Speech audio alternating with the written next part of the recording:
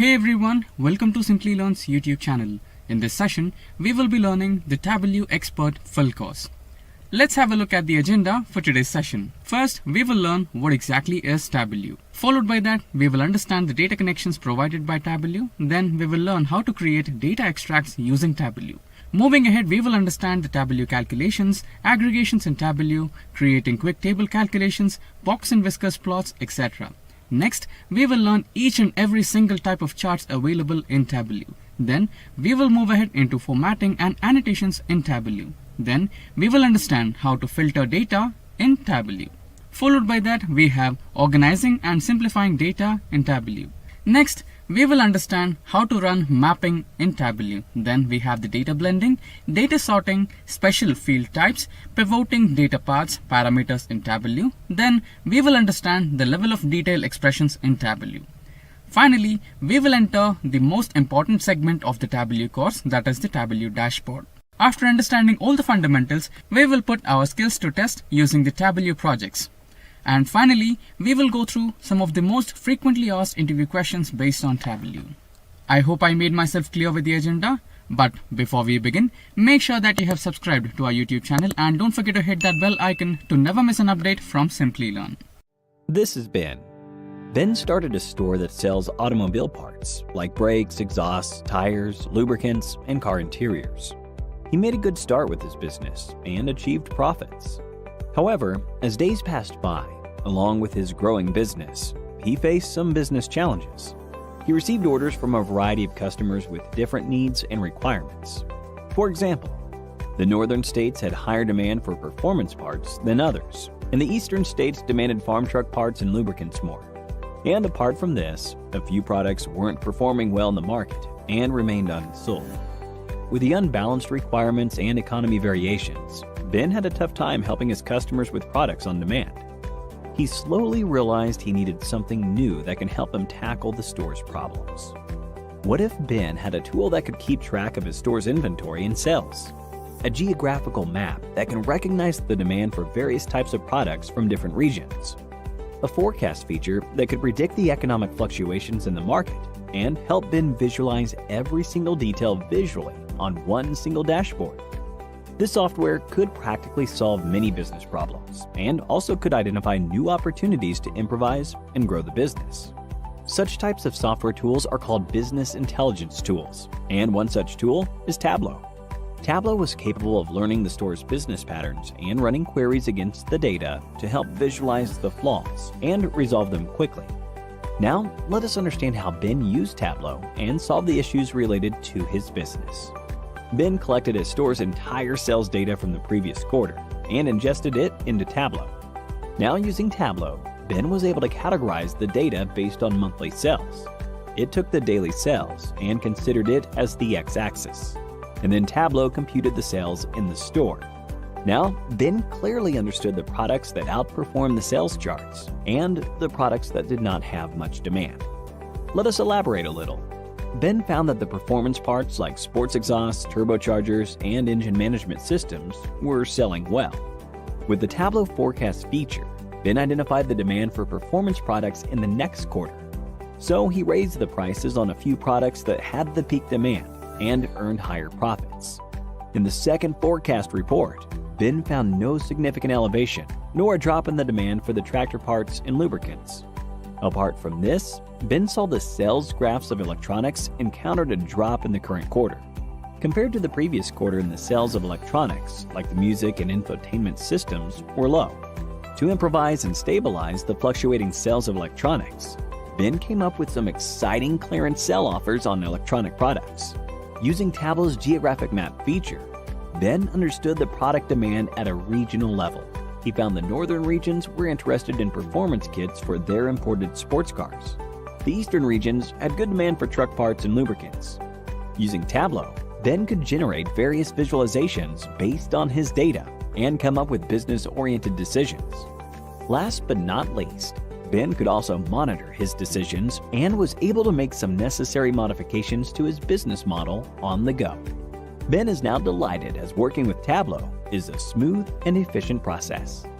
Today, Tableau is being recognized as one of the best-in-class business intelligence tools because of its powerful and dependable features. Tableau can support and connect to a wide variety of data sources like the cloud, DBMS, Excel sheets, and even get connected to real-time data from websites. And Ben keeps his customers happy using Tableau to solve his business problems. Today, more and more leading business organizations are leaning towards business intelligence tools, intending to improve their business. Upon quite a success in his business, Ben decided to get a detailed understanding of Tableau by enrolling in Simplilearn's Tableau training program, which is led by industry experts who can train him according to the current business and IT standards to make his business even more successful. So what is Tableau? So before we understand what exactly is Tableau, let us imagine a simple situation. Imagine that you're an office worker and you get some loads of data, maybe like millions of rows or billions of rows, and you are supposed to extract the insights of that particular data. So what do? You basically load that data into a database and try to write the SQL commands and then try to extract the insights of that particular data. So this kind of approach is basically time consuming and you get exhausted. Now, what if you had a tool which could write all the SQL commands for you in the background and all you had to do is just to drag and drop the data? Sounds interesting, right? So Tableau is just the same. All you have to do is just drag and drop the data and it will automatically write all the SQL commands you ever wanted to write on that particular data, and it will give you live data interactions and advices for the future. Now with this, let us understand the definition of Tableau. So basically Tableau is a business and analytical software tool developed in America. Tableau helps people to understand, visualize, and make data-driven decisions in real time with extreme agility and accuracy. Now with this, let us continue with the next topic, which will be about the various versions of Tableau. So at first, we have the Tableau Desktop. So Tableau Desktop is a data visualization application to facilitate you to examine virtually any kind of structured data and generate highly interactive, beautiful graphs, dashboards, and reports within minutes. Once a quick installation, you can tie to virtually any data source from spreadsheets to data warehouses and display information in several graphic perspectives. Designed to be easy to utilize, you'll be working more rapidly than ever before. Next, we have the Tableau Server. It is a business intelligence application that offers browser-based analytics anyone can utilize. It is a rapid-fire alternative to the slow pace of traditional business intelligence software. It is an online solution meant for sharing, distributing, and collaborating on content created in Tableau. What makes Tableau different? It is proposed to everyone. There is no scripting required, so everyone can grow to be an analytics expert. You can grow your deployment as you require it. Train online for free, find answers in minutes and not in months. That's the speciality of Tableau. Now followed by the Tableau Server, we have Tableau Online. So Tableau Online is a business intelligence application that offers browser-based analytics anyone can utilize. As discussed before, it is a rapid-fire alternative to slow-paced traditional business intelligence software. So Tableau Online is a secure cloud-based solution for sharing and collaborating on Tableau views and dashboards. Next up, we have the Tableau Public. So now I want to give you guys a serious heads up if you're a beginner in Tableau. Tableau Public is like an open source. Whatever the data you choose to work on using Tableau Public, it goes to public. So kind of like Tableau Public is not preferable if you want to work on your company's sensitive and confidential data. Tableau Public is a free software to facilitate anyone to get connected to a spreadsheet or a file and create interactive data visualizations for the web. It is delivered as a service that permits the user to be up to and running overnight. With Tableau Public, users can construct amazing interactive visuals and publish them quickly without the help of programmers or IT. It is designed for organizations to facilitate their websites with interactive data visualizations. There are higher limits on the size of data you can work with, and among other features, you can keep your underlying data hidden. And lastly, we have Tableau Reader. Tableau Reader is a free desktop application that you can use to open and interact with data visualizations built in Tableau Desktop. With Tableau Reader, you can filter, drill down, and discover humongous loads of data. Now moving ahead, we have the features of Tableau. So these are the few important features that you might want to consider. Those are the first one, robust security. Tableau takes special care of data and user security. It has a foolproof security-based authentication and permission systems for data connections and users access. Tableau also gives you the freedom to integrate with other security protocols such as Active Directory, Kerberos, etc. An important point to note here is that the Tableau practices low-level filtering, which helps in keeping the data secure. Followed by that, we have the collaboration and sharing feature. Tableau provides convenient options to collaborate with other users and instantly share data in the form of visualizations, sheets, dashboards, etc. in real time. It allows you to securely share data from various data sources such as on-premise, on-cloud, hybrid, etc. Instant and easy collaboration and data sharing helps in getting quick reviews or feedback on data, leading to a better overall analysis of it. Another extremely useful feature of Tableau is the use of time series and forecasting. Easy creation of trend lines and forecasting is possible due to Tableau's powerful backend and dynamic frontend. You can easily get data predictions such as a forecast or a trend line by simply selecting some options and drag and drop operations using your concerned fields. Next up, we have live and in-memory data. Tableau ensures connectivity with both live data sources and data extraction from external sources as in-memory data. This gives the user the flexibility to use the data from more than one type of data source without any restrictions. You can use data directly from data source by establishing live data connections, or keep that data in memory by extracting data from a data source as per their requirement. Tableau provides additional features to support data connectivity such as an automatic extract refreshes, notifying the user upon live connection fail, etc. Next, we have informative view and even the mobile view. One of the key features of Tableau, and the one that got its popularity, is its wide range of visualizations. In Tableau, you can make visualizations such as bar chart, pie chart, Gantt chart, bullet chart, motion chart, tree map, box plot, and many more. Like you name it, Tableau got it. You can select and create any kind of visualizations easily by selecting the visualization type from the Show Me tab. Apart from that, it is capable to represent data in mobile view as well. Tableau acknowledges the importance of mobile phones in today's world and provides the mobile versions of Tableau app. The next and the last feature is that being capable of accessing data from various kinds of data sources. Tableau offers a wide range of data source options where you can get connected and fetch data from data sources ranging from on-premise files, spreadsheets, relational databases, non-relational databases, online cloud data, data warehouses, and many more. So followed by the features, now we'll discuss about the advantages of Tableau. So following are the advantages of using Tableau. First one, it has remarkable visualization capabilities. Of course, the unparalleled capabilities of visualizing information is on top of the list of Tableau's software benefits. Followed by that, we have the ease of use. The tool's intuitive manner of creating graphics and a user-friendly interface allows non-developers to utilize the basic app's functionalities to the fullest. Users arrange raw data into catchy diagrams in a drag-and-drop way, which facilitates information analyzing and eliminates the need for the help of IT department and pattern building.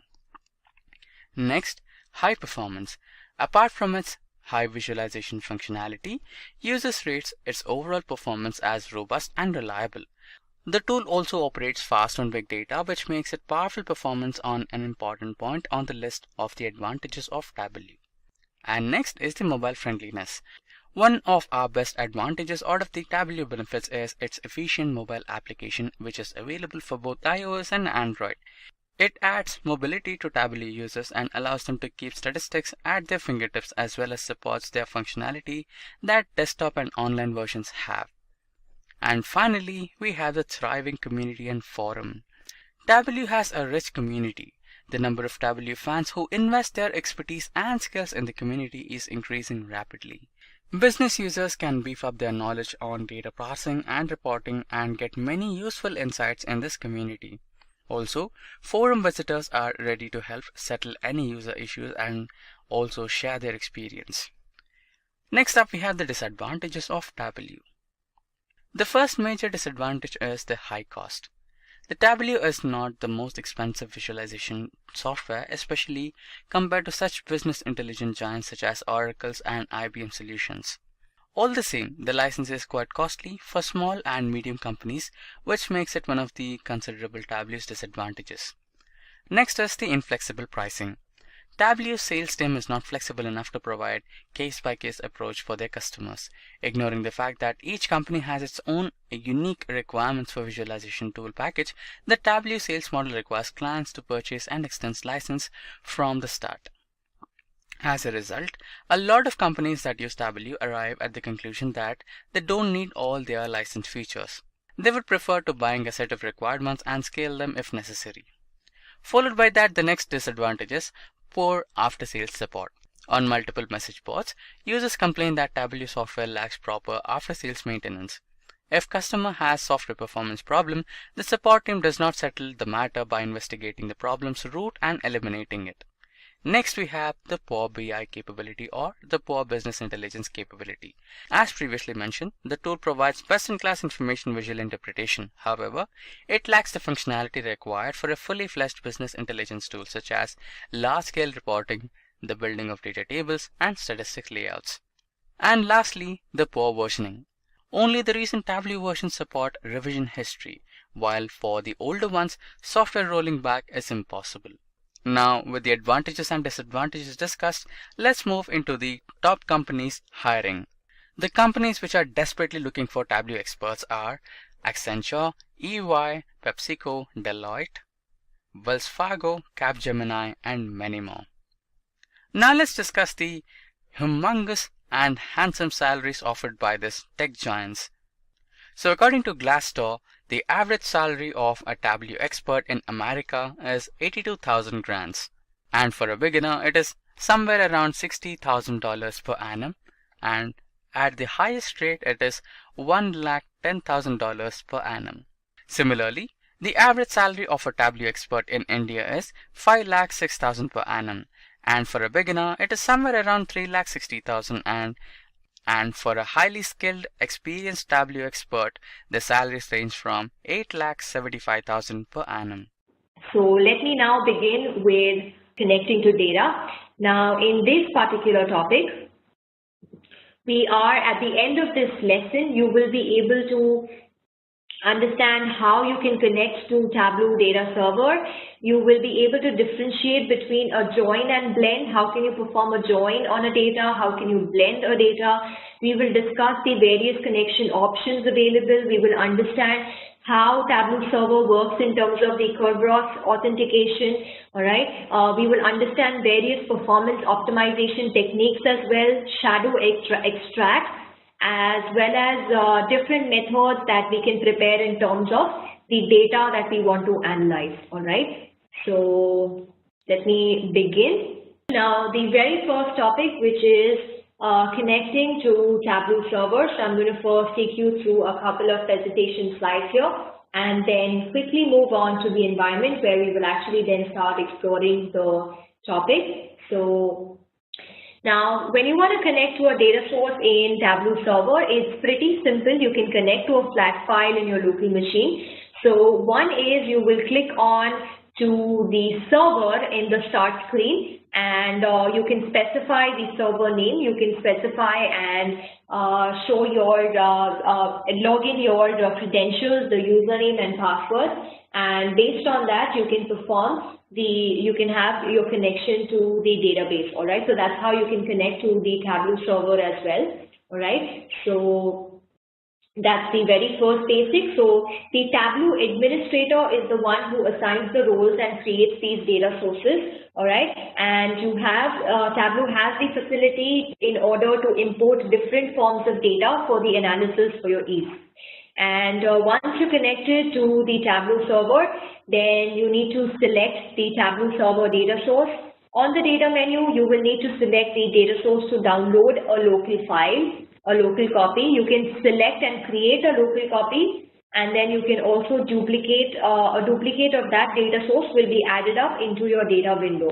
So that's how you can connect to Tableau server as well. All right, and it basically promotes various features wherein you can then connect to the Tableau server for your data. So here in this example, you can see that you're able to connect to the Tableau server as an admin and connect to the sample superstore, and it downloads, it creates a local copy and duplicates all the data in that particular data window. That's how we can see the sample superstore, and you can connect to the server. Next, we're going to also understand what is joining and blending. So before I move on to the presentation slides here, what I'm going to do is I'm going to move on to the environment directly. Let us start exploring these blending and joining features right therein. All right, I'm going to simply just clear these sheets that we have, and let's go back to the connect to data source window. All right. Now, in terms of, this is where you're able to connect. You can see the Tableau server. So it's through the server that you can connect, wherein you can specify your server credentials and you can click on connect, and based on that, that's how then you can provide the credentials and log in. All right. Now, I do not have a server connection wherein I can show that example, but this is how you can click on any of these servers. You will have to type in the URL, click on connect, and then provide the usernames and login provided, and that's how you can connect to your data source using a server option. All right, I'm going to show you the file option wherein you can connect to an Excel, and let us discuss the join and the blending part here. All right, so let me click on Excel. We have the sample super data store here, and in this, when I pulled in order, all right, I pulled in the first sheet. So there are 3 sheets in that particular Excel file.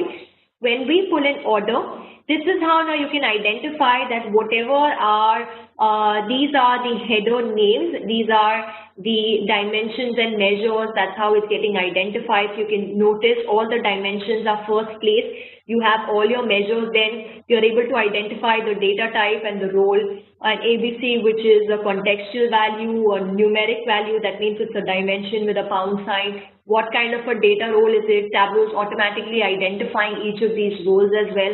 All right, even in the metadata, that's how you can see the field names, the field name that you're going to see onto your your view, and the table from which it's going to be getting pulled in from. In this, you can rename in case you want to change the particular name, hide it, alias it, or describe it. All right, so this is how you connect. Now, connections is where you have the option to connect between live and extract. Now, if you connect to live, that means you connected to this particular sheet live. That means any update happening onto your sheet, any kind of updates on the sheet, there is a live connection. It will automatically update your views as well onto your sheets that you're creating. And in case if you select on an extract, all right, this is what it means, that it allows, what it does is it imports that data into the Tableau data engine first. In the data engine where it's going to perform the queries, it will create an extract, and based on these, we can then start using the connections. All right, so what it does is it disconnects. It's more like a small extract, more like a cube if you understand it in that manner. Tableau creates an extract of that file, providing you a disconnected, wherein it allows you to give you a better performance, a better query.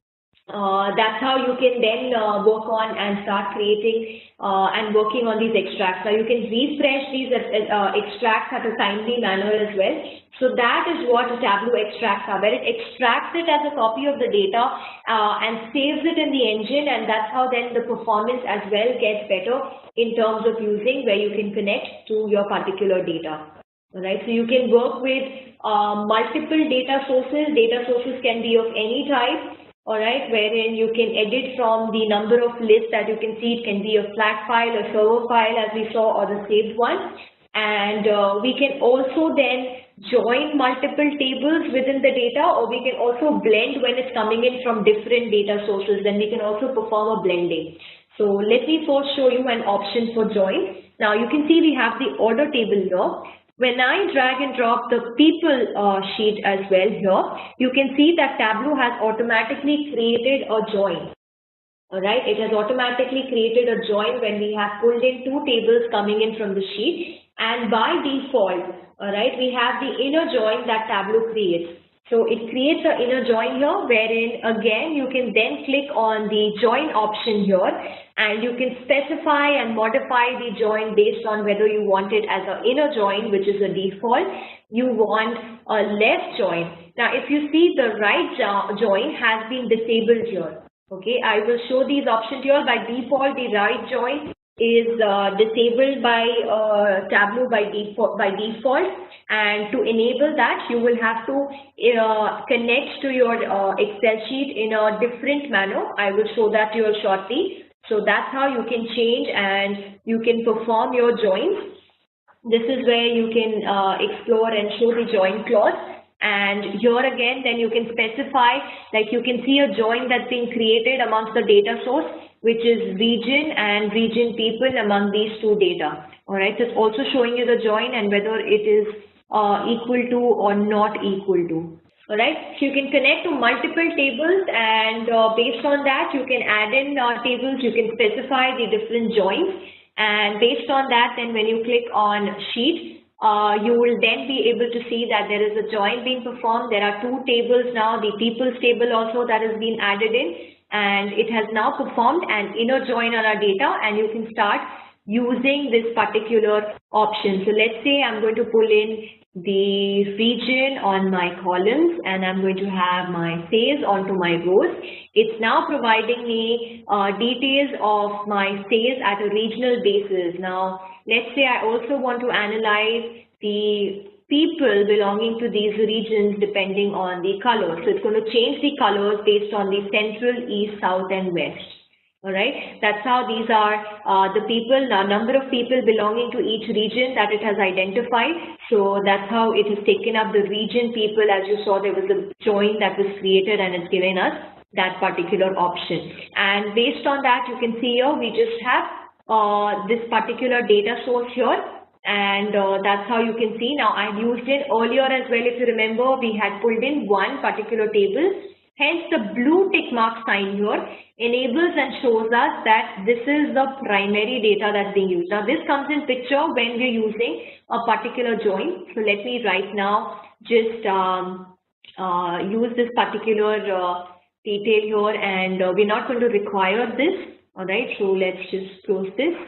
We just need one right now because we're discussing on blending. I'm going to show you the blending part later. Right now we're discussing on joins. So that's how you can join in your data sources, and you can combine multiple fields using these joins. So when you have multiple tables, you can simply connect to the data. Let me go back to the data source page.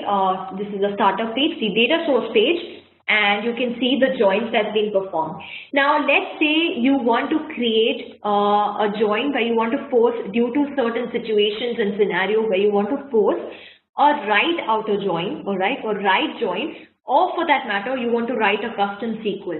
Now, you're not able to write a SQL right here in the drag area pane where you can drag and drop your sheets from the Excel file or any kind of a file that you're connected to. For that, and to enable the right join, you will need to connect to your data in a specific manner. So let me open up a new instance of Tableau here.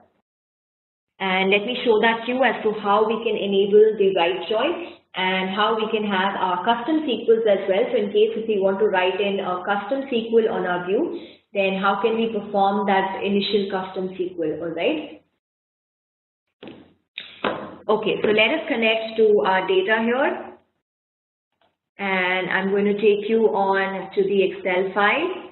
Now, when I click on the sample superstore here, okay, what we had done is we clicked on open, and that's how we opened up the file, all right, and that's how we could see the sheets. Now, instead of using the open option directly, what I'm going to do is in the drop down, all right, here instead of open, we have an option that says open with a legacy connection, all right. This is what is going to enable us to write a custom SQL where we can specify a query rather than using the entire data source or pulling in the entire table. So clicking on the second option in the drop down in the open tab here, you will be able to see the open with legacy connection. I'm going to ensure that you've selected that, and that's how you will then connect to the data source. And with that, you now have a new custom SQL option that's opened up for you all. This is where you can, once you've connected, you can double click on the new custom SQL, and you can write in your query. You can write in the SQL where you want to perform the query and pull in your data. All right, so you can have your select from, and let's say orders.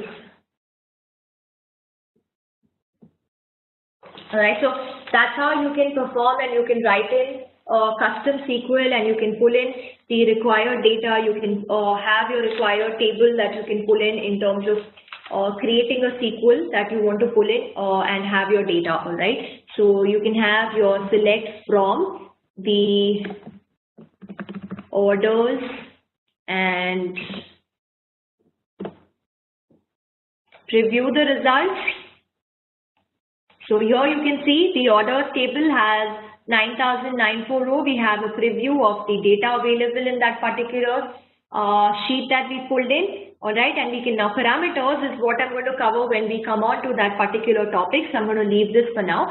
So that's how you can write your custom SQL, and you can click on OK, and that's going to pull in your entire data. And as you can see now, instead in the earlier view, I'm going to just switch to the earlier instance of Tableau. You could see the name of the table that I dragged and pulled in. You could see the name order. But in case when we write a custom SQL, then it gives us the name which is written as custom SQL query. All right, and this is where you can get the information. You can edit the query in case you want to change the results and requirements. So that's how, instead of clicking on open, you click on open legacy connection, and you can have your own custom SQL defined. Now, along with this, all right, when you open and when you click on a legacy connection, when I drag in the people's table here, you can see that even the options for right joins have now been enabled. So by default, Tableau disables the option for right joins, and in case in certain situations and circumstances you want the right join to be enabled, you will in the same manner have to import and connect to your data using a legacy connection, and you will have the right join which is going to be enabled there for you all. So you can have your custom SQLs or the right join in that case which gets enabled, and you can use a custom SQL or a right join. Right? So that was custom SQL. Then joining is where you can, as I mentioned, identify and choose between the clauses and the clause that you want to add in. Right. Now let me show you an example of blending as well. So I'm again going to open a new instance of Tableau. All right, and with that I'm going to show you the example of blending. So let's say you have you want to join in, and when is the best time, when is the best way that you should use? Now joining is when you have all your multiple tables that you want to join coming in from one data source. Blending would be required when you want to join in multiple tables coming in from different data sources, or for that matter, you can also blend even though the tables are coming in from a single data source. There might be instances that you might want to have still perform a blend instead of a join. So let me show that option to you. All right, so let me connect to the data. Let's connect to Excel, pull in our sample superstore file that we have. We have the order table. All right, and I'm going to go on to the sheets here. All right, so we have one order, we have one data, which is the order table. Now I'm going to again click on add a new data source coming in from the same Excel file, and this time I'm going to have the people's table and move to the sheet. So now if you notice, we can see two data sets here, which is one for the orders and one for people here. And in here, now this is where the blending will take place. This is where you will have a blend automatically when you pull in a view, if there is a common view that comes into picture. Now let's say I'm going to first pull in the order date onto the columns. All right, and as soon as I pull in, you can see that my order table has now got a blue check mark, which has become a primary data source. All right, and now let me pull in sales onto my rows, and from people let me have From the people's table, let's have region pulled in and added to the colors. So region has become a secondary data set, and now you can see a blend sign, right? A linking or data blending that has automatically been performed on both these two data sets, all right, that we have the order table and the people's table, blue being primary and people which is being secondary in this case, all right. So that's how you can mention. Now in terms of blending, what happens is you cannot specify the joins here in this case. There is a primary and secondary data, and it is automatically blending in the data for you. It is automatically pulling in the data. You will not be able to here select on the kind of join. You will not be able to manipulate the join. So that's how, even though at times you have the same tables that are coming in, as I mentioned, there are times where you might want to perform and change the joins. So that's when you can use the joining table option that comes into picture. So that's the difference between your blending and between joining the tables, right? So you can see this available link, and you can see how it was simple to drag a particular view and pull in data. And here as well, region has been added to the color fill, because of which the legends have been created, identifying all 4 regions present in the data. And it's also letting us know here in the marks that region is coming in from the secondary table. You can see the orange amber tick mark here, and that's how you can identify that region is coming in from the secondary table that's been created, all right. In terms of connecting as well, wherein you can combine and have the joins enabled. Now, depending on the kind of data, all right, going back to the data source, depending on the kind of tables and the kind of data that we have, that's when we can enable and have the joins that we can decide on, all right. So one is you would require and need to have a multiple legacy connection with which you can then define the right outer join, all right, and that's how you can proceed and have additional joins that you can work on.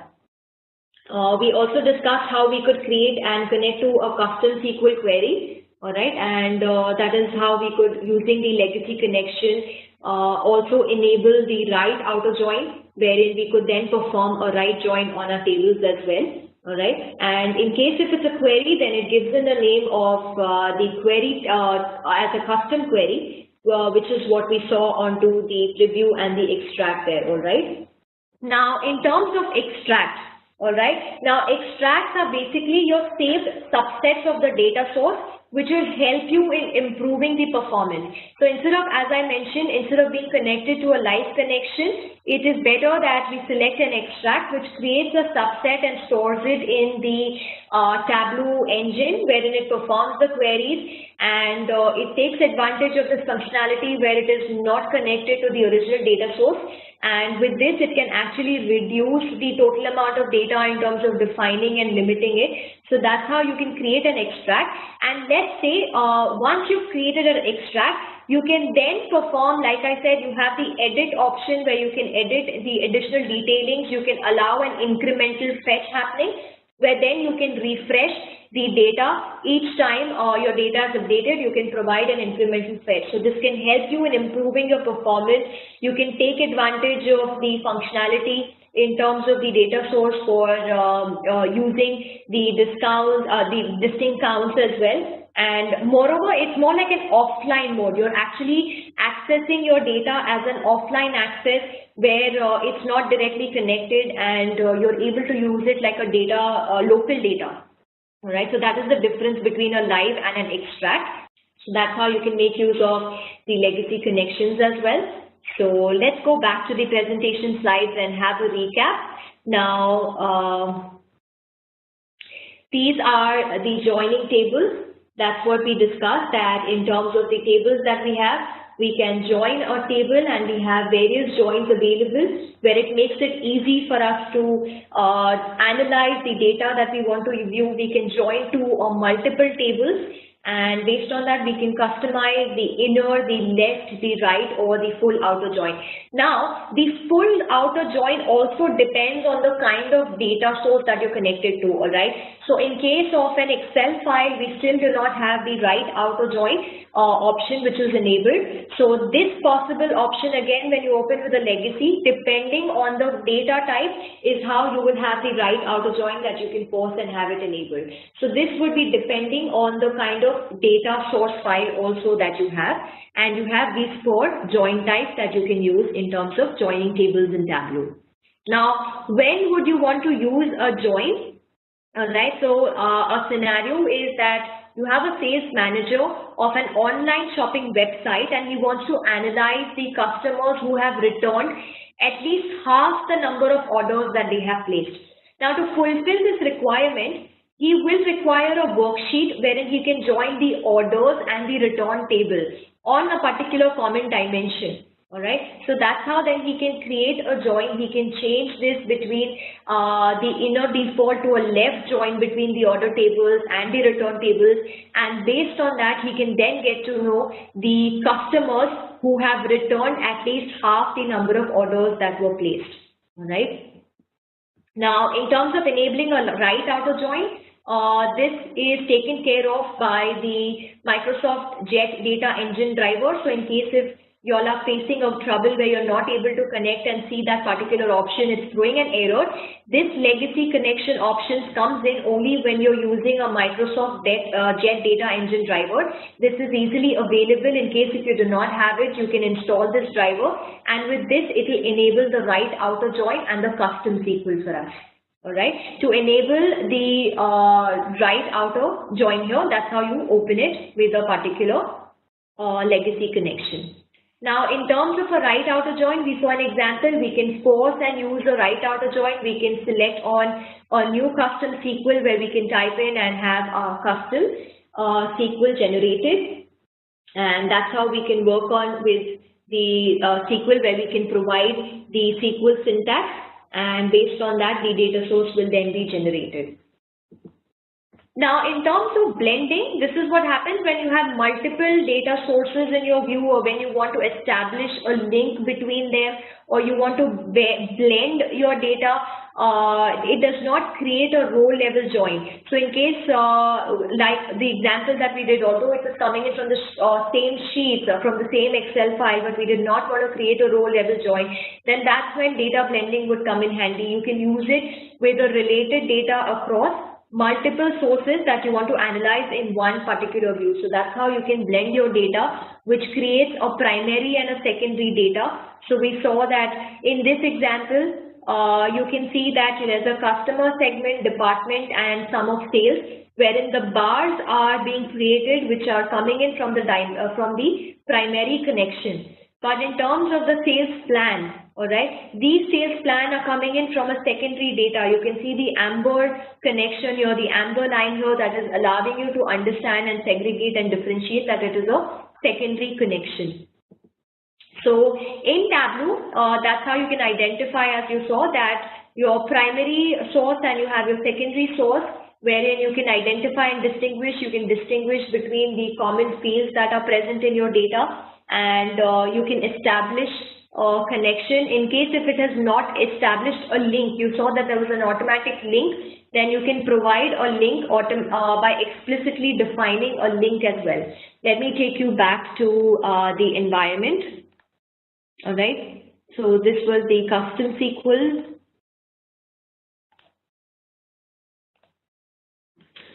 Now, in this case, in case if there is no link provided, then you can provide a particular link onto your view. You can have the option, if it has not enabled, then you can select your particular, you can see that it has not implicitly defined, but it's giving you an option that there is possibility of linking. So you can explicitly define, you can click on this link and use person as a linking field, and this has also linked in your data with the previous data that you have.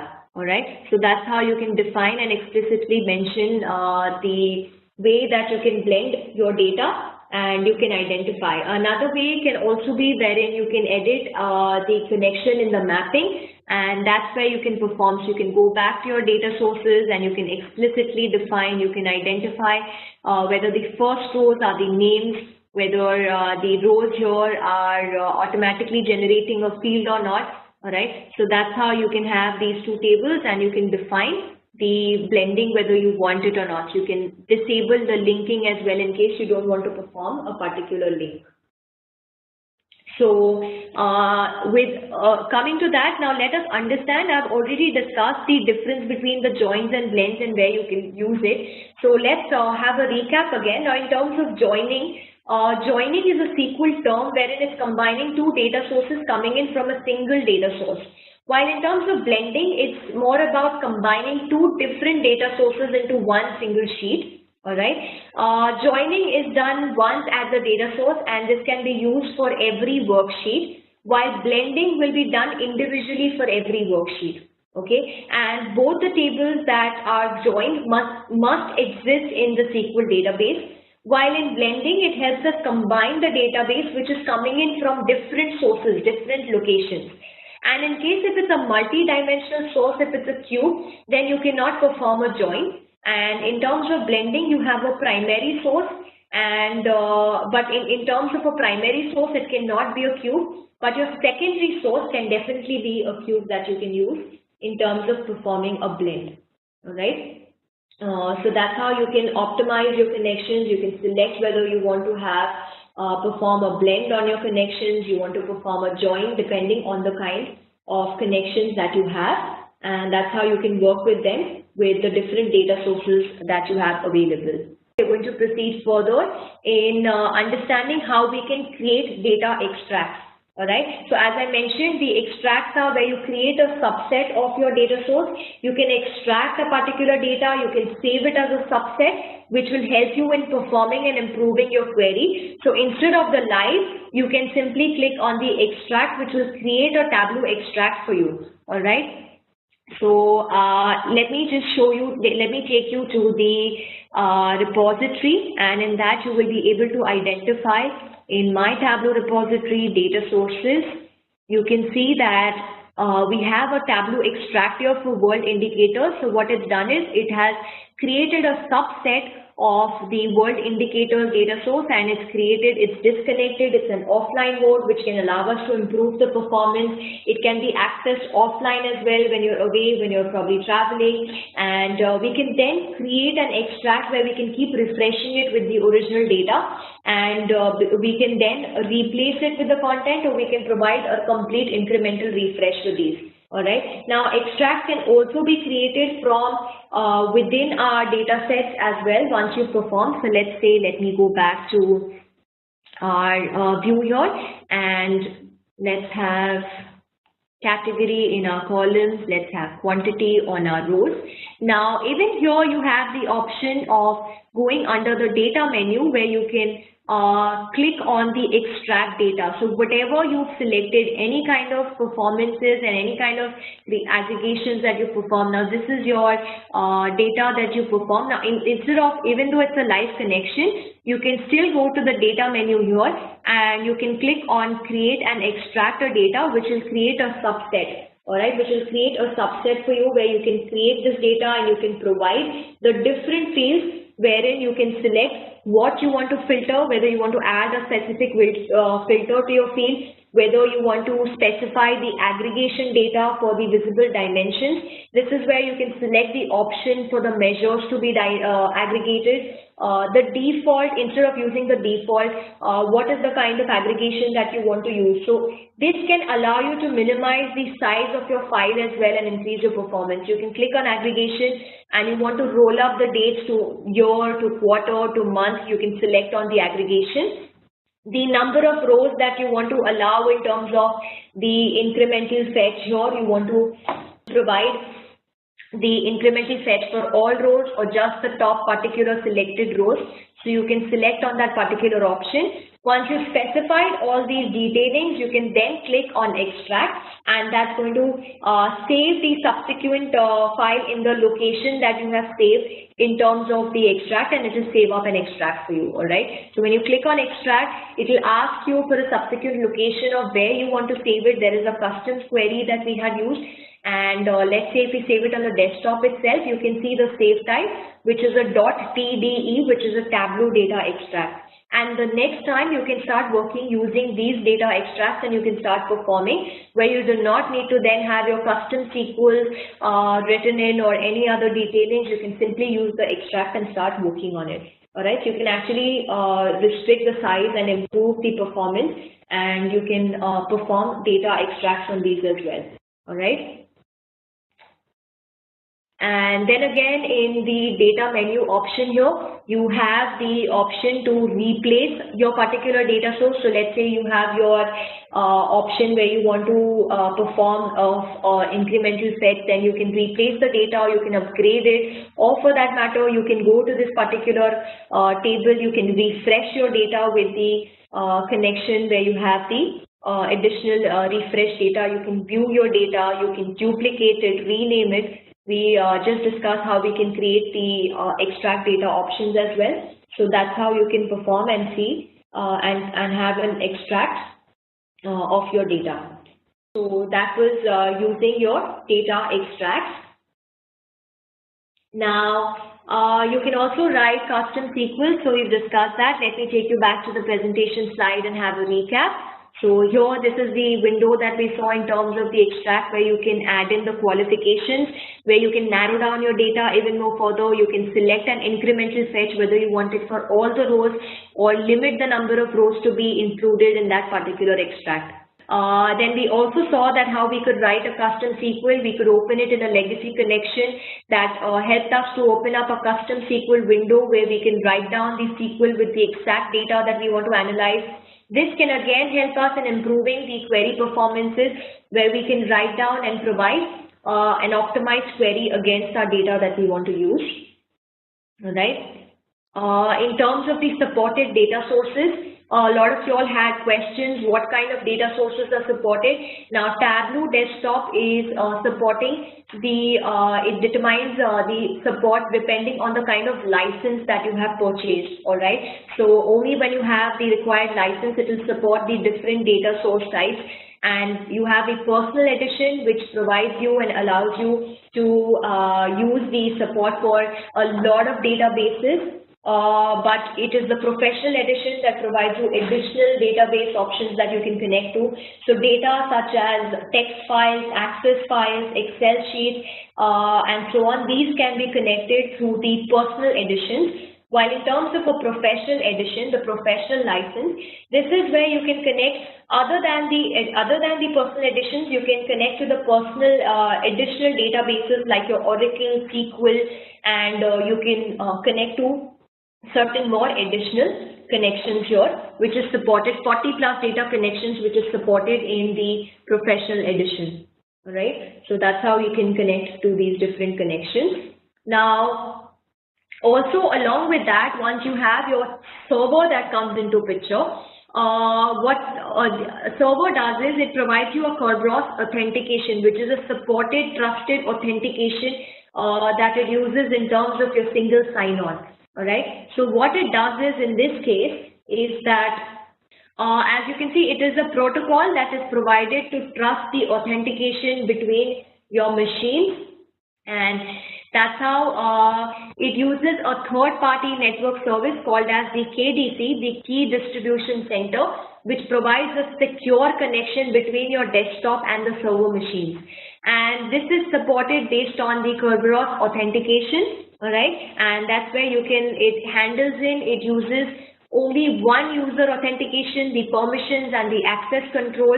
In such cases like the workbooks is going to be now the workbooks and extracts will not be handled by Kerberos, but the permissions and access control, those are the things, those are the detailing that Kerberos will be handling in terms of your data connection. All right, so basically if your Tableau server has a Kerberos enabled on your machine with a valid Active Directory credentials, then what Tableau does is it connects to your server and it completely skips the step of authenticating. So in case, let me take you to the environment. Here in the environment, you can see the server option, and in this you have the publish workbook. Now let's say when you've created your workbook and you want to publish it onto your server.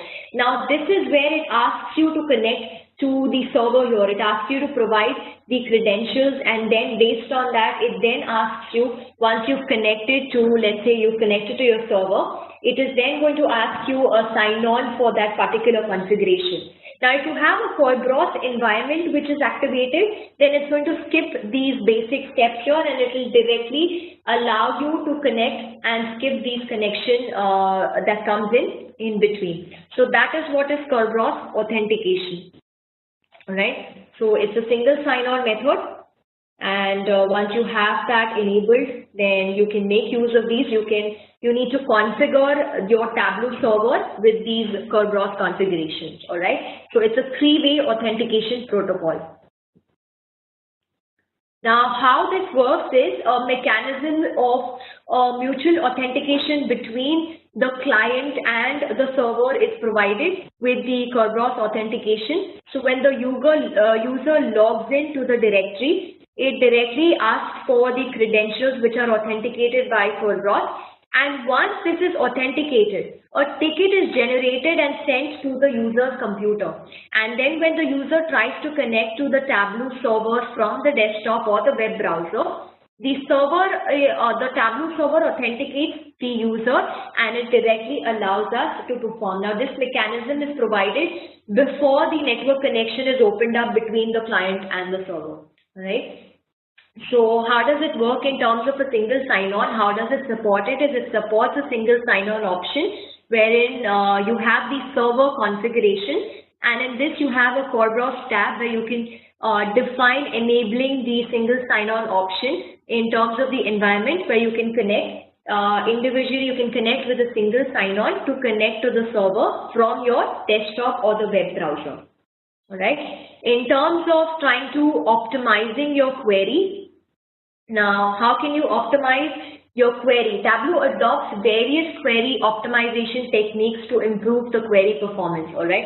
So what it does is it provides parallel query where it improves the performance speed of the dashboard by performing and providing a capability of executing a parallel query.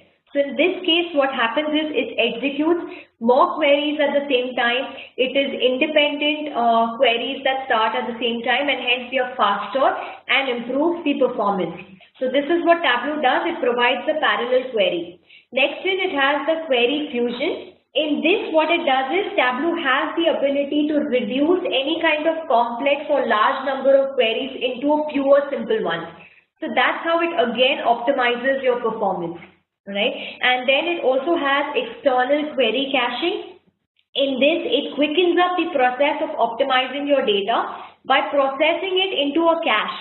All right, so that it does not need to go and hit in the warehouse every time that you require a particular data.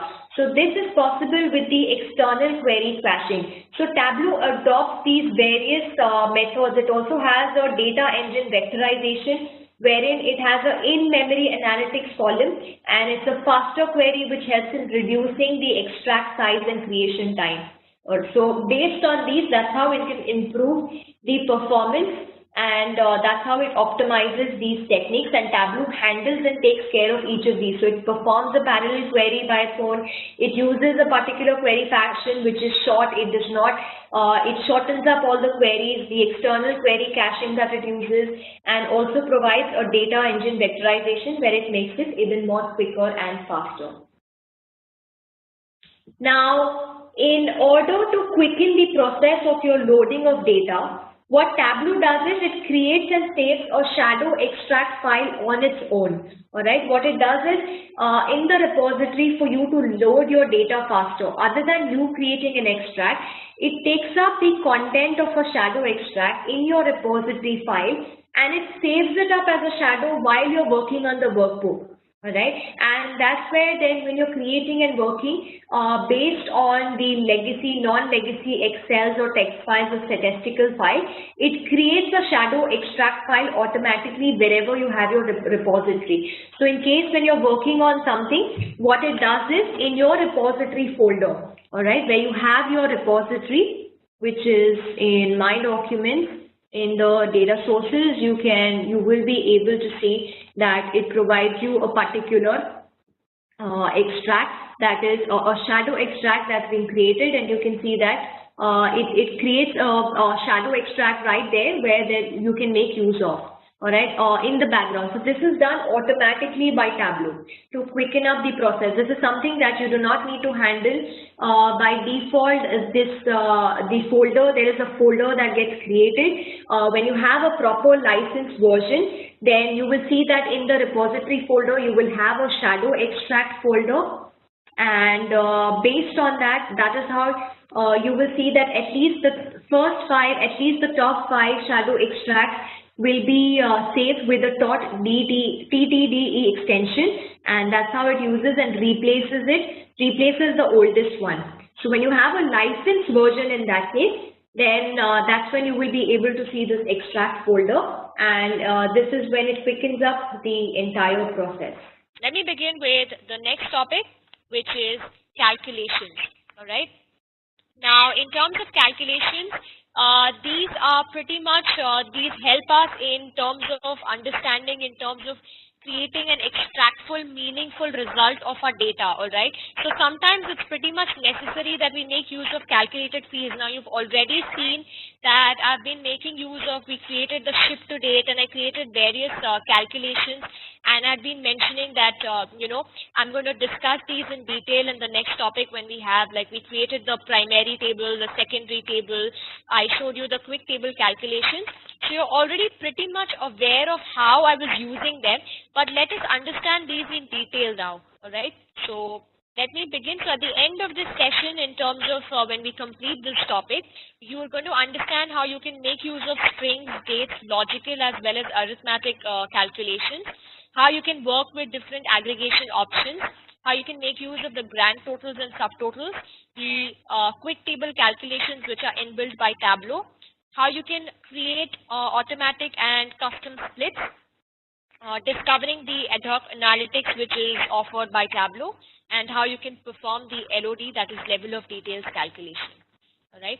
So let's begin with the very first topic, how you can work with strings, dates, logical and arithmetic calculations, wherein you can create a completely new field which is not present as part of your underlying data. You can actually create that using a specific formula. There are functions and operators provided.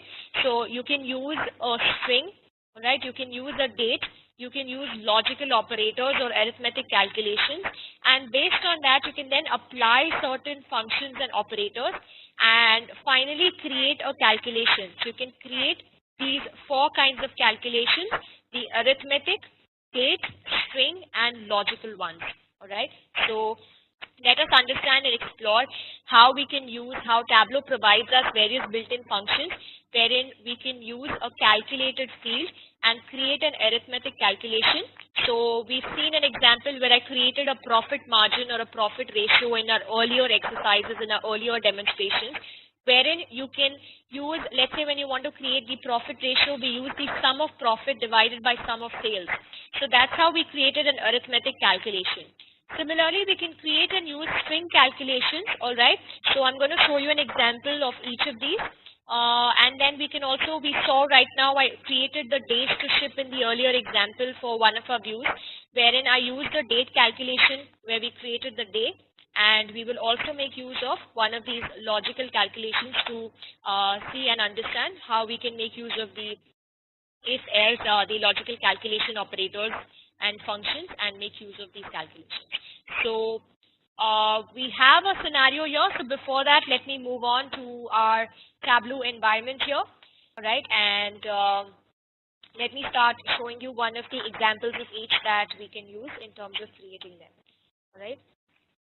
And in here, let me quickly create one simple view. So I'm going to add in, my states to rows, and I'm going to add sales to my columns, and quickly create one bar chart here. All right. Now I want to have my, let's say I want to analyze the sales across each state here, all right. But I also want to know the count of distinct items. All right. So in this case, what I'm going to do is, let me have my product name. All right. Because I want to know the count of distinct items, I'm going to right click on the product name here, and I'm going to then drag and drop this to the columns over here, alright, onto the column section. Now because I've selected the right click option and then dragged and dropped in the product name or dimension onto the columns, it opens up the drop field as to how I want to use it, whether I want to use, since I want to use a distinct field in analyzing, alright, it's opened up this particular window of whether I want to use a count product name or a count distinct product name. Alright, so I'm going to select the count distinct because we want to distinctly analyze the counts of the items, alright, and click on OK. Alright. What are aggregation functions? Aggregation functions, Diksha, the sum, the average, these are the different aggregation functions. So right now the basic default is sum. Alright, so it's summing up the measure, whatever measure we've selected, that's the aggregation function. So whether you want to sum it up, you want to average it out, you want to use median, count, minimum, maximum, these are all the inbuilt aggregation functions provided by Tableau. Or then you can also use the aggregation functions when you're using calculated fields beyond the ones provided. So those are aggregation functions. Yes, we have a bar chart.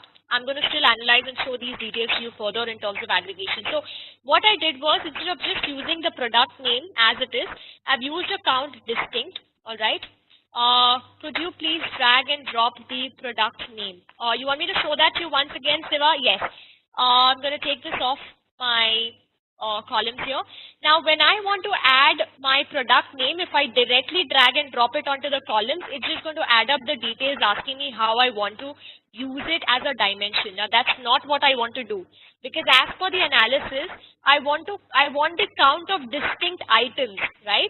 So for that, I'm going to simply right click on product name, and then I'm going to drag and drop the product name onto the columns. So in that, it's going to then ask me what is the aggregation I want to use on my dimension. And I want to use a count distinct. So you can see count product name and count distinct product name. So I'm selecting the second option and clicking on OK. Now I want to see the sales per item sold, and this particular field is not available in my data set. So what I'm going to do is I'm going to create one using my calculated field, because I want to see the sales per item. Alright, so let me right click on my sales here, alright, in the data pane. So one way of doing it is, you can right click, or in the drop down you have the option of clicking on create a calculated field, alright, for that specific field. Or in the data pane, in the drop down here, it says create calculated field. Okay, you can select either option. When you select the drop down from here, it's blank and you'll have to input the formula. When you select a particular field and do it, then in that case, it opens up and adds in the field by default, wherein then you can specify the functions and operators. So let me specify the arithmetic calculation here. So the first type that I'm showing you, the very first option in terms of calculated field, the arithmetic calculation. Right. So let's have our sum of sales, and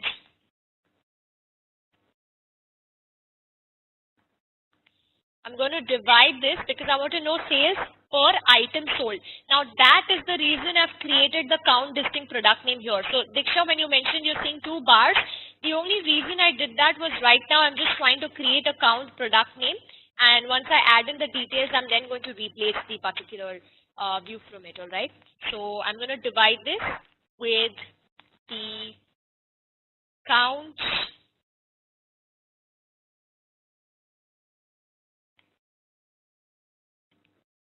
product name, all right? So that's how we are creating our sales per item calculation using the arithmetic calculation method, sales per item. So I'm dividing the sales based on the count distinct of the product name, all right? And let me click on OK. And with that, in the measures, we have a new measure that's added up, which is the sales per item. This particular calculated field, I'm going to place it, it's getting placed in the measures directly because it's returning a particular number, right? The numerical value, and hence it's placed in measures. Now let me add my sales per item into the columns. So I'm going to replace my count product name here, all right? So here I can now see, you can see notice and this shows aggregated, alright? This shows it's an aggregated, means it's a calculated field that's been used now. Alright, so I'm able to see the sales per item. So I'm comparing the sales versus the sales per item on a distinct basis. Alright, and I cannot change the aggregation function here. So notice earlier when I specified the default function is sum. We can change these aggregation functions for a particular measure from the inbuilt ones, or we can specify it as a calculated field. Now in this case, it does not give us any option to change the aggregation function. It shows it's aggregated already because it's a calculated field. It's taking in the aggregation as we specified in the arithmetic calculation. Alright, so that was your example of having your arithmetic calculated field. So here we can see the sales per item for each state, right? So this kind of an example is an arithmetic calculation. Great. So let's move on. Now we've covered up the first type, which was arithmetic calculations. Now let me show you an example of how we can use calculated fields and create a string calculation. Alright. So let's say we want to analyze the customers beginning with the name S, alright, the one that's illustrated in the slide here, which says that we will be analyzing the customers beginning with S. Okay, so in this case, let me add up my customer name into the rows, right? And let's have profits in the columns. Alright, so we have customer names in rows and columns. Alright. Now, what I'm going to do is, let's consider that at this point of time we have a range, we have a scrolling and we have a range of customer names here. And I only, let's say, want to at this point of time, let's say I want to develop and come up with a scheme that all the customer names beginning with the word S, alright, they are entitled to getting a discount, alright. We're coming up with a particular offer. Now, it would be pretty difficult if I add up the customer name in the filters here and then manually select the one with S, right? Or I can also use the wildcard, wherein I'm using the option to select one with an S. Similarly, I can also make use of the calculated field to achieve the same scenario. So let's click on create calculated field. Let's name this as customer with S, alright, customer beginning with S. And now we're going to provide, now if I expand this arrow here, you can see there are a lot of functions provided by Tableau in terms of number, string, date, type conversion, logical, aggregate, user, and table calculation. And that's where, based on that, you can make use and selections. And it also specifies the kind of requirement of a small definition and example preview of it. Alright. So in case it's difficult to remember all the aggregations, it's difficult to understand how it's created, you can simply click on the type, and that's how you can come up with the definitions of these as well. Alright.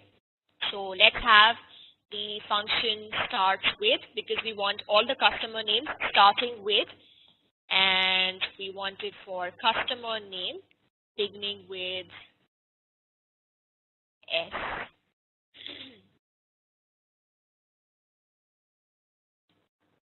Now, in terms of the calculation, it's telling us there is a particular error. So let's find out, does that.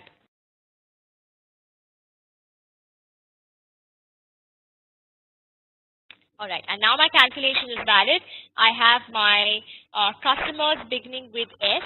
Alright, I'm creating a calculated field and click on OK. Now this is going to bring in a string function. So when I click on OK, it adds up a Boolean logic, a true and false data type, and it adds it up to the dimensions because it is related. It is based on the string functions here for the customers. Alright, so this is how we have a calculated field selected. And let me this time add up the customers with S into the filters. Alright, and now it gives me the option of true and false. Alright, whether I want to include it, whether it's true or false. And let's say I'm going to say that I want to include that particular option with the customer's name beginning with.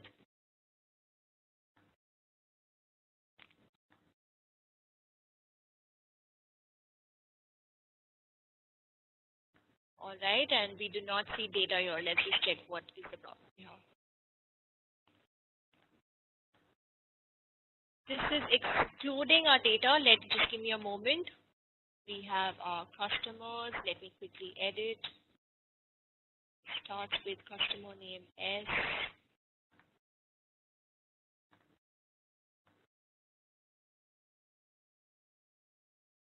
And this is absolutely okay. All right. So we have the true and false option, and we want it true as the customer's name beginning with S, and click on OK.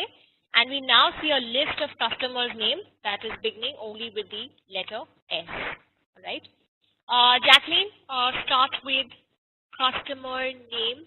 So this is how we can make use of the string calculations. All right. Next, now let us see how we can make use of the date calculation. Now we've already performed this kind of a calculation, so I'm going to explain in terms of the date calculation when we wrote in the dates to ship, what each of it meant, all right, when we wanted to analyze the difference. Yes, it's going to be case sensitive in that case, Sujay, you're absolutely right. So in case if it's not a lowercase, it's not going to take in the function. Tableau somehow has a case sensitivity and it only takes in a lowercase. I'll show that example to you. So when you're saying that, no, in terms of the letter S, it's not going to be case sensitive for the alphabet because you're saying customer names beginning with the alphabet S. In this case, it's not, but overall it's case sensitive. I'll just show you that example in terms of the date calculations right away. So going back on our Tableau sheet here, we have the days to ship that we've already created. So I'm just going to click on edit. Now in this case, if you notice the date difference, what needs to be specified for a date difference is there are three parts to this. All right. So let's say now we wanted to analyze the number of days it took for the order to get shipped. All right. So in our data set, we already have the order date. We have the ship date. All right. And we want to calculate how the number of days is required in terms of shipping the product. So I've used in the date difference function. And in this case, then, we need to use, there are three inputs that comes into picture, all right? There are three cases here. So the first one is wherein you want to specify what part, what role is it going to play, all right? So it's going to play the role of a day because I'm finding out on the basis of day, you can add it as week, month, depending on the role that you want to play. And then the difference between those two values that you want to subtract, the difference that you want to have between these two. So we have the order date and ship date. Now, if the same day you can see the calculation is valid, now let me change this to day. And you can see that it shows an error in the calculation. So in this case, it needs to be a lower case. That's when the case sensitivity is, it takes an effect and it's going to throw in an error in case if you're going to write that. Right, in terms of the first parameter, all right, it's not going to be case sensitive because you're only specifying the customer names here. So you're picking up that from the customer name, what is the letter alphabet that it should take up, all right? But in terms of the date, ship to date calculation field, you need to, it's case sensitive where it only works with lower cases because here you're specifying what part is it going to play. The day to ship, what part will it play in terms of the difference? It's going to play the part of day. All right. So that's how you can create the days to ship and you can make use of the date functions and you can create a date calculation.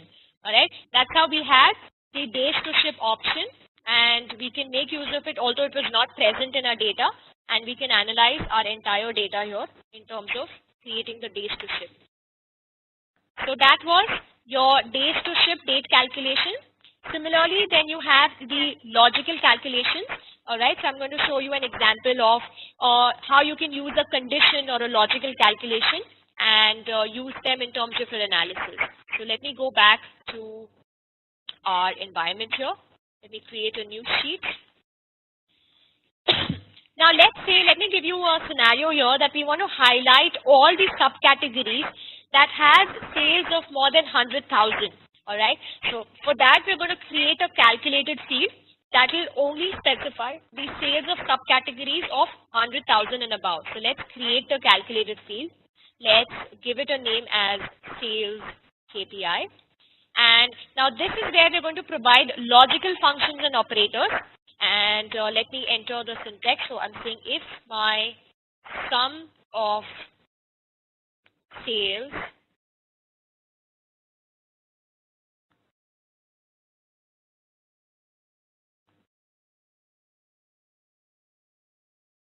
so the bracket, if my sum of sales is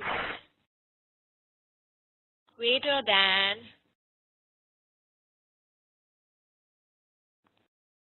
100,000, then high, else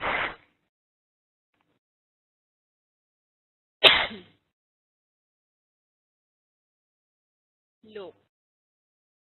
And let's end the syntax here. Is my calculation valid? Yes, it is. And I'm going to now create a sales KPI so that I can highlight the subcategories having sales more than 100,000 as high and low. All right. Let me click on OK. And now we have the sales KPI that's added up to the measures. But we've used, you can see, although it's a measure, it's showing the ABC icon here in terms of the data type because we have it as high and low measures here, all right? So in terms of the expected, let's see the expected output here and see how we can make use of it. So I'm going to add in my subcategory into the columns, and let me add my sales into my sales KPI into the row, right? And or rather I can add up, let me add sales to my rows, all right? And this is where now when I want to highlight, that's how I can create the calculated field and add it up in the colors so that it can distinguish between high and low. So I'm adding up the sales KPI into the colors, and now we can distinguish that the KPI is one which is above 100,000, it's high or then low. So these are the ones we can identify between high and low, the alerts that we can make use of.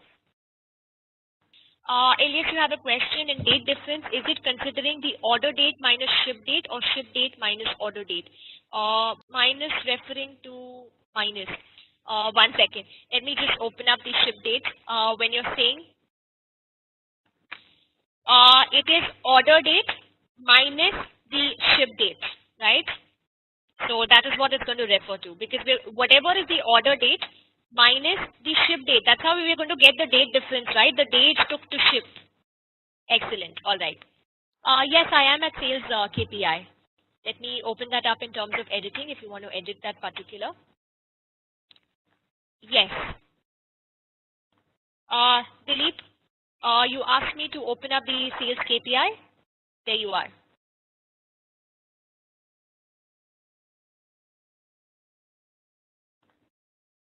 Can we use a multiple condition? In terms of multiple condition, if you're saying that high, average, and moderate, is that what you're saying? Like, let's say you want to say that if sales is 1,000, then it should be high. Else if sales is 80,000, then it should be moderate or low. Then you can use the else if operator. That's how you can add up the else if operator and make use of the detailing. That else if sales is greater than or less than 80,000, then create it as, so you can use that multiple option. Only thing is you need to use the else if option then in this case. Yeah, so you can use multiple conditions. Like, let's say, let me quickly show that example to you. So if you create a calculated field here, you can use a case in which you can mention the east, west, or low. Right? So you can use different kinds of examples and cases and scenarios where you can mention the different sales and budget. That if my sales is so much, then it should be that particular date or else. So you can use multiple functions. That's not going to be a problem. All right. So this is going to be an example of your logical operator. We have our next topic, which is working with aggregation options. All right. Now, this again, you've noticed a couple of times that by default, we have our calculation wherein Tableau takes in a default calculation, all right, being the sum. But you can change these aggregation functions. You can see an entire list that Tableau provides to us, all right, and that's how you can make use of these aggregated functions. That is your, whether you want to have a summation, whether you want to have an average, all right. So there are different mathematical functions here that you can see, and these each will produce a particular aggregated data, all right. So these are what are called your aggregation functions, all right, and these will help you perform the kind of aggregation, the kind of calculation that you want to perform on that particular field. So you can make use of these functions, all right, and so now understand one thing, you can use Tableau to set up your aggregations only for measures in your relational data sources. All right. In terms of a multi-dimensional data source, it contains the aggregated data already. All right. So it provides you these list of predefined aggregations here, as you can see. So let's understand each of these functions. Now, when it comes to an attribute, all right, in this case, this is going to be returning the value of your expression, which has a single value for that row. All right. So let's say, let me move to the environment here to understand and explain what these particular functions are. All right. I'm going to pick up and discuss a few of them. Now, let's say we have sales. All right. Sales by default, when we talk about the aggregation function, so you need to right click and go to default properties, and you have the aggregation option where you can see sum is set to default. You can change these default properties to the aggregation that you wish to, which are present here. All right, so you can have an average, you can have a median, a count distinct, and then various other options present here. Right. So when it comes to using an attribute, all right, the attribute aggregation function as specified, then in that case, it's going to return the value, all right, of the expression as one particular value of the row. Okay, so in this case, it shows the field then changes to a text icon attribute where it ignores any kind of null value if it's present. Okay, so you can basically make use of these when you want to only pull in, let's say, values of all the rows, which is otherwise displayed as a different values in it. Okay, so that's when you can make use of it. Now that is not present here in this case, as you can see, as an attribute. That comes in handy when you're using calculated fields. All right, so let's say when you open up a calculated field, you will see you have the attribute, which is termed as ATTR, the attribute expression. Let's say we're saying the attribute of sales. So you can notice it gives you the entire definition. It returns the value of the expression if it only has a single value for all the rows in that group. And in case if not, then in that case it will display it as an asterisk sign. So that's what it does. It's useful. Basically, this aggregation is useful when you want to aggregate a particular dimension. All right. Let's say we have customer names. We want to aggregate and come on to the number, the names, the total number of customers that you have. So in that case, it will only return single values of that row. If not, then it will otherwise display as an asterisk. So that's when this kind of a function comes in handy for us. Not that you cannot use it with measures, but just an example of the best use when you want to aggregate a particular dimension and you want null values to be ignored, you want to know the single values of all the rows, then this particular aggregation function is going to be helpful. All right. Then in terms of your next one, you have dimensions. Now these again will return all the unique values, all right, in your measures or dimensions, both. So it's going to only bring in all the unique values here in this case. And in terms of sum, we are already aware. In terms of average, then you have median. Now this is again to do with, it's going to return the median of the numbers in the measure. Then you have count and count distinct. All right. So count is going to ideally return the number of rows in your measure or dimension. And in that case, null values are again going to be ignored. But in terms of count distinct, it's going to return the number of unique values. So count will return all the values, the number of values which are present. But in terms of count distinct, it will return the unique values in a measure or dimension. Alright, so that's how you have various aggregation functions, and to know details of each of these, you can make use of the Tableau provides the details about each of these, because you have various, as you can see, your various inbuilt functions. There's an entire list of functions that you can make use of, and anywhere you need to know additional details. Now these are the basic ones that you can see, the inbuilt ones. So if you want additional aggregation functions as well, you can make use of these functions from the calculated field, and each of these has its explanation provided. But in terms of the basic usage one, the ones that you can change it to default, here's a basic list that Tableau provides. So it has additional functions as well, but that's when you'll have to then open up the calculated field and make use of those functions. So that was your aggregation functions, all right?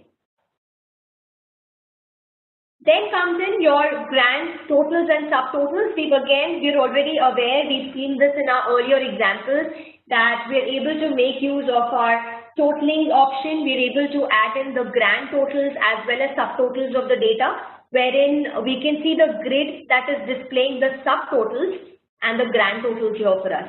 Right? You can see the grand total right here, and you can see the subtotals for each category level as well. And the grand total across every subcategory for its particular category towards its particular year. All right. Now, to enable your grand totals, you can simply go to the analysis menu. So you've seen that in our earlier examples as well, and that's where you can go to the analysis totals, and you can make use of and have your totals enabled. So that's how you can have your totals. Now, coming on to quick table calculations, let me now discuss on this, because the other topics were recaps that we've been performing. Now, you've also seen that there were instances when I performed quick table calculations, all right? So, these are basically calculated fields when we apply a particular calculation at a dataset level. All right. So Tableau provides certain functionalities. It provides certain functionalities here in terms of applying the calculation at your table level. So as the name suggests, table calculations, it allows us to provide that kind of functionality wherein it computes the applied values, all right, in your entire table. And this is basically dependent on the structure, the table structure that you have in your view. Okay, so that's how you can make use of table calculations. And what Tableau does is, it provides some inbuilt functions which are usually in use. It provides it as an inbuilt quick functions where you do not have to input any kind of formulas in those functions. You can simply click on those options, and it's going to immediately compute the entire range specified that you're selecting. All right. So let's see one of the examples. So I'm going to take you to the environment here, and let's have our order date in columns. Let's have our sales in rows, and let me just enable the labels as well. All right, so that's created a line view since it's a series over time. So if you remember in the chart types, the best example is to make use, the best reference is to make use of a line graph, and hence Tableau automatically creates a line chart here for us. All right. Now we have the yearly sales, as we can see. All right. Now let me add sales again to the rows. So what I'm going to do is, we can see two sales calculations here. So what I'm going to do is, with the second calculation, I'm going to, in the drop down, you have a quick table calculation consisting of all your detailed calculations here, as you can see. So you have the running total. So this is going to show you a cumulative total. All right. Then you have the difference. So this is in terms of showing you the entire difference about some absolute change between the measures that you have. All right. Then you have the percent difference. So this will give you difference in terms of a percent value. All right. It shows you the difference in terms of those options as a percent. Then you have percent of total. So this is going to give you the values as a percent to the entire total. So what is the contribution of each year in this case to the entire total that you have in terms of the contribution, all right, the sales. Then you have rank. So this is going to rank our values numerically. We have percentile, which is going to compute our values in a percentile manner. We have moving average. This is going to calculate the fluctuations in terms of identifying any long-term trend, all right? Then year-to-date tables, then you have compound growth rates year over year, all right? So there are various such functions that you can see here, which are provided by Tableau, all right? Now I'm going to change and use the percent of total, all right? So this is going to give us the values of the percent for every year that it is contributing towards the entire total, what each year is contributing. So let's click on percent to total. And now we can see here the second sales fill, there is a calculation icon here in terms of the triangle icon that you can see, which says that we performed a table calculation on the second sales fill, all right? So in that case, we can now see the percent to sales for all the years. What is the contribution? All right, so that was a quick table calculation where it allows us to apply based on our requirement the defined functions. We can simply click and view those calculations instantly in our view. All right, and now in a lot of cases, we might want to customize these calculations. So that's when then you can have your additional table calculations that you can manually perform. All right. There is a question put up raised by Shubhani. Shubhani, in terms of moving, now when we're talking of moving average or any kind of moving function, all right, here it says moving average, but this is one of the calculations. So it can be a moving average or any other calculation, wherein moving calculations will ideally show us a fluctuation that we can identify in terms of long trends. All right, so that is what moving calculations are. So we will see an example of this, of what are moving calculations, and that's how you'll be able to understand the difference of what these are, right? And again, like I said, to understand these in details, we can also make use of the aggregation functions, the calculated field, where it can give us the entire detailing, right? So this was a quick example. Let me add this as a quick table calculation. Now next, as I mentioned, these are inbuilt ones that we made use of, but there are times where we might want to customize these tables, all right? So in this case, let's have our order date back in columns. Let's have our sales in rows, right? We've again created a view. Let's have now in this case, I'm not going to add in another fill. I'm going to perform the calculation on the sales fill itself that we have here, right? So you're on the sales fill. Now instead of quick table, I'm going to select on add table calculation because we want to provide a customized one.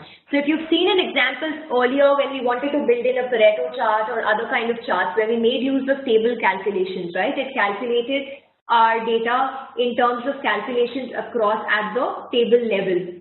So let us understand how these calculations come into picture, how they compute the values at the table level. All right. So these are the drop downs again provided in terms of the functions, the computations that we want to make use of and apply to the rows in our database to calculate our values. All right. So let's say I'm going to select running total this time. All right. And instead of the, how do I want to summarize? So I want the running total, and here again, whether I want it as a sum, as an average, or minimum or a maximum. Let's say I'm going to pick up average. So what we're doing is we're going to be seeing our sales as an average running total here. All right. And in terms of running along, whether you want it across the table, a particular cell, all right, or a particular field in this case. So we can specify. Now, since we have order date in our view, it's giving us the option to select from the available view. So let's have it running across, and let's have it across the order date. All right. So that's how we can select each of these different requirements and compute the value that we want to perform. All right. So that's how we can have these computings that are taking place. All right. So when you talk of table across, then in this case, it computes the entire table. It will compute the entire table across here that we can see in terms of the tables here which are present in our view. All right. When we talk about calculating in terms of the cells, all right, then in that case, it's going to pick up the individual cells present in our row. All right. So in this, we are addressing to the individual cells which are present. Now, had I changed this to a table view, then that's when we would specifically talk about, let's say we were at a year level and we had aggregated this as a quarter level. Let me just change that option and show it to you all so that you'll get a better idea. Let's have this at a quarter level, all right? And let's say, let me add in region as well. Now in this case, we would be talking about individual. When we talk of table calculations happening at cell level, we're talking of an individual level, all right? So we're talking of for 2011, for the central region, for quarter 1, all right? So I wanted to address individual cells and perform the calculations, all right? So that is what would be the cell level. Or then I can select an individual field. So that's when we were selecting the order date. And in that case, we could select a particular field and mention that it needs to compute at that particular field that I'm specifying. All right. So I'm just going to undo and go back to our previous view where we were performing our table calculation and we selected the running total. We had our summation summarizing at average and we selected a particular field. All right. And let's click on OK. Let me enable the data labels. So here now we can see a calculation where it's performing a running average of sales here for us now. All right. Now in the same case, let's say we want to also have a secondary. Now that was our basic calculation. Now let's say I want to perform another calculation. I want to apply it to this particular table. So then we can also apply a secondary calculation in that case, wherein we can combine two calculations and we can perform one on one of these calculations. So let me, on the drop down, you have the option of edit table calculation or clear it. So let's click on edit. And this is where you can see the checkbox that says perform a secondary calculation on the result. So what Tableau will do is it will first calculate this particular primary calculation that you have, all right, the basic calculation, basic table calculation that you're providing. Once it computes this particular calculation, it will then perform a secondary calculation, a second calculation on this particular result. All right. So that's how it's going to then compute and combine two calculations in this case. So in the second example, let's say, let me specify, let's have the difference from, let's keep it to basic. So the first we want it as the running total. Once it's given us the average running total, I then wanted to perform a secondary calculation on the running average of sales where I want to know the difference from in terms of what is the calculation that I want it to provide. All right. So let's again keep it at the level of, let's select order date again. All right. So again, I wanted to perform at a particular field. And what is the level that I want to specify?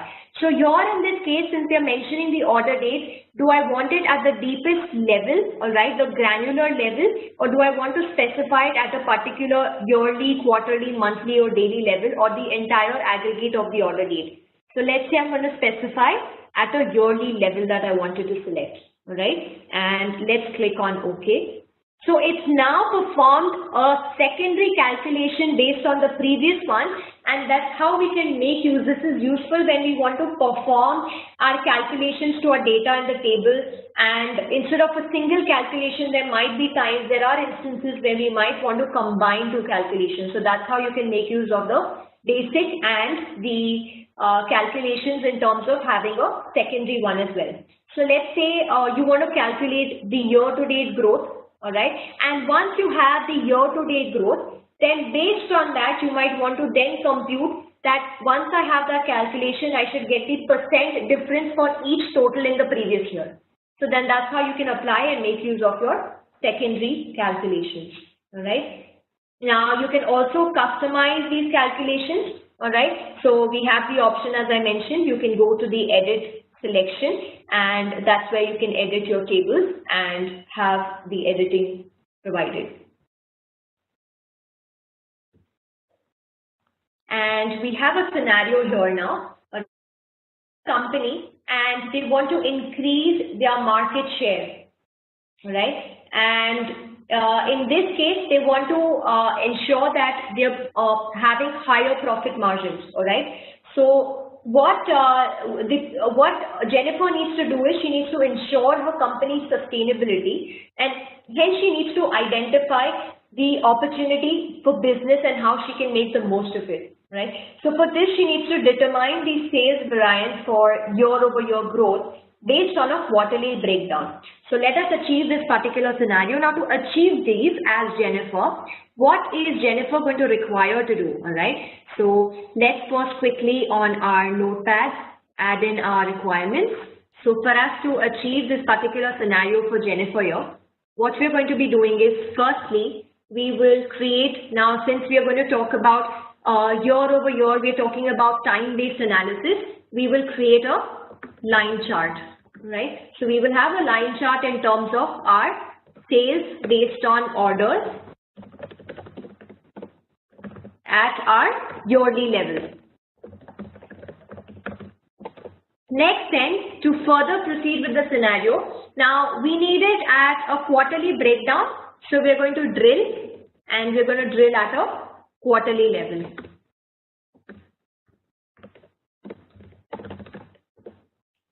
Finally then, we are going to create a table calculation because we want to know the sales variance for year-over-year growth.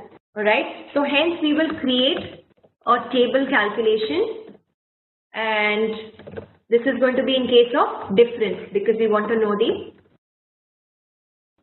difference, the variance for year-over-year growth for our sales. Alright, so let's achieve this particular scenario going to the environment, and let's begin with our analysis here. Alright. Let me have my order date as mentioned at a yearly level.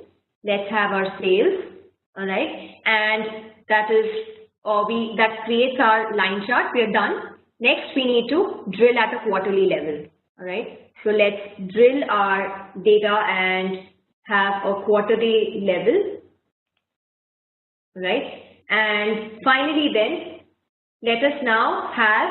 Now we need to perform, we can see the sales, and now we need to know the variance, the difference, all right? We want to know, we want to create a table calculation with difference. So I'm going to add in another instance of sales here to our rows on which we perform our calculations, all right? And now I'm going to make use of the quick table calculation because we want to know the variance, the difference for year over year, all right? So in this case, I've dragged my second pill, and let's have it at our the difference level here, all right? So we can see the difference. Now that is one way, but if you notice, it's still a little difficult in case of judging the entire view here, all right?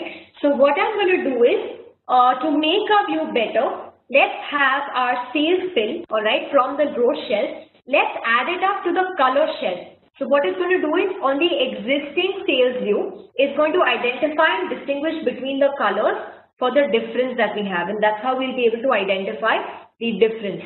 So let me just drag and drop it, and we can now see our view where we can identify our sales and the difference which is based on its color. The red, the darker the size, the difference of sales is, our analysis here says that it's in minus, all right? And in terms of a greener, the difference is on a higher side with green, right? So that's how when you hover as well, then at a quarterly level, you can see that for 2007, we have a particular sales and its difference that we can see, right? In terms of the previous table. So that's how you can make use of your calculations and achieve our scenario. So let's name this as sales analysis, right?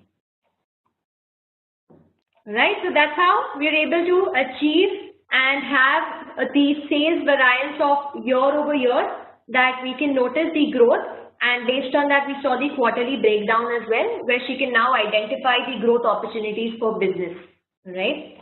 So that's how we can make use of table calculations. I'm going to move ahead with understanding what are box plots. All right. So in terms of box plots, now these are used when we want to compare a set of data. All right. And when we want to ideally analyze a distribution of data which is highlighted up to 5 key values, all right, within our data. So that's a box plot. It's also known as a box and whisker plot, all right, and it helps us in seeing the distribution of the values along the axis, all right. So the boxes here that you can see, these indicate the middle 50% of our data, all right, and then we can also configure. You can see these whiskers or lines, as you can see, these lines, and these display all the points within a 1.5% of the range. So let me show that to you all, each of these in the slides here. So there are 5 key values that is represented in the box plot. The first, it shows us the minimum value, all right. Second, it shows us the 25% quartile, all right. Then it shows us the median, the 75% quartile, and the maximum value, all right. So that's how it highlights up to 5 key values within the data, all right. So we have the shaded box, all right, in the example that denotes these 5 values. Let me go back on the previous slide here. So the boxes here is what is representing. Over here you can see these are representing the 50% of our data, all right. So these shaded boxes, the light and dark gray here, these are called quartiles, all right. So namely we have the upper quartile and lower quartile. So the lower quartile, this starts at 25% of the data set, and the upper quartile, it starts at 75% of our data set, all right. So these 2 boxes, these contain the middle 50% of our data, all right, and the lines here, these are called your whiskers. This can be configured to stretch to your maximum extent of data, or within a 1.5 times of the interquartile range. That is, all the points within a 1.5% is what you can make use of, all right. So this is where we understood. So we have the minimum values, all right. We have the 25%, that is 25% of the data set, the median, the 75% quartile of our data set, and then the maximum value. So let's see how we can create a box plot. I'm switching to the Tableau environment here, adding in a new sheet, and so let me have my segments added in to the columns.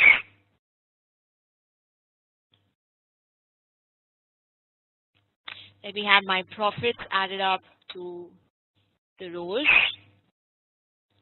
and let me have my order dates into the details section, right? Let me ensure that this is a discrete date value. Now let me right click on the axis here and say let me add a reference line, and this is where when I right click on my axis I have the options. Now we will be discussing all these lines in terms of the topic statistics when we try and understand reference lines, bands and distribution. But to create a box plot, we can right click on the axis and go on to the reference line and choose the box plot option. Now this is where you can specify the whisker extending to your within the data within the 1.5% or the maximum extent of the data, right? The minimum and maximum that we were talking about. The style of how you want it to look like. The fill colored, let's pick up a red color, all right? The borders and how you want your whiskers, the thickness, the lines that you want it to be, and click on OK. So with that, it's created a whisker box plot here for us. It's providing us with the whiskers and the lines in terms of the segments here. All right. Let's say you can also do this in terms of having your particular analysis, creating these box plots by adding some more additional data and detailing as well. All right. Let me show you one more example of a box plot. All right. This is a very simple one. So it's pretty much where we're only trying to analyze based on the segments here in the profits, where it's created a box plot and giving us each of the segments and the profits for its particular year. Now, let me show you one more example of a box plot to understand the 5 values that it picks up. All right. So let's have our segment added up to the columns. And let's use discounts this time. So what we're going to do is I'm going to create a box plot view that's going to show us the discounts based on our segments and regions. All right. So let's add in the discount onto the rows. All right. Let me have my region as well. So let's have region, and let me have this added up to the columns right here next to the segment. So it's created a nested level again based on every segment for its own region. What is the discount here? All right. So we have 2 levels of hierarchies of a dimension, right from our left to right, within every region that you can see here listed. Now let me go to the show me option and let's change this. Now another way of changing that was we can also go to the show me option and click on the box and whisker plot view here. All right. So one way was I right clicked and I selected the reference lines and I selected the box plot option. Or another way of doing it is click on the show me option and click on the whisker and box plot or chart that you have here. Right. So here now this has given us the entire view displaying a box plot where we can see all the marks here in each box that has been plotted up. So it's assigned the regions here, as you can see in terms, we can see the regions and in the columns from the mark shelf, right? Remember that there was regions which is placed in the columns. As soon as we selected on box plot, it automatically assigned region on the columns shelf here in the marks card. It reassigned it. Let me just undo this option. So this is how we had a nested bar graph created. When I go to the show me option and click on box plot, notice that region from the columns will get added up to the mark section here. All right. There you go. You can see that it's got added up here. So basically when we change it from a bar or from any chart type to a box plot, then Tableau is determining the individual marks in the plot that it should represent. So it's determining that the marks here that we have should be represented based on region. All right. So, well, you can change that as well. So let's have our region dragged back onto our columns. All right, so we want it at a regional level here and based on for every segments in every region. Now we can see a horizontal line that is created, a flattened box plot here in this case, all right, which is the reason being that it's right now giving us a value based on a single mark, all right. Now, box plots, as the description, as the definition says, it is intended to show us the distribution of our data, right? Now, what's happening here is it is aggregating the entire data in the current view, and we can see a flattened view, a flattened look of our data here. So we want to disaggregate our measures in that matter. We want to have our aggregation level changed and disaggregate our data where it can give us an entire distribution of our data. So here in the analysis menu, click on the analysis menu, you can see aggregated measures that's been enabled. I'm going to uncheck this option, and by this I'm going to turn off the aggregation. All right. So I'm going to disaggregate the measures here so that we can now see that the data which has is at a disaggregated level, wherein we can now understand each of these marks. Instead of a single mark, we're able to view each of the marks for every column in a range of the data source that we have. All right. Now, to see and view and understand some additional information here to make this more readable, make this more appealing, what I'm going to do is I'm going to swap our axis here and I'm going to make this into a horizontal view. All right, so that it's going to be easier. See, it's going to be easier for us to compare every segment, the region for every segment, what are the discounts that have been offered. All right.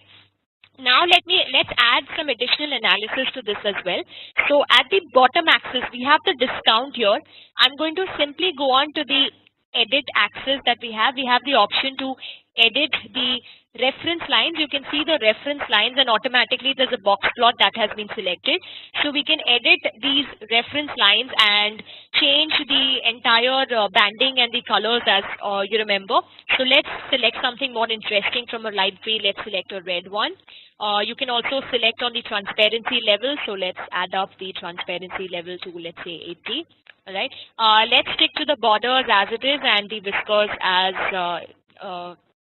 the default, and click on OK. All right. Now with that, we can see that the discount is pretty much the same. All right.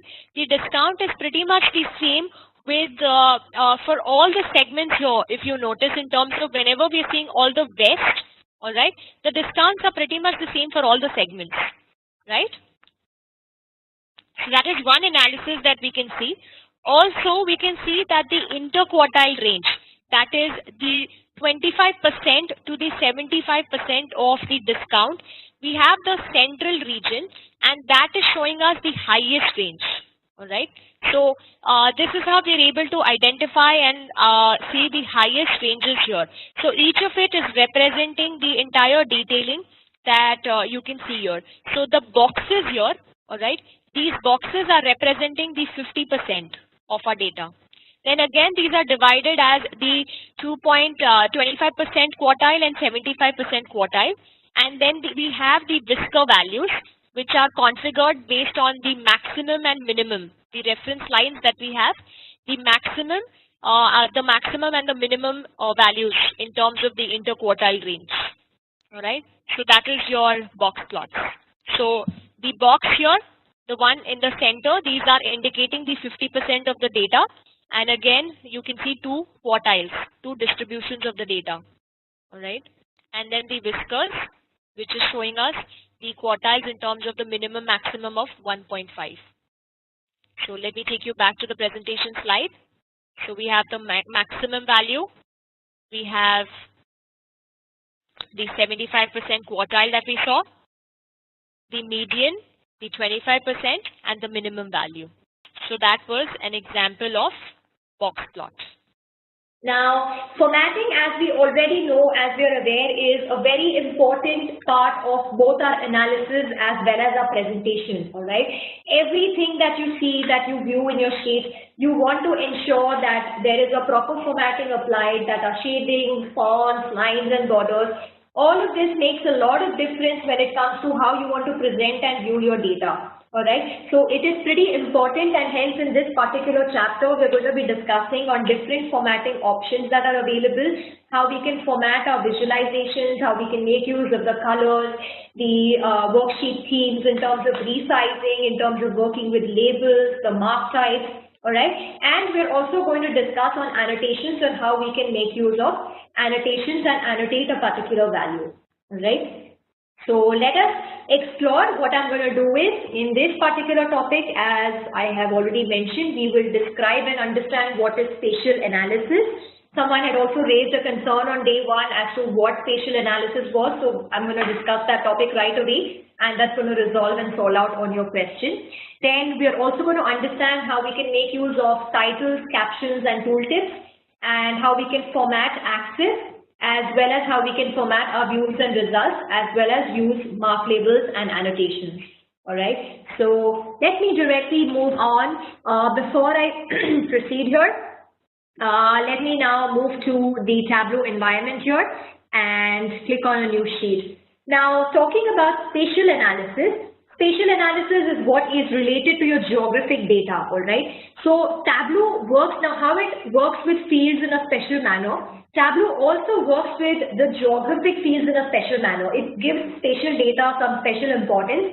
It automatically assigns geographic roles to any data that you have in your data source. So if you notice, I had discussed this yesterday, right in your data source, it can identify if there is any kind of data related to geography, it automatically assigns it with a geographic role. All right, so that is a specialty of Tableau. In case it is not able to identify in terms of the analysis whether it is a geographic role or not, then you also still have the option wherein you can click on the data source and describe the kind of geographic role that you want to assign. Alright, you can customize the role as well, whether this particular country and option is area code, is a city, is a county, is a state, province. Alright, so you have the options, or you can keep it to default, and the data type as well.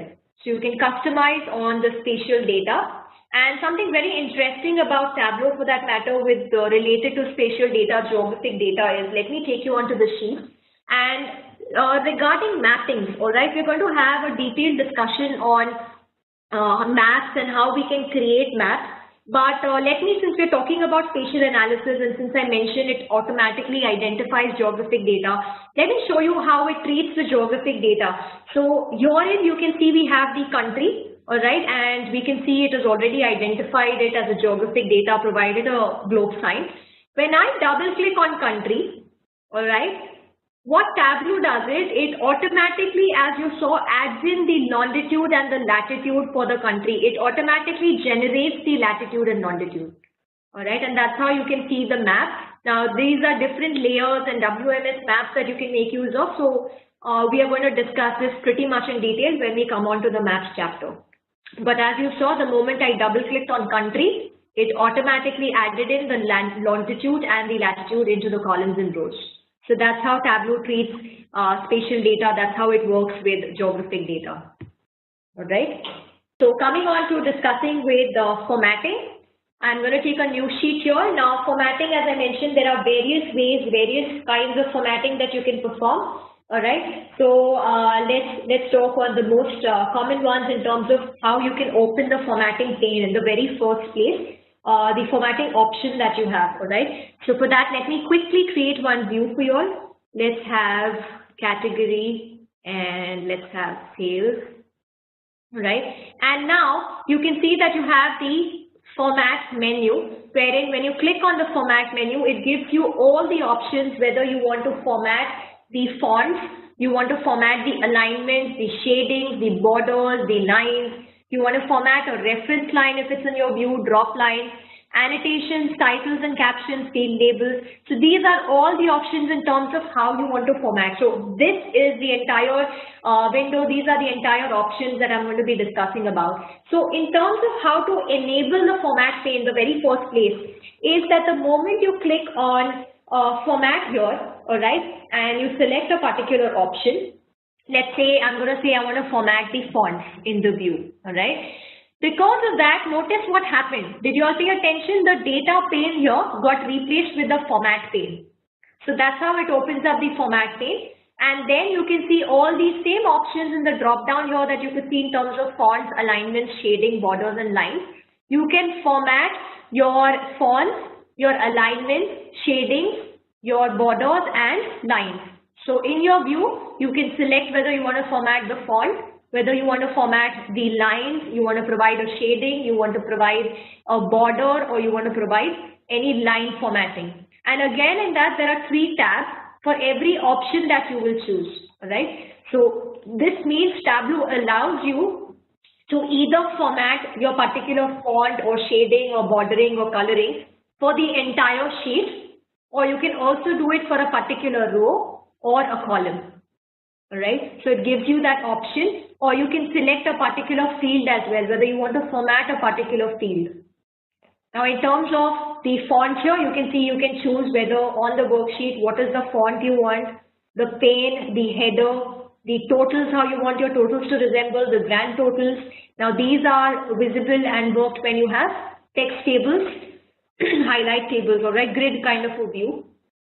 Similarly, you can format your rows, so that grays out the worksheet option and allows you options in terms of formatting your rows, and the same option for columns for your fonts, all right? So let's say I'm going to have my worksheet wherein I'm going to have my header increased to the size of 16 and let's have a greenish shade added to it. We need a little more darker color to it. There we go. So we formatted the headers and the values in our view.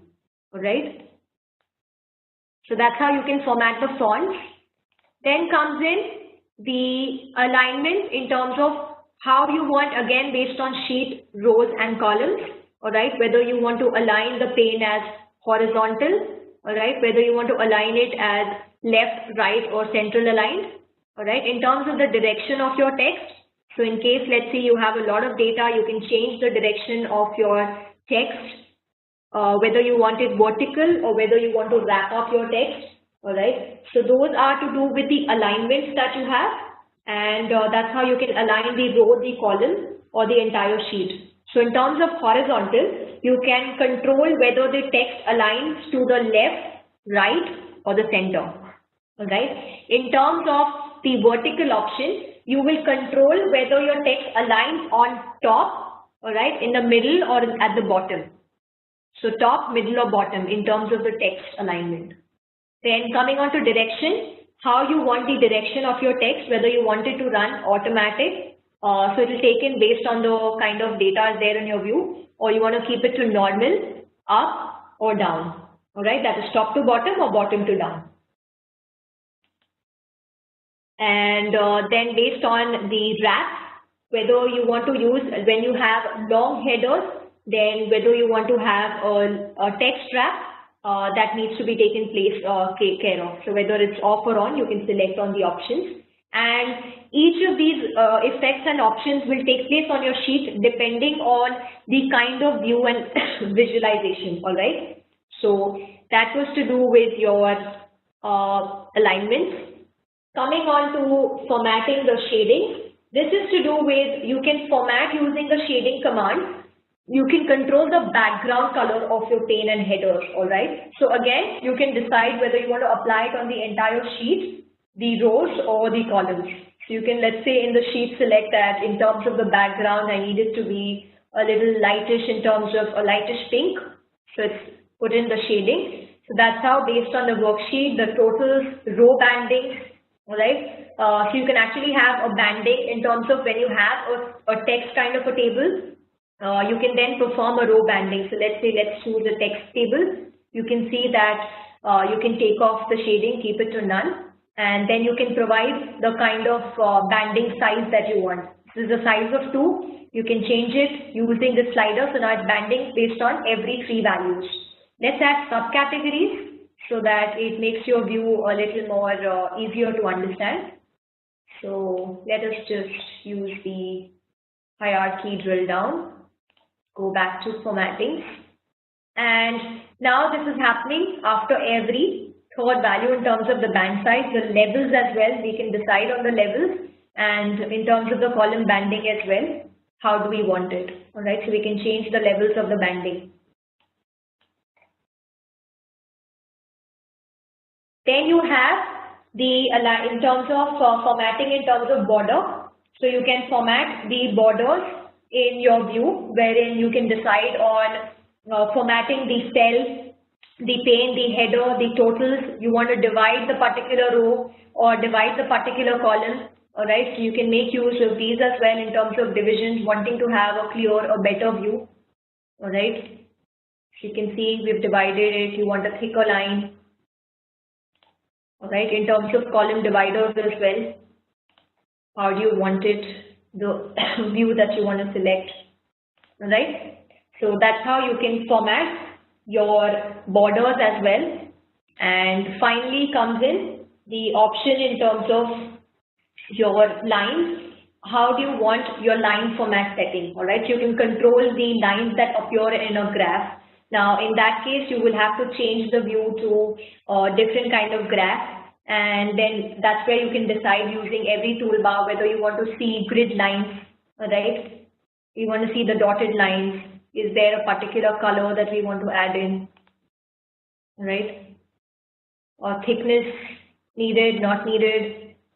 Trend lines, now when you enable, so when we come on to trend line topics is where we'll discuss, but once you've added a trend line to your view as well, you can format how you want your trend line, the color that you want to choose. If you've added in a reference line, a drop line, you can make these options available in terms of formatting. In terms of the axis ruler as well, how do you want it to be? You want it as none, or you want to provide a particular dotted line to it, all right?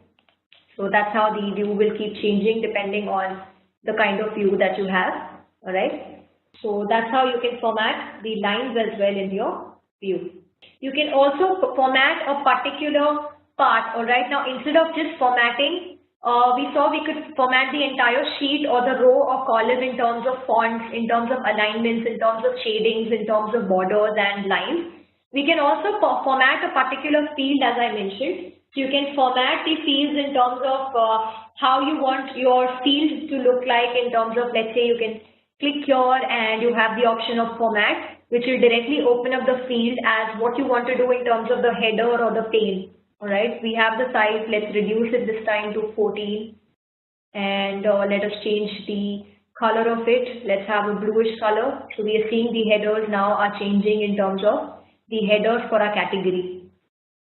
Alright, so that's how we can choose the formatting options here, whether we want to do it for the pane, alright, the font, whether you want to change that and change the color. So that's how you can perform it on a particular field as well. Alright, now in terms of formatting numbers, we had a question whether can we format and specify a particular option in terms of numbers as well.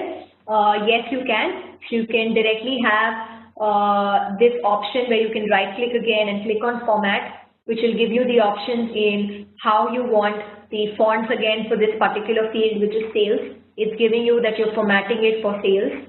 The scale, the number format, where you want to use it as automatic, a standard number, a custom number, a currency. So there was a question put up where we were asked, can we format the currency? So you have your answer, your question's been answered right here in terms of formatting.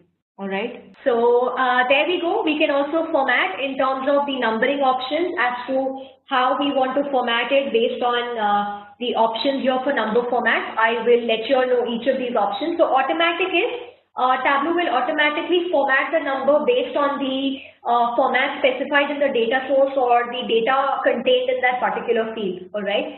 In terms of number standard, it will take in the format which is based on your locale that is selected, the kind of locale that you have selected, the geographic location that you have, it will format it based on that standard setting. In terms of custom, here you can customize it as per your liking. So let's say instead of writing, let me use a notepad here to show you all. So let's say instead of writing 20,000, we want to show it as 20K. You can use the custom formatting, and that's how instead of 20,000, you can use and write it as 20K. So you can use the custom option in that for that manner in terms of numbers. Coming on to currency again, it will take in the currency symbol based on the locale that you have selected, the geographic location. And in terms of custom, then you can provide a custom unit, you can provide a custom currency option in case, how do you want these separators, whether you want to have commas between every thousands or every hundreds. So that's how you can again select it at a customized level. Scientific is the numbers will be displayed in a scientific notion, that is the decimals. Where do you want to place your decimal values? Alright. Percentage, as the name provides, is going to show you the numbers in a percentage format. And custom is where you want to provide and type in a format completely using a specified custom. Alright. So that's where you can completely format and you can specify based on the number coding or the styling that you want. So moving further. So what is filter? So your filter helps you in narrowing down your data. It can be applied to a dimension, that is your contextual value, to measures, which is your numerical value, or to a date field as well, where you want to narrow it down to a specific value or a range of values, alright, in Tableau. So what are the ways that you can possibly filter? Now what are the different conditions that you can possibly filter is? One, you can select the data to filter in the view. Alright, so you can add it up to the filter shelf directly and choose whether you want to include or exclude the option. The other way is you can have it added up to the filter shelf as well, or you can turn on the quick filters, which opens up a new card where you can quickly add in or alter your data in terms of filtering. So let me take you to the window therein and let's start exploring these options of how we can use filters and how we can manipulate our data in terms of narrowing it down. Alright, so let us start beginning with the very first one, and I'm moving on to the interface here.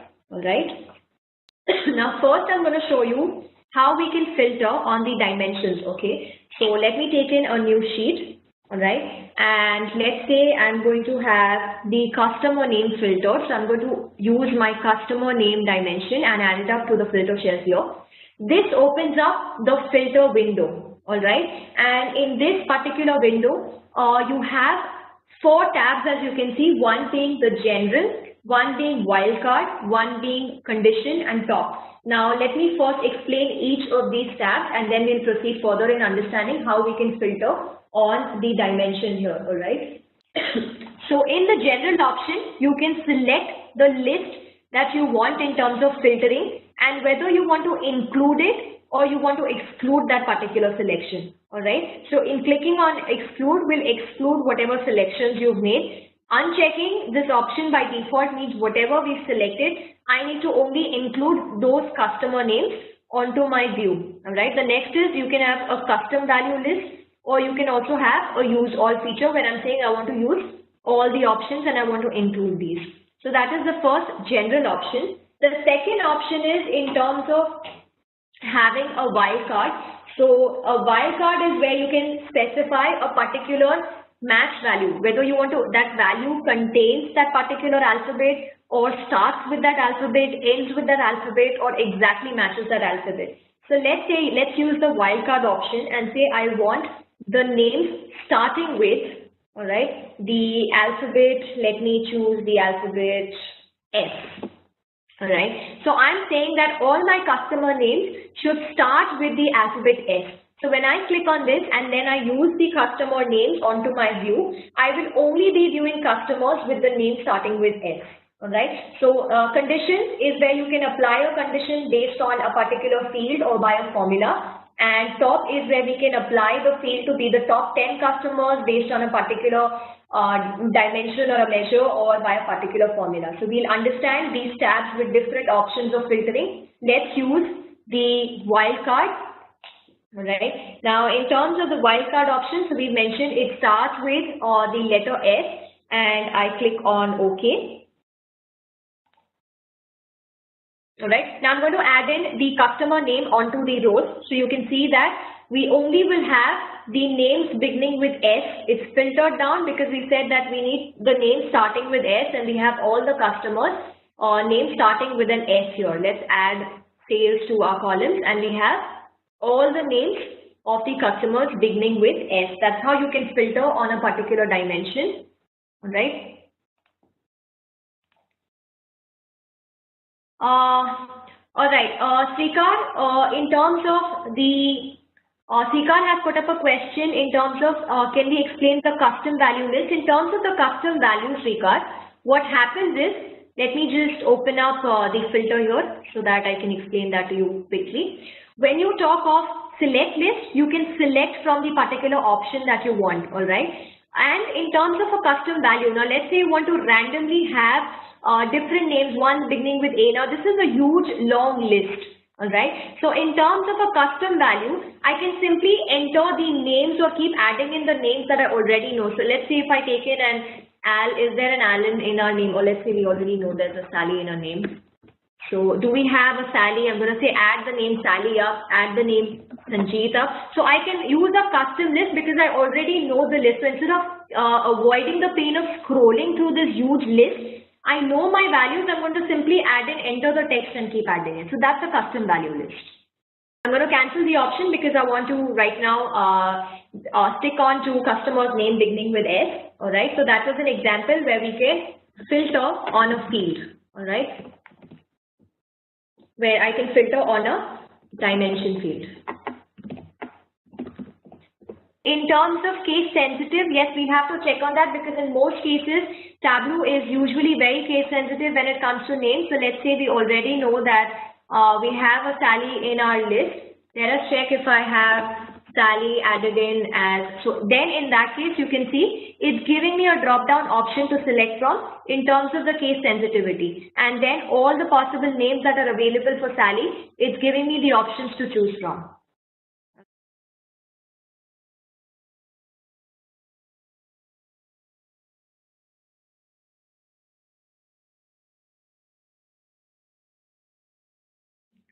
So that was filtering on a dimension. Now let me show you how you can filter on the measures, all right? So before that, let me show you one more option in using the conditions tab, okay? So from the wildcard, let me take a new sheet this time, and let's have a condition specified in terms of the filter. So this time again, let's have our customer names added into the filter. In the condition, now this is where you can specify whether you want it by field or how do you want to select it, whether you want to use a particular card, whether you want to specify a particular condition. Now, before I move in here to the conditions, there is one important thing that I need to perform. Back here, now here, there is no wildcard that's been used, all right? But let's say if it was the same filter in the previous one, then you will need to go back to the wildcard option and clear and uncheck the option, because it will not then be able to take in all these tabs and detailings. So here I'm creating a new sheet, hence no worries. But if we do it in the previous sheet itself where we had the wildcard, then it's going to consider that it needs to be beginning with S as well as these conditions. But only if you want the conditions to be applied, then you need to clear the wildcard. All right. So the wildcard here, and let's say I want to know the field, and in terms of I want to know the customer names, wherein my sales, all right, is let's keep the aggregation. Now these are the aggregations that you can choose from. Let's keep it default at sum, and my sales should be greater than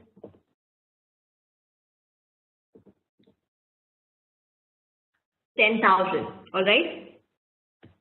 Let's click on OK. Now you can also provide a minimum and a maximum range value, or you can then apply a particular formula. So you can apply a condition, click on OK, and now when we add in the customer name, now you can drag and drop it in the fields as well specified here, and now we get to see only those customers which are having the sales as we specified, which is about 10,000.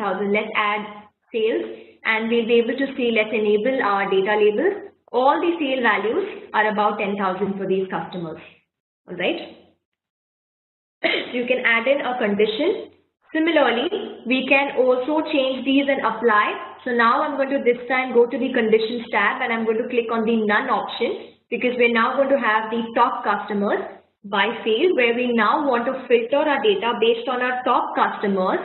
All right. So let's keep it to default. You have the option of you want to see the top customers or the bottom customers. How many by numbers, 10 or a particular parameter. Those parameters is where we will be discussing when we proceed ahead and discuss the parameters topic. So yes, you will be able to filter on the dimensions and measures as well. So you can have the top 10 customer names based on my sales here. All right, or let's say you can have it on the basis of profit also. You can change it to profit this time. We're using a lot of sales. And let me click on OK. All right. So now what happened is, notice in our view, we're able to see the customer names, the sales by each of these customers that have been generated. For the top 10 customers, giving us the top 10 profits. So although profit is not in my view, these are my top 10 customers based on profit. All right. And what is the sales generated by each of these top 10 customers, and who these top 10 customers are.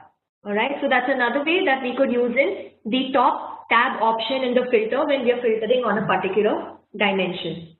All right, now there's another way that you can filter. So you can click on a particular option and keep only or exclude it. So that is one way of filtering right onto your data. The other one, as we saw, was filtering, adding it up to the filter shelf. All right, right in the drop down, it also shows quick filter. So when you click on the quick filter option here, it gives you a special mark card that opens up where you can quickly keep analyzing instead of going and editing the option. It gives you the general option where you can keep analyzing a particular customer name that you want to see, and these are limited by the top 10. All right. So that's your quick filter option. You can remove it. You can apply it to the sheet. You can even customize. You can display how you want it to be viewed in terms of the filter option that is displayed, whether you want it as a multiple list or slider or drop down, a multiple value drop down, a custom list, or a wildcard match. All right. And based on that, then you can also mention whether you want to include these values or exclude these values. And finally, you can hide the cards as well. All right. So that was your quick filters. Now you can also, as I mentioned, filter on dimensions. So let me add in a new sheet here and show you how you can filter on your measures now. So this time let's have our customer names onto rows. All right, let's have sales onto the filter shells this time. So we're going to be filtering. Now this time, if you notice, the filter shells, because it's a measure, it opens up as to how you want to filter. What is the aggregation that you want to use, whether you want to use all the values, whether you want to use a particular aggregation or some additional analysis in terms of deviation or variance. All right, I'm going to stick to the sum, the basic one, and click on next. This opens up the option now whether you want to filter based on the range of values, all right, whether you want to filter based on the least values, all right. So these are the different options. Let me explain each of these options as well to you all.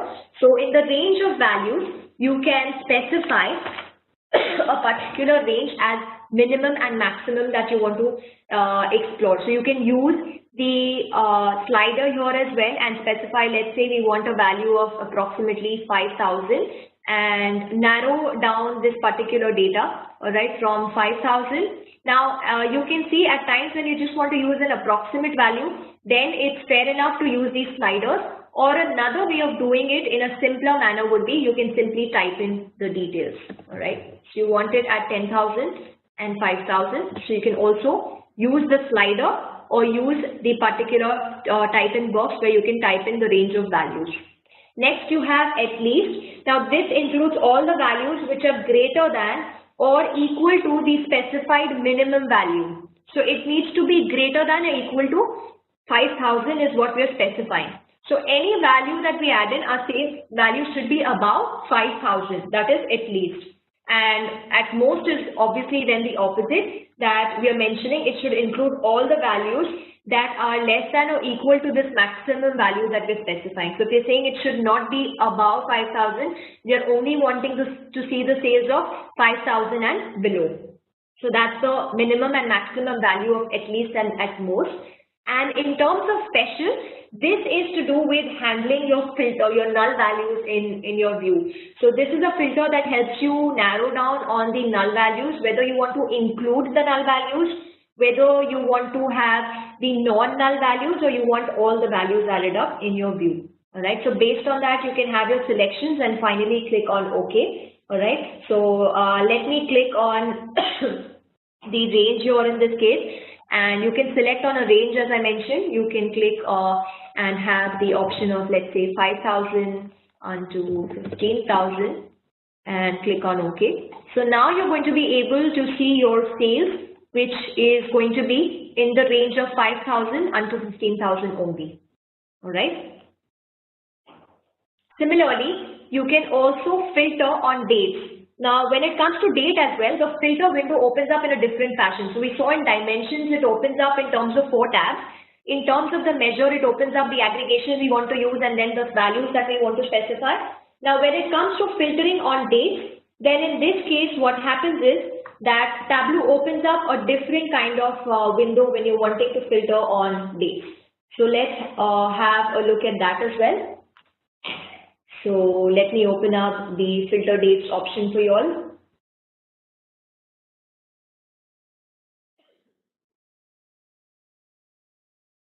So let's have the order date added in onto my filter here. So this opens up the filter window wherein it is specifying the date here. Date field in Tableau is created in a special manner, a special dimension, and it often handles it in a different way. As you saw, even when it comes to hierarchies, it automatically creates a hierarchy for you in terms of dates. So even with filters, it handles it in a different manner. Here it specifies one, whether you want to use the relative date filter or the range of dates. Now, when you use the first option, which is the relative date filters, then here you're going to be defining a range of dates that is going to get updated based on the date and time that you open the view. All right. So it's more like whatever view you select. Let's say you want to see the year-to-date sales for the records of the last 30 days. All right. So in that case, you can actually specify selecting on the relative date, and that's where you can mention the detailing of I want to see today's date and the last 30 days of whatever is today's date. So that's how to use in the relative dates. The next option that you have in terms of the range of dates is where you can provide the range of a particular date, where you can give in the kind of date that you want to choose. All right. So in terms of range of dates, you will be specifying a particular range. And once you've decided and selected between these two options, then you need to select on whether which kind of a filter that on the training that you have, whether you want to do it on a year, on the quarter, or on the month. All right. So that's how you can specify that particular date. And let me click on the relative date option here and click on next. So when we open the relative dates, then in this case you can see again it's giving us special 4 tabs here. So the relative date in this case is we can specify, let's say the sales in the last couple of days. So we can specify whether we want to see the sales yesterday and last how many number of days, today with the next how many days, or we want to see the days, the sales for tomorrow. Similarly, then you have range of dates where you can specify a particular range. All right, whether let's say you have the data here coming in from 1st of April 2014 going up to 31st December. You can make use of the calendar and choose your specific date range. You can also use the slider here to specify. The starting date, again, it's more like the minimum and maximum. So starting is all the days starting from this date and above, and ending is that we want to have and see our data wherein the ending date should be 31st of December and sales achieved until this specific date, nothing beyond that particular. In case even if it's present, any data present about 2014 31st December, we're still limiting it that it should be until 31st of December. And then the special tab, which again gives us the flexibility in terms of filtering, whether there are null dates, non-null dates, or you want all the dates to be included. All right. The option we have in terms of filtering on our dates. All right. So as you saw, we can filter right in the view where I mentioned you can have the exclude or include option. You can drag a particular field right into the filter shelf. You can also turn on the quick filter and make use of it. So that is the filter shelf. We saw depending on the type, we can filter on a dimension, or we can filter on a measure or a date as well. For complex analytical projects, organizing and simplifying data is one of the crucial tasks. It is important to be able to simplify data for proper analysis. Organizing and simplifying data is a critical part of Tableau mission to facilitate you to see and understand data. Tableau can help you with all stages of an analytics project by using these advanced capabilities. In this lesson, we will discuss advanced capabilities to complete sophisticated analytics projects. After completing this lesson, you will be able to perform filtering and sorting on data, create combined fields to merge data from different dimensions, create groups and define aliases, create and work with sets and combined sets, drill to other levels of data in your hierarchies, add grand totals and subtotals in a view, change aggregation functions for a measure, split a measure value into bins. The first topic that you will study in this lesson is filtering data.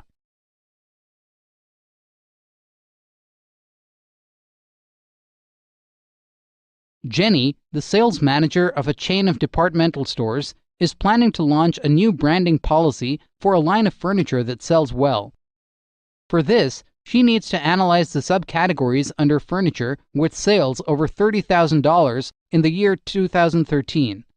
To discuss the matter, she calls one of the sales executive, Alex. Hi, Alex. We are in the process of launching a new branding policy for a line of furniture with good sale. But to decide on the categories, I need to analyze which furniture sales crossed over $30,000 in 2013. Can you recommend a way to complete this task? Sure, Jenny. I think what you need is a bar chart where you can filter the results as per your analysis. That's right. How can we do this in the most efficient manner? We can use Tableau application that provides a number of features to create bar charts and filter large amounts of data as per your desired analysis. Great! You can start working on this task and present the analysis to me when you're done. So before we proceed further, let's discuss what is a filter. Yes, you guessed it. Filters let you filter data. A filter is a condition which can be applied to dimensions, measures, or date fields to narrow down the data displayed in a view. In Tableau, they can be either static or interactive. Being able to filter data is essential to any analysis. With Tableau, data can be filtered in different ways. You can apply filter using one of these methods. Select data to filter in the view. Drag fields to the filters shelf. Activate quick filters. When you select data to filter in the view, the filtered fields are added to the filters shelf and the unwanted fields are removed. When you drag fields to the filters shelf, a filter dialog box opens. When you activate quick filters, the filter dialog box opens as a new card where data can be quickly added and altered. So, how can the dimensions be filtered? Dimensions can be filtered either on the filters shelf or in the quick filter. When you drag the dimension to the filter shelf, a filter window will appear. These are the key tabs of the filter window. So how do these tabs function? Let me explain each tab one by one. The first tab is the General tab, which helps you select the list of elements you want to include in the filter. You can use one of the following options to define the element list. Select from list. This option allows you to select the elements you want to include from the list. Next is the Custom Value List. In this option, you can use the search box to directly locate the elements.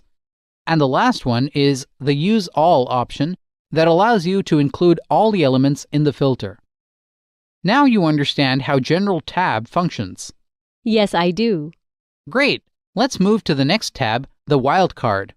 In the Wildcard tab, you can match the names of elements by selecting one of the following options: Contains, Starts with, Ends with, Exactly matches. Next you have the Condition tab. With the help of this tab, you can specify a filter condition. In this, only the elements that satisfy the condition will be included in the view. To define a condition, you can use the None, By Field, and By Formula options. These tabs allow you to perform a lot of functions. What about the last tab? In the Top tab, you can specify a condition to include the top n or bottom n elements. To define a condition, you can use the None, By Field, By Formula options. Thanks, Alex. Tableau really has some amazing capabilities. Let me now explain how you can apply filter on measures. Before you begin with that, Alex, I have a quick question. Does Tableau allow me to filter on a measure wherein I can select to either filter row-level data or an aggregated value of data? Indeed it does. Tableau allows you to filter at row-level data in which measure value is calculated individually for every row in the dataset. No aggregation functions are used for row-level calculations.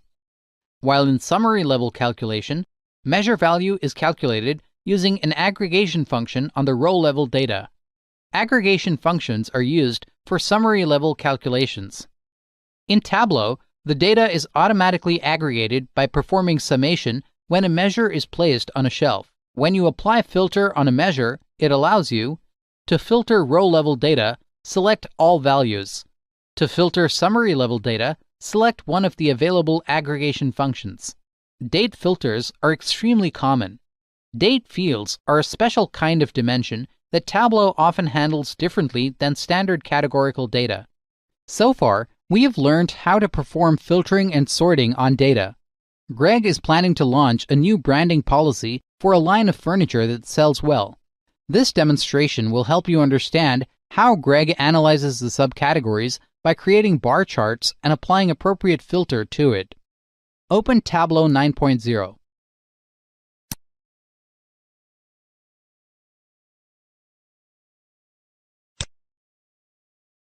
From the home page, connect to the saved Sample Superstore dataset.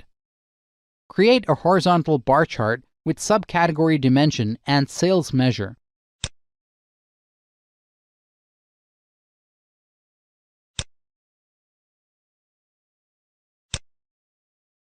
Drag the category dimension to the filters shelf.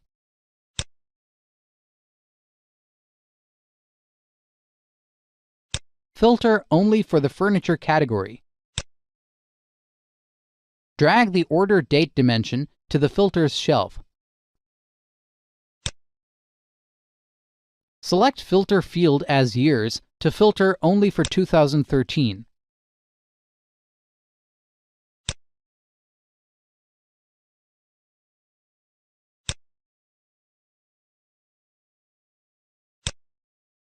Drag the sales measure to the filter's shelf.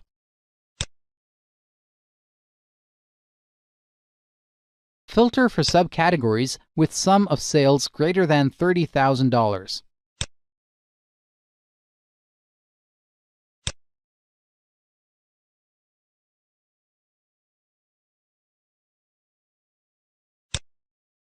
Observe the change in bar chart after applying filters.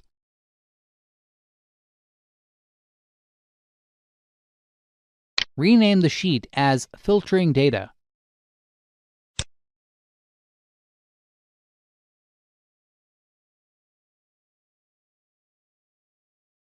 Save the workbook as Furniture Subcategories with Sales More Than $30,000 in 2013.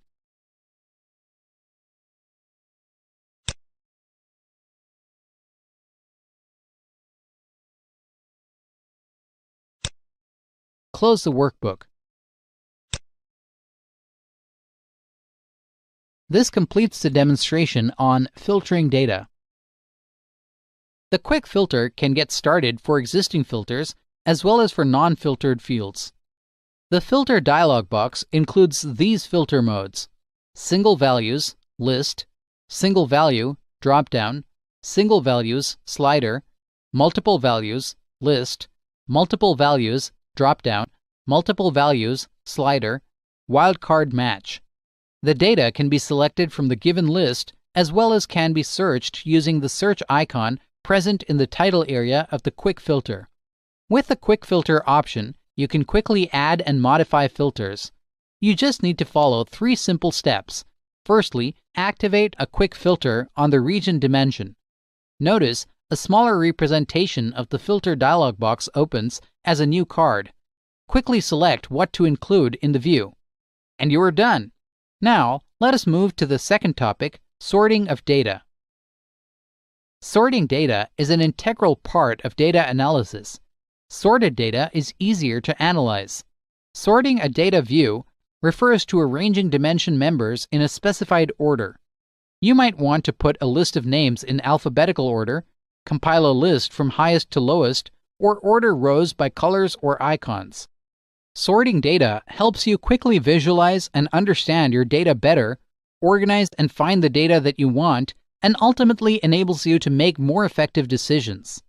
In Tableau, you can sort data in numerous ways. Sorting can be performed on axis, specific fields, and manually. Tableau supports computed sorting and manual sorting.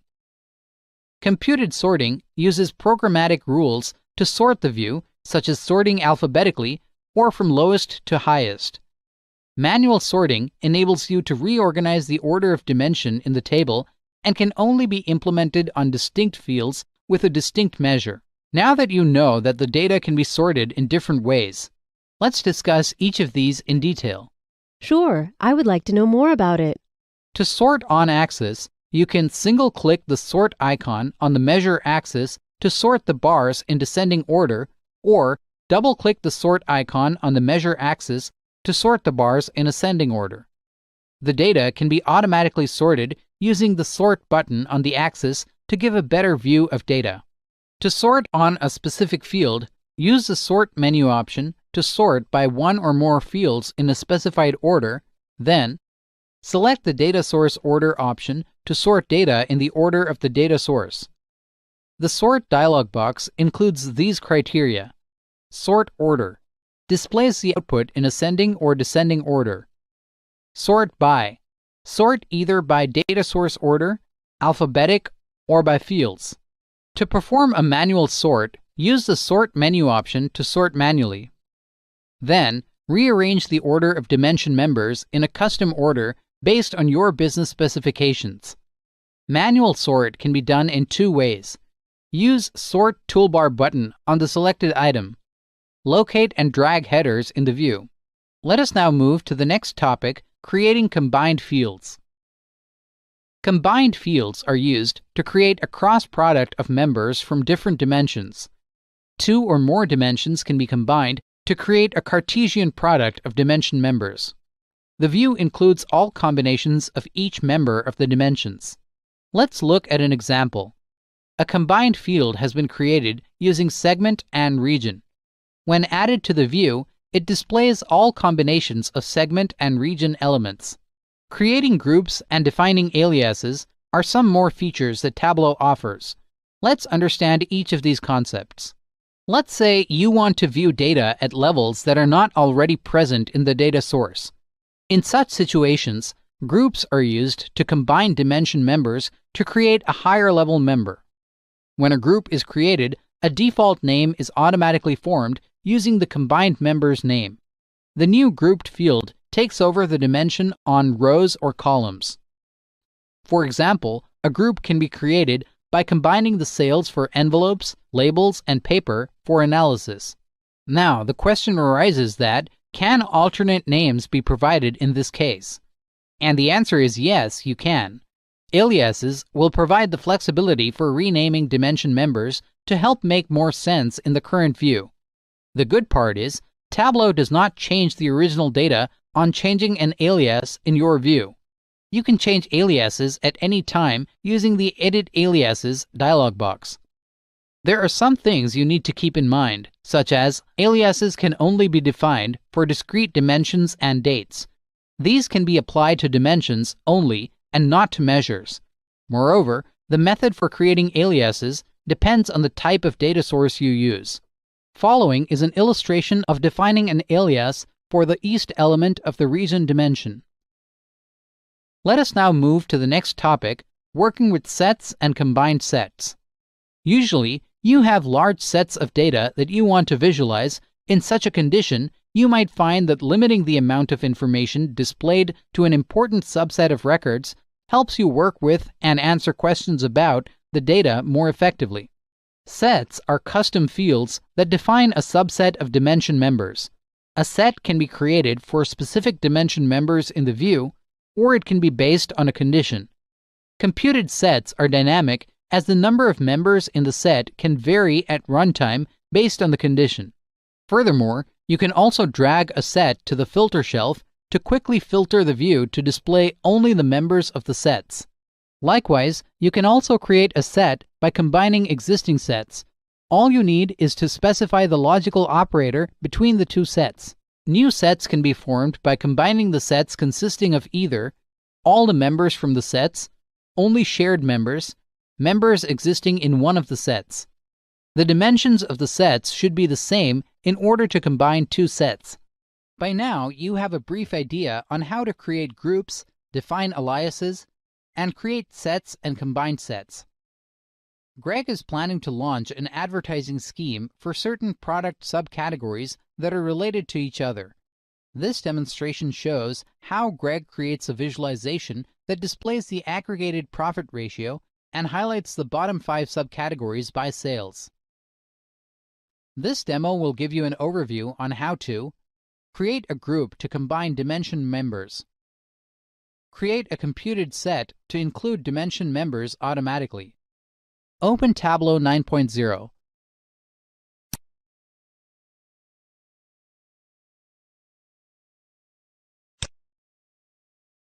from the homepage, connect to the saved Sample Superstore dataset.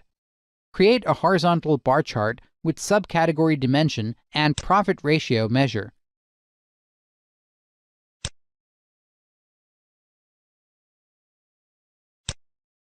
Select Tables and Chairs to create a group.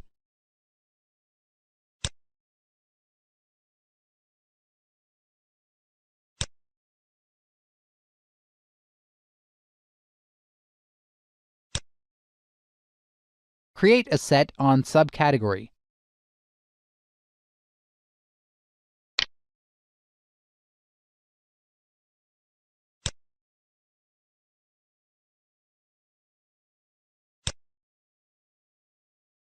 Name the set as Bottom 5 Subcategories by Sales.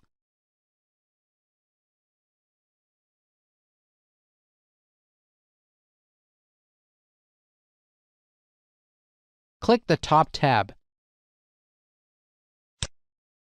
Under By field, select bottom 5 subcategories by sales from the drop-down.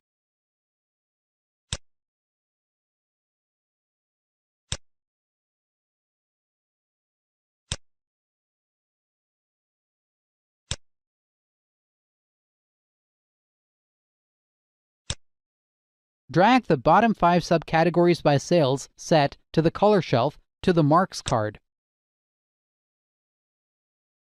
Rename the sheet as Groups and Sets.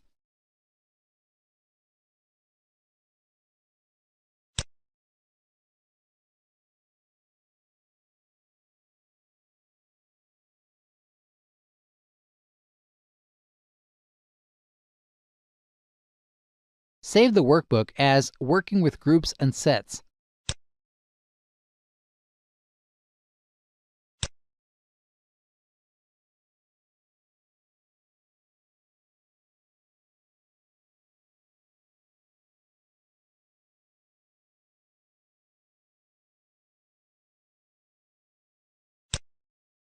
Close the workbook. This completes the demonstration on working with groups and sets. Now, let us study how can we drill to other levels in a hierarchy.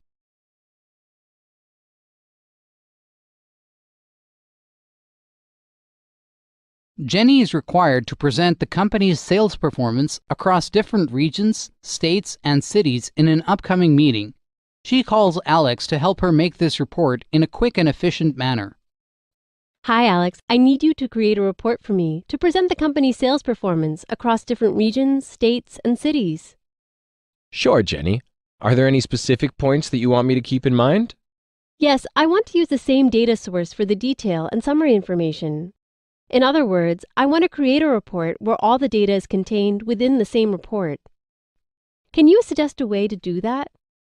Sure, Jenny. For creating such reports, Tableau offers the feature of hierarchy, where you can drill down to several lower layers of detail. Great! Please start working on this report and share the final output with me. I was just wondering, can we drill to other levels in a hierarchy? Yes, we can.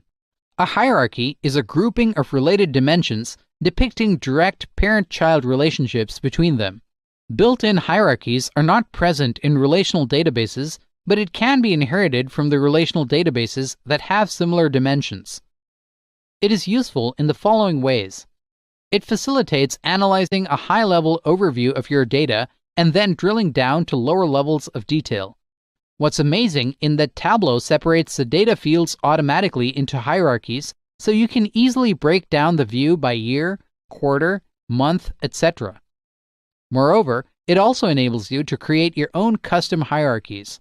If you want to view your data at a lower or higher level in the hierarchy, then drilling is what you're looking for. For instance, you can drill up from date through year, or you can drill down from year to date. That way, drilling is one of the most suitable ways to navigate hierarchies. Various methods of drilling are available in Tableau. It allows you to drill using fields on shelves or drill using headers. Let me show you how. Drilling using headers can be referred to as uneven drill, as only desired members are displayed rather than all the members from the list. You can click a header value in the view and select Drill Down or Drill Up from the menu. Let's say it is drilled down from year level to quarter level. You can expand or collapse a dimension in the rows or columns shelf to drill down or up, respectively. The plus and minus signs on the fields that are placed on the shelves shows the drill status. So that means the plus sign indicates that it can be drilled down further, while the minus sign indicates that you can drill up but cannot drill down further. Greg is required to present the company's sales performance across different regions, states, and cities. He is required to create a report such that all the data is contained within the same report. Let's see how he does that. Open Tableau 9.0.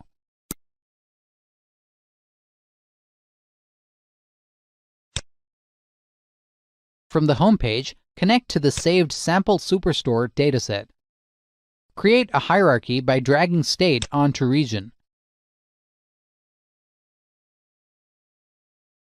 Name the hierarchy as Geography. In the Geography hierarchy, drag City below State.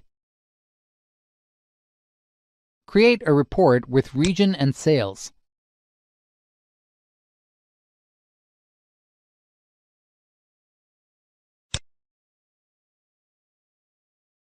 Right-click West, select Keep Only. Drill down from region to state.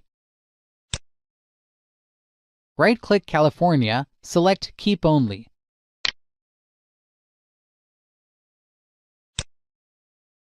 Drill down from state to city. Rename the sheet as Sales Analysis.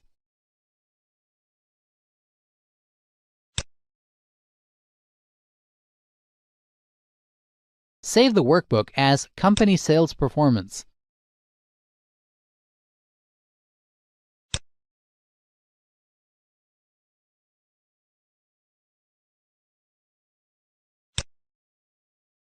Close the workbook.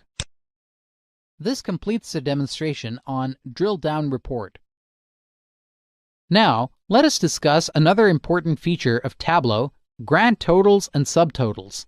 Totals facilitate the aggregation of data in a view.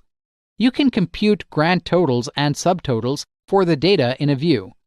These totals can be applied only on grid-type visualizations. Tableau does not compute subtotals and grand totals as just an aggregation. Instead, subtotals and grand totals are computed as a separate calculation of the measure at a coarser level of granularity.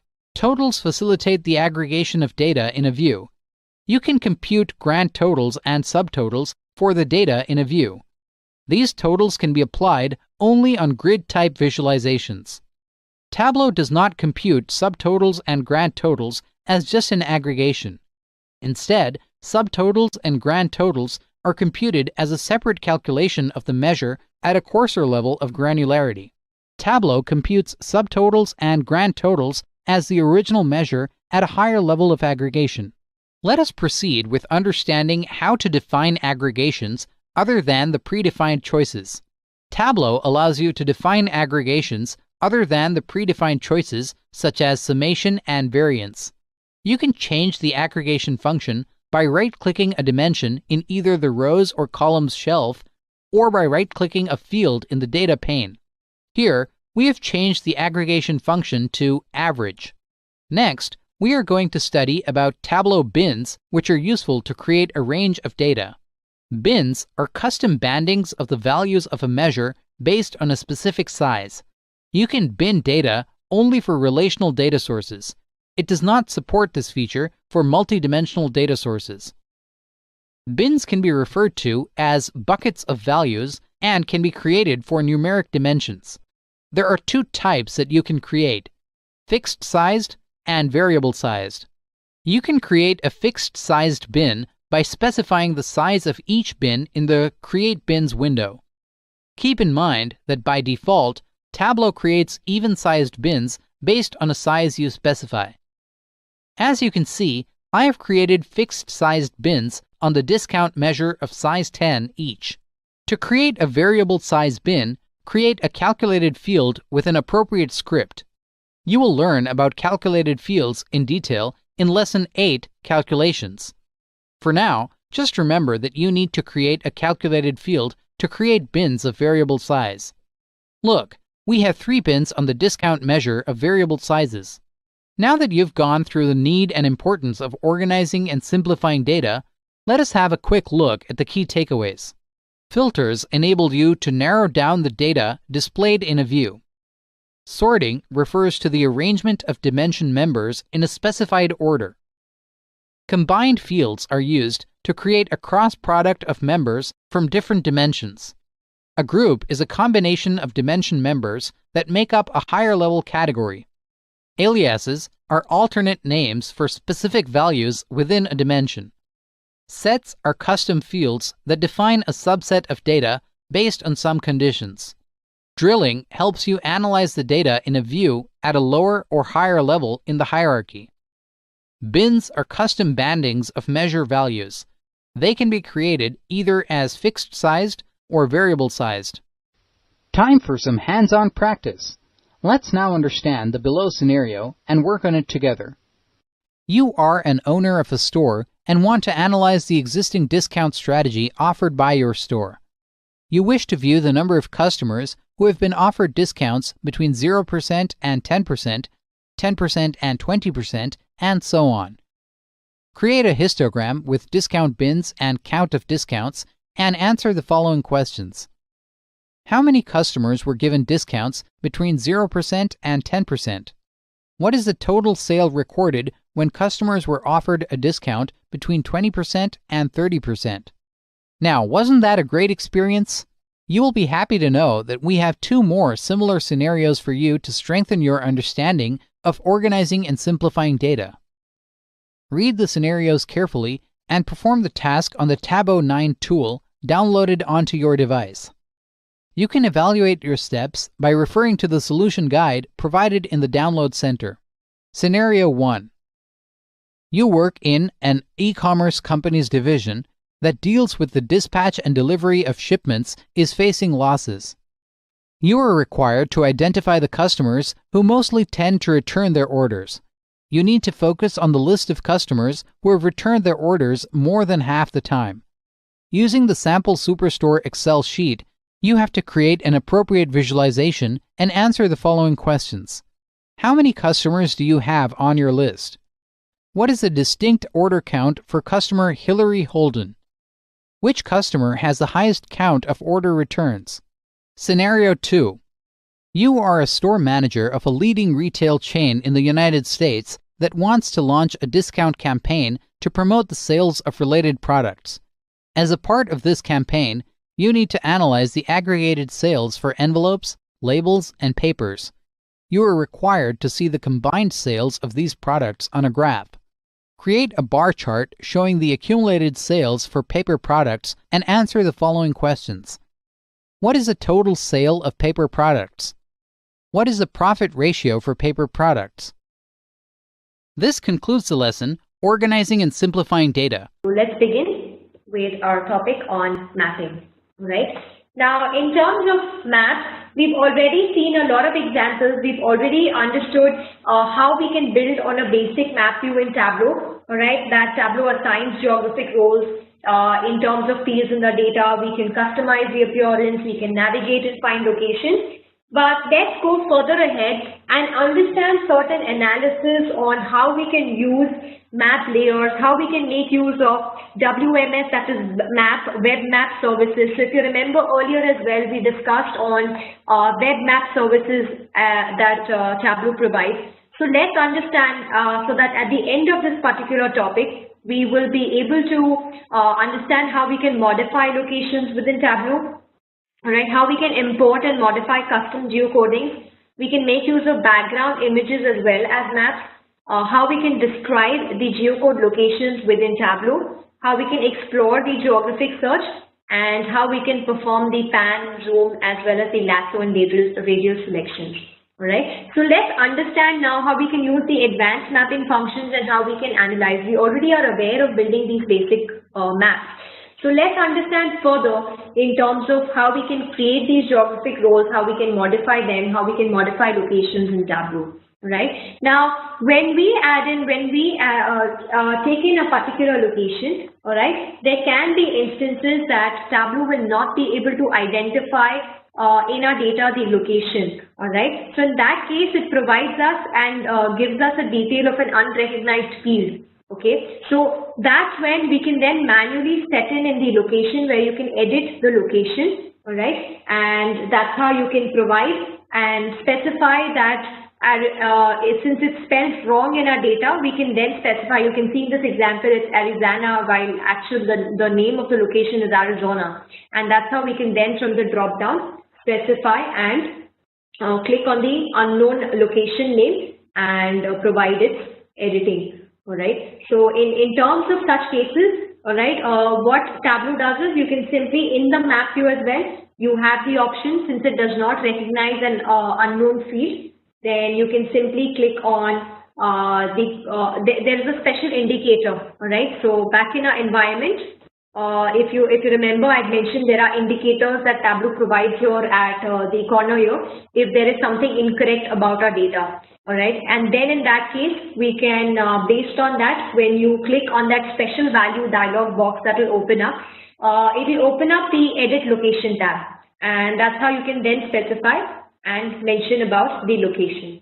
All right, so it will give you unknown error, it will give you a special value as unknown, and that's how you can click on those values and specify its location. So let's consider a scenario. Now we have sales, profit and quantity, which is an important aspect, pretty much obvious in terms of considering the measures of the company's performance. All right, now there are major fluctuations, and because of this, it's hampering the enterprise growth, right? So the CEO of the American multinational retail corporation, he wants to analyze the sales, profit and quantity, wherein he wants to improve the advertising campaign in those places that are low performing states. All right, now for this he's going to require, pretty obvious, a map visualization that can display the sales, profit and the quantitative values as well. All right, so let's begin and see how we can make use of the analysis. Now this is going to be a pretty interesting feature that we're going to see. So let's begin. Let me take you to the environment and see how we'll be able to achieve this particular visualization. Let me open up a new sheet here.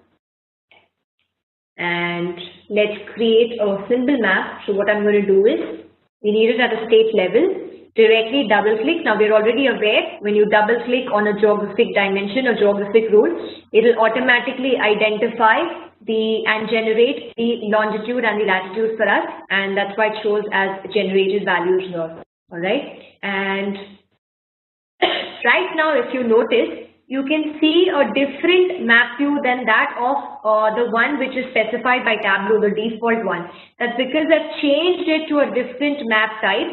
So right here in the map menu that you can see here in Tableau, you have the option of, you can see the option wherein you can go to the background maps, all right? And this is where you have the option of Tableau, or you want to set it as the current one as a default. All right, so you can change and have these locations. Now, right now, making use of a particular map layer, and hence you're not able to see this. So any of you who are trying to perform and get this kind of a view, that's only going to be possible because I've used a map layer, which is inbuilt by Tableau.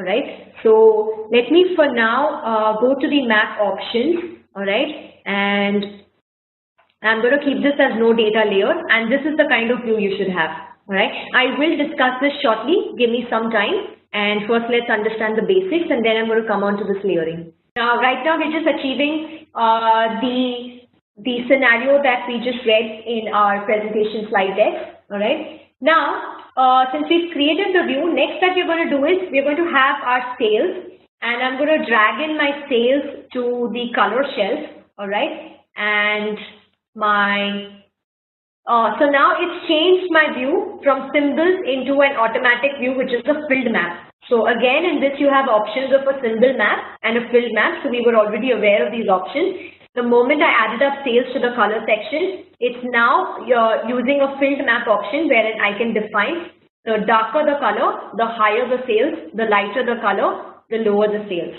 All right. So I've dragged in my sales to color. Let me add my profits to the size. Right, so now if you notice, it's again changed back to a symbol. So the color is determining the sales, the size is determining the profits. All right, let's enable the data labels here for us. So it's enabling us the labels for sales, and that's how we can see the size.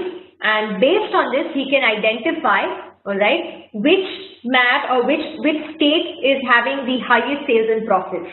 All right, so the darker the color, the bigger the size. So that means we can analyze that we have California and we have New York that are performing better in terms of sales. All right, so that's how we can achieve a state-wise sales and profit view. So going back to our presentation, that's how we'll be able to achieve the sales, profit and the values in terms of a map. Alright, now let us proceed further in understanding the other additional topics as well. So we saw that we could also modify and create our maps. In terms of importing as well, now we can also import, although Tableau automatically recognizes and geocodes our geographic data, when we import, at times it fails in assigning the roles. Now we have discussed this in previous topics as well, so this is more like a recap, where in our data source then we can actually import and assign the geographic field in the data. We can, these should be in a CSV file, and that defines the hierarchies and locations of our data. So that's how it automatically created the hierarchy. All right. Geocoding, Ilyas, in case if you're asking what does geocoding mean, then it simply means that Tableau is able to perform a coding, all right, in terms of assigning the geographic roles. So let me take you to the environment and explain what geocoding means in this case, all right. So let me switch back to the environment here, all right, and let us now discuss on what are geocodings and how Tableau automatically assigns on these roles, right. So back here in our data source, all right, you can see we have the state, city, postal code, all right. Now each of these are geocoded already. It's coded, the data is coded as a geographic field. This is geocoding. So this is what Tableau does. It automatically identifies. So even in the connect to data as well as special fields, we mentioned and we discussed that Tableau automatically assigns a geographic role. It provides a role to the field with common locations, such as you can see the country, the city, the state, and the postal, and it's provided coding for it that it's a geographic field, it's a geographic role, and hence you can see the globe sign here, right? So again, in the drop down, then in this case, you can have the descriptions in details, and back again in our data as well. All right, you can see that there is a geocoding identified by Tableau automatically. So in case when you click on the drop down here, you can see the geographic role. This is where you can provide the role of what this particular field is playing. It's a postal code, all right, and what is the role, whether it's a postal code. So it's automatically identifying its role. All right, and in terms of the data type as well, it's taking in the default, but this is the geocoding. All right, so it's automatically assigning the role and giving a globe icon and automatically coding the information as to what value is it associated, whether it's associated with a postal code, whether it's associated with a state. So hence when I double click, it automatically gave us the state values. So it geocoded the values based on its state, latitude and longitude. So let's say on a new sheet, this time instead of state, if I double click on country, all right, it's automatically creating the latitude and longitude. All right, let me just quickly again disable my map layers here in this case. And let me make this as default so that it is not taken. So now in this case, it's geocoded at the level, as you can see, we are now seeing the entire for a country. All right, so it's geocoding for the country and giving us just one symbol map that we have a country data information only for US. Hence, we can see this one particular symbol. And similarly, in terms of state, then it picked up specifically for United States for every state belonging in it. So that is what geocoding is. So Tableau automatically defines it. And in case if it doesn't, then you also have the option where you can import the files and you can then specify and create a custom geocoding also. All right. So you can then provide a particular name. So let's say you have an Excel file. In that, you will need to then custom specify. So here it's taking in the geocodings by default, but in terms of custom, what you then have to do is you can import an Excel, let's say it's an Excel file, all right. So in that you will have to specify the, say, country as its name, all right. You will have to specify the state as well as the latitude and longitude. So this is where you can provide your custom geocoding. So if it's inbuilt, it takes in the inbuilt custom codings, but there are times when you want to specify, add your own roles, add in a specific geocoding which is extending to the hierarchy or a new role that's defined in Tableau, then you can also use a custom geocoding, and that's how you can provide additional details. But for custom geocoding, you will then need to provide the latitude and longitude back again in your database. And in terms of custom geocoding, remember that it needs to be a .csv file, all right, wherein it should contain the latitude and longitude, because you want to customize and provide it a custom coding. All right, and these values, the latitude and longitude values, these need to be in the form of real numbers, all right, wherein they can indicate at least one decimal point, one decimal place. So this is one of the criteria when you want to have a custom geocoding instead of taking in the inbuilt, where Tableau is automatically creating these generated fields. All right, so going back to the presentation slides.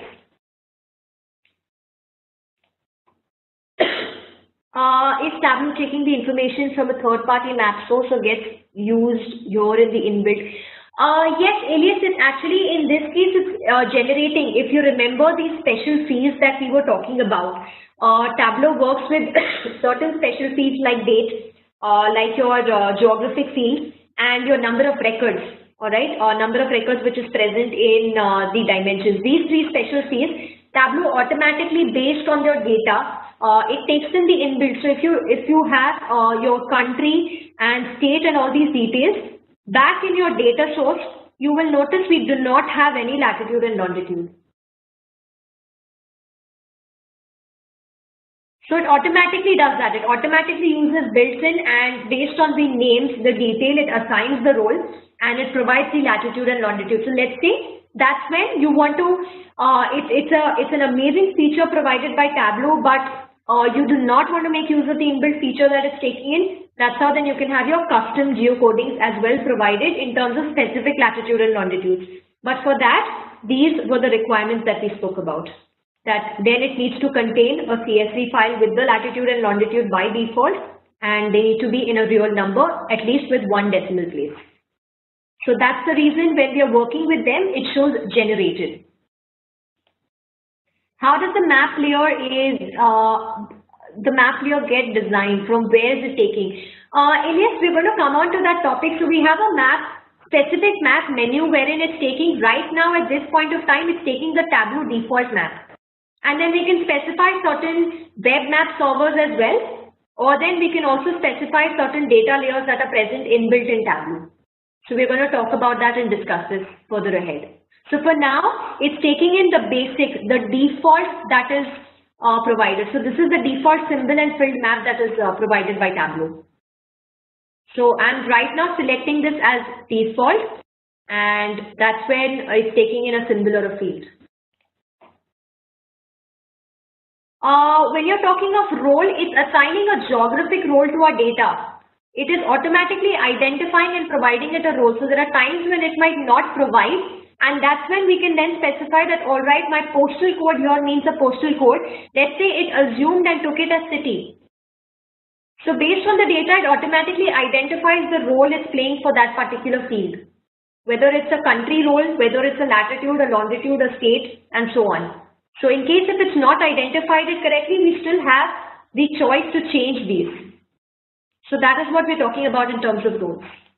All right. So going back to the presentation slide, we can hence, instead of the inbuilt ones, we can make use of custom geocodings as well, and we can modify. So here in the example, now you can see that we have German postcode, and hence you need to provide the latitude and longitude, a CSV file containing decimal values, real numbers, and that's how it will then plot in our data.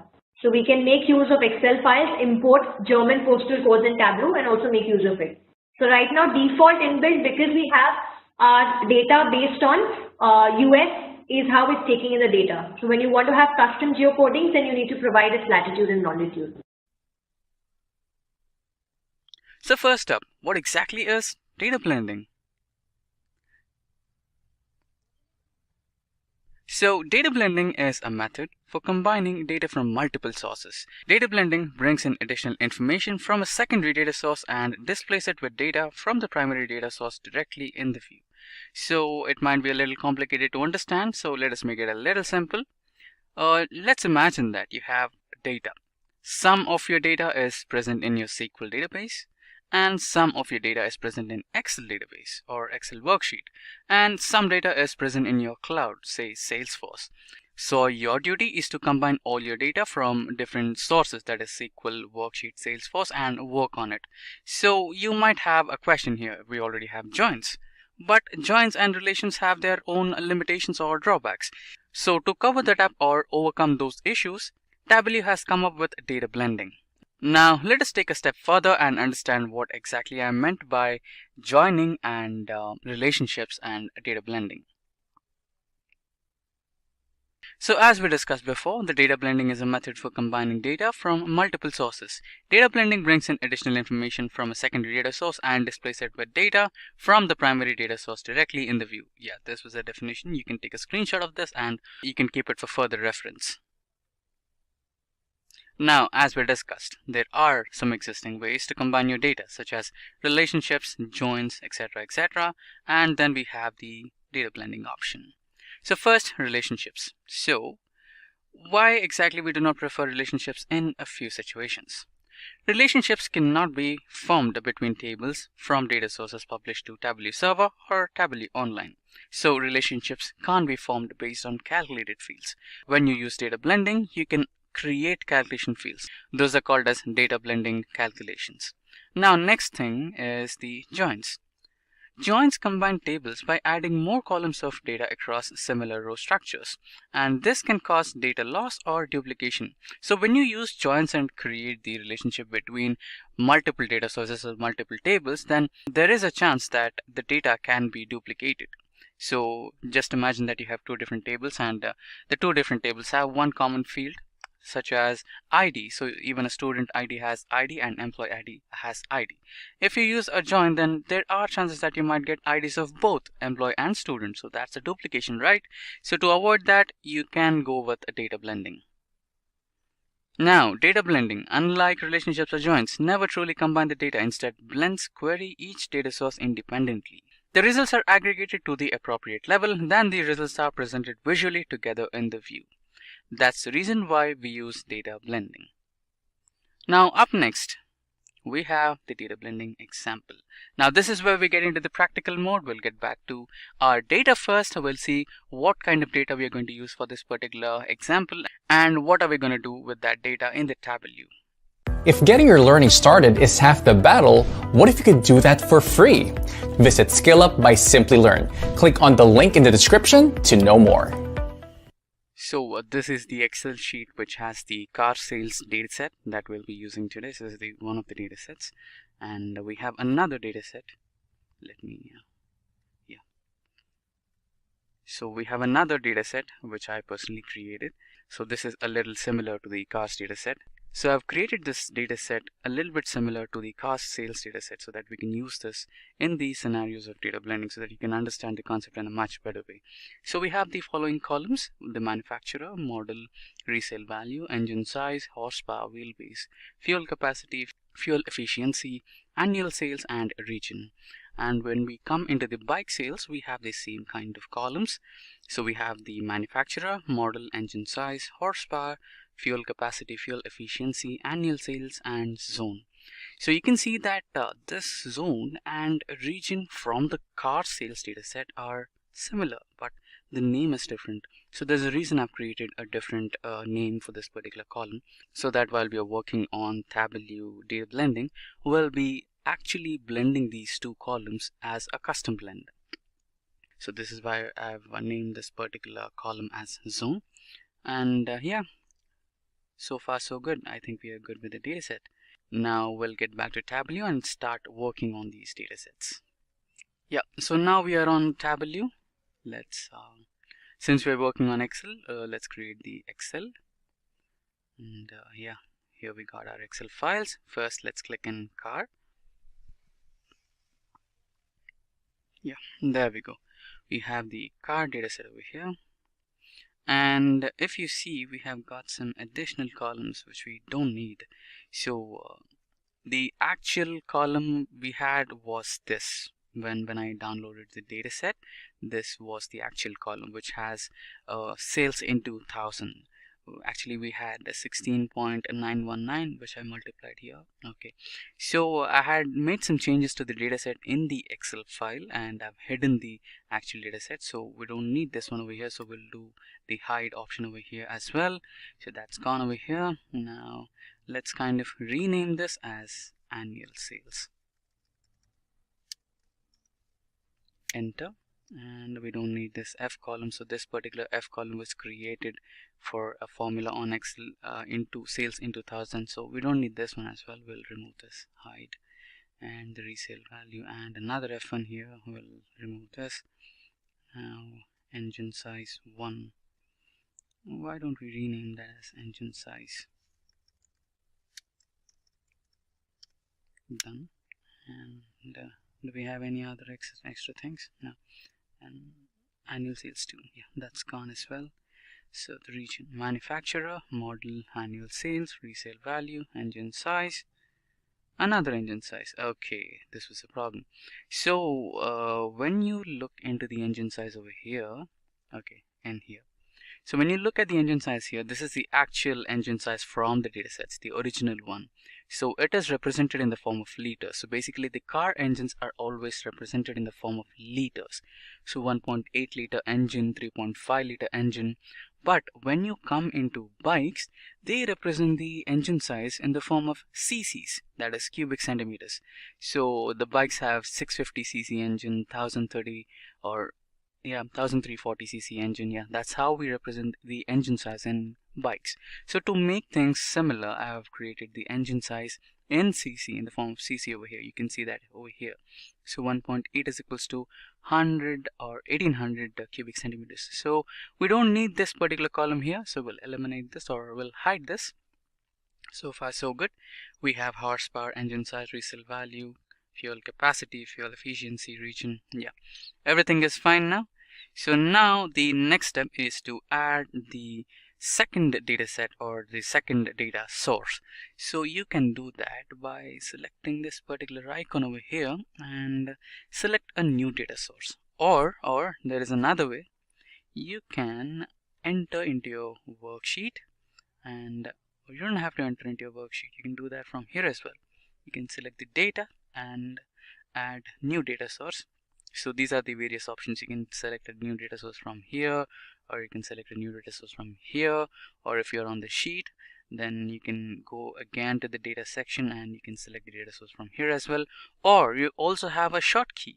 So when you see it, so you have a shortkey here which says control. Okay, sorry.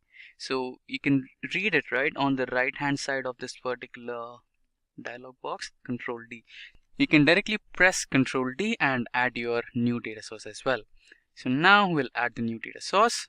So since another dataset that you're working on is also an Excel file, we'll select the Excel file. So that was bike sales, and yeah, there you go. We have a bike sales dataset right on my screen right now. So in here as well, you can see some excess or unnecessary columns. So we'll remove that as well. So we'll hide this, we'll hide this, we'll hide this as well. Now we have engine size, horsepower, fuel capacity, efficiency. Okay, we have our annual sales here. So I've changed a few numbers in this particular annual sales column. These are not accurate, so I've created some random numbers just so that they're different from the car sales. So yeah, so far so good. We have this zone over here, the regions column from, yeah, let me show you that. Let's go to the sheet. Yeah, so when you see cars, we have region over here.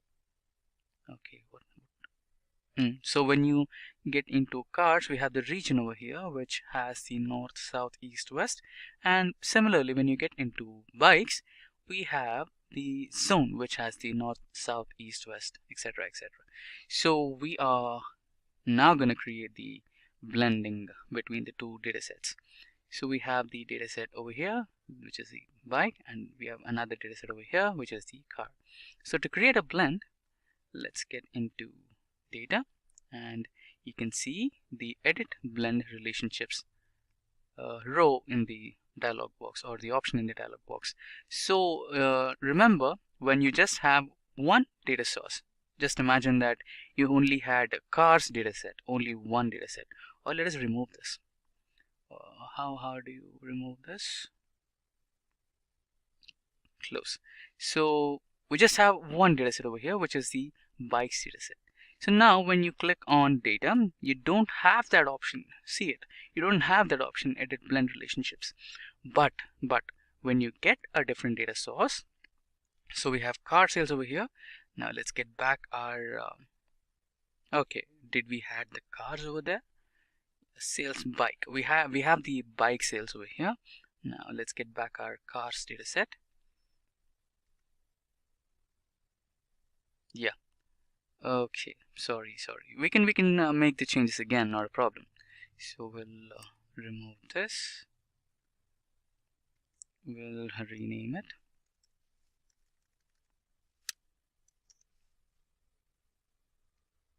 On this note, let me tell you guys, if you are getting some errors, or if you're getting some, kind of troubles while you're learning, it's a sign that you're trying your best. So we have Simplilearn community, which has the solutions to your problems. So if you have any problems while you're learning, then you can directly, post your query over there, and our team of experts will be really happy to help you out with the solutions. So we have our annual sales over here, and another annual sales which we don't need, so we'll hide that.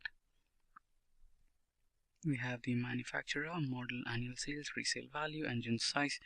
So I think we don't need this engine size, which is in the liters. Now we'll rename this as engine size. Great. Yeah, we were done. So we'll get back to our sheet. Now when you hover over to data, and you can find the data blend relationship option over here. So this happens when you have multiple sources only.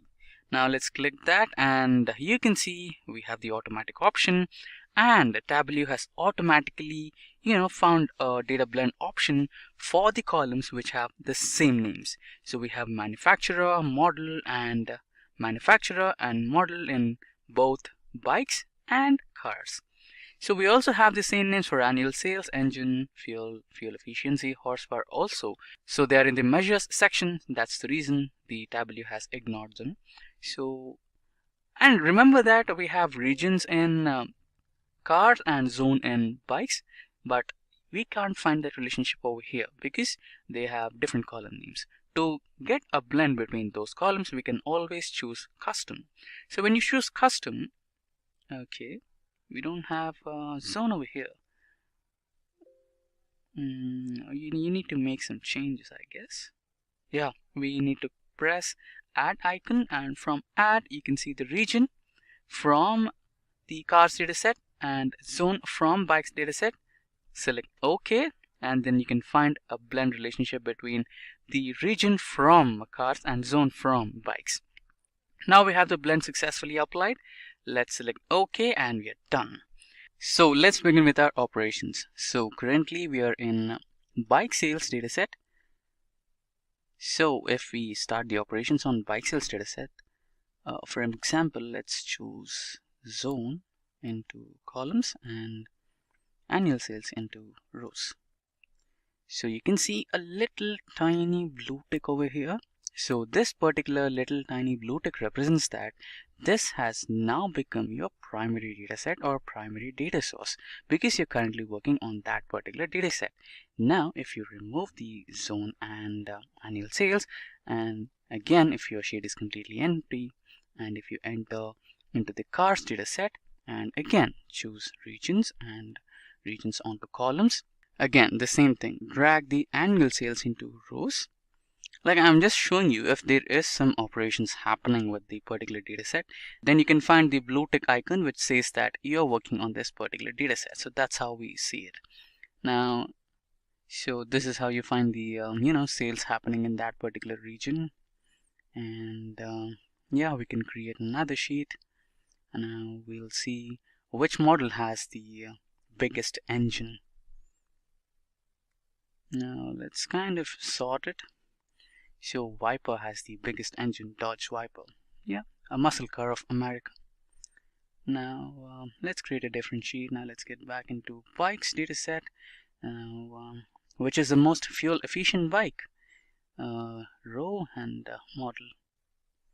So now, according to the dataset what I created, Multistrada 950 has the biggest mileage. That's great. Okay, it shouldn't give 50. Maybe I think I entered some wrong value. Yeah, SV650. Or we can actually take a manufacturer over here. And you know. So SV650 belongs to, let's sort it.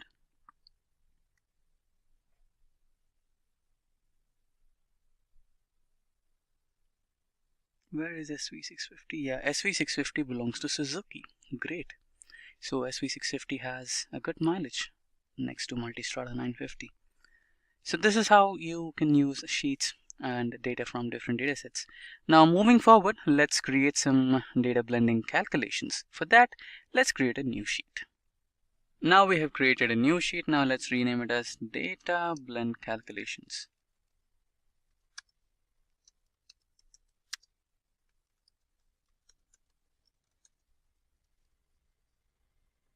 Now we have successfully renamed our sheet as Data Blending Calculations. Now we are in car sales. So let's drag the manufacturer into columns and sales, annual sales of the manufacturer into columns. So we have the report of annual sales of different car manufacturers over here, Ford leading, and we have Porsche, Subaru, Suzuki, Hyundai, etc., etc. Now let's get back to bike sales and drag the same annual sales from the bikes dataset into rows. So as you can see on my screen, you have the annual sales for cars and bikes together on one single screen. So here we have Suzuki as well, which is a bike maker, and Ford, etc., etc. are the car makers. So other than bikes, we have another 28 nulls which do not belong to the bike section. Now our aim is to create a new calculated field which is about the data blending calculation. So you can see that a little icon over here which represents the blend icon, and you can always select that to stop the blending, and you can click on that to use it as a linking field. So that's how you can use the blend icon. Now we are about to create a new calculated field, so you can right click and create a calculated field, or you can always choose the icon over here and create a calculated field. So now we have the calculated field over here. Let's rename it as data blend calculation. Now we have successfully renamed our calculated field as data blend calculation. Now we'll find the sum of sales happening in cars and bikes. So for that, we'll be using the summation of sales or annual sales.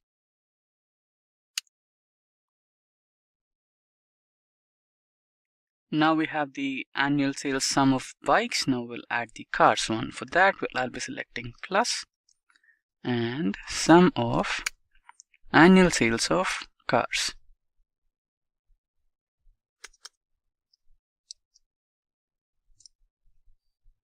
So you can see that we have two sums over here, so we don't need that second sum, so we'll eliminate that. So we have another bracket over here which we don't need, so we'll eliminate that as well. So now the calculation field is valid. Let's click apply and OK. So now you can see a newly created calculation field over here with the icon equals to hashtag, which says that it's a calculated field.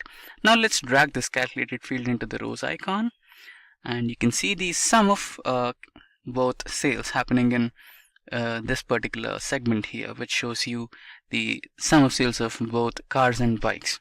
Now you can see that we have 28 nulls over here, right? So we should be having all the, when you're calculating the sum of annual sales of both the data sets, then you should be having something over here. So for that, we need to make a little addition over here. That's a function zn. Yeah. Now after adding zn, okay, we lost the sum, so we need to add the sum again. And sum of annual sales, or we can just add it over here.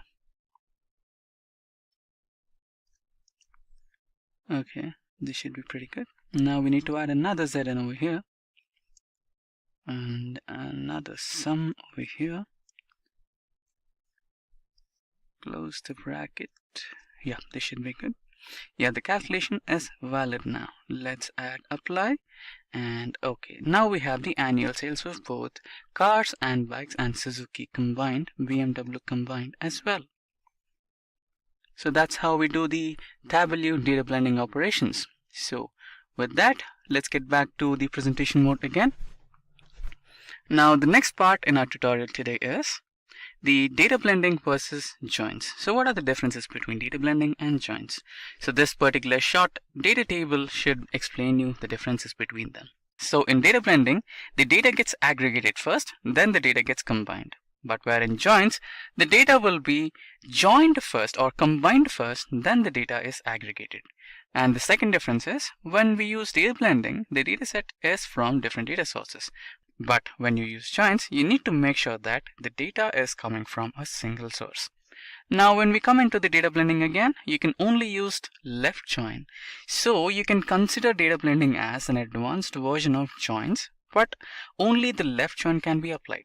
But when we come into joins, we have the different types of joins like left joint, right joint, etc., right? We have different types of joins. So that's how we have a difference between joins and data blending. The fourth difference is data can be available in different level of granularity in data blending. So the level of granularity can be maintained at a different level when you have, or different levels when you use data blending. But when you use joins, all the granularity of all the data should be maintained at a same level. And the last difference between the both is data blending sends separate query to each dataset and aggregates, then performs blending. And the last difference between the both is when you use data blending, the data blending sends separate query to each dataset, then aggregates them, and finally performs data blending operations. But when you use joins, the queries will be sent to the data at a row level. So with that, let's enter into the next segment where we will discuss about the limitations of data blending. So the limitations of data blending are as follows. Data blending compromises the query execution speed in high granularity. So when you have the higher rate of granularity on your datasets, then obviously the execution speed will be compromised. Next, while sorting a calculated field that uses blended data, that field is not listed in the sorted field drop-down dialog box. And the last limitation is cube data sources can be used only as a primary data source to the blend data in Tableau and cannot be used as a secondary data source. So these were the limitations of data blending in Tableau. So let's understand and see how we can perform sort. Now your sort refers to arranging your dimension members in a specified order, whether you want to have it as descending or whether you want to have it as ascending. Alright, so you can perform your sort wherein you can sort directly on the axis on a particular field, or you can do it manually as well. Now what Tableau supports is it supports computed sorting as well as manual sorting. So I'm going to show you both these options of how you can sort based on your computed sorting as well as manual sorting. So let me quickly show you the options in terms of how you can sort on your data.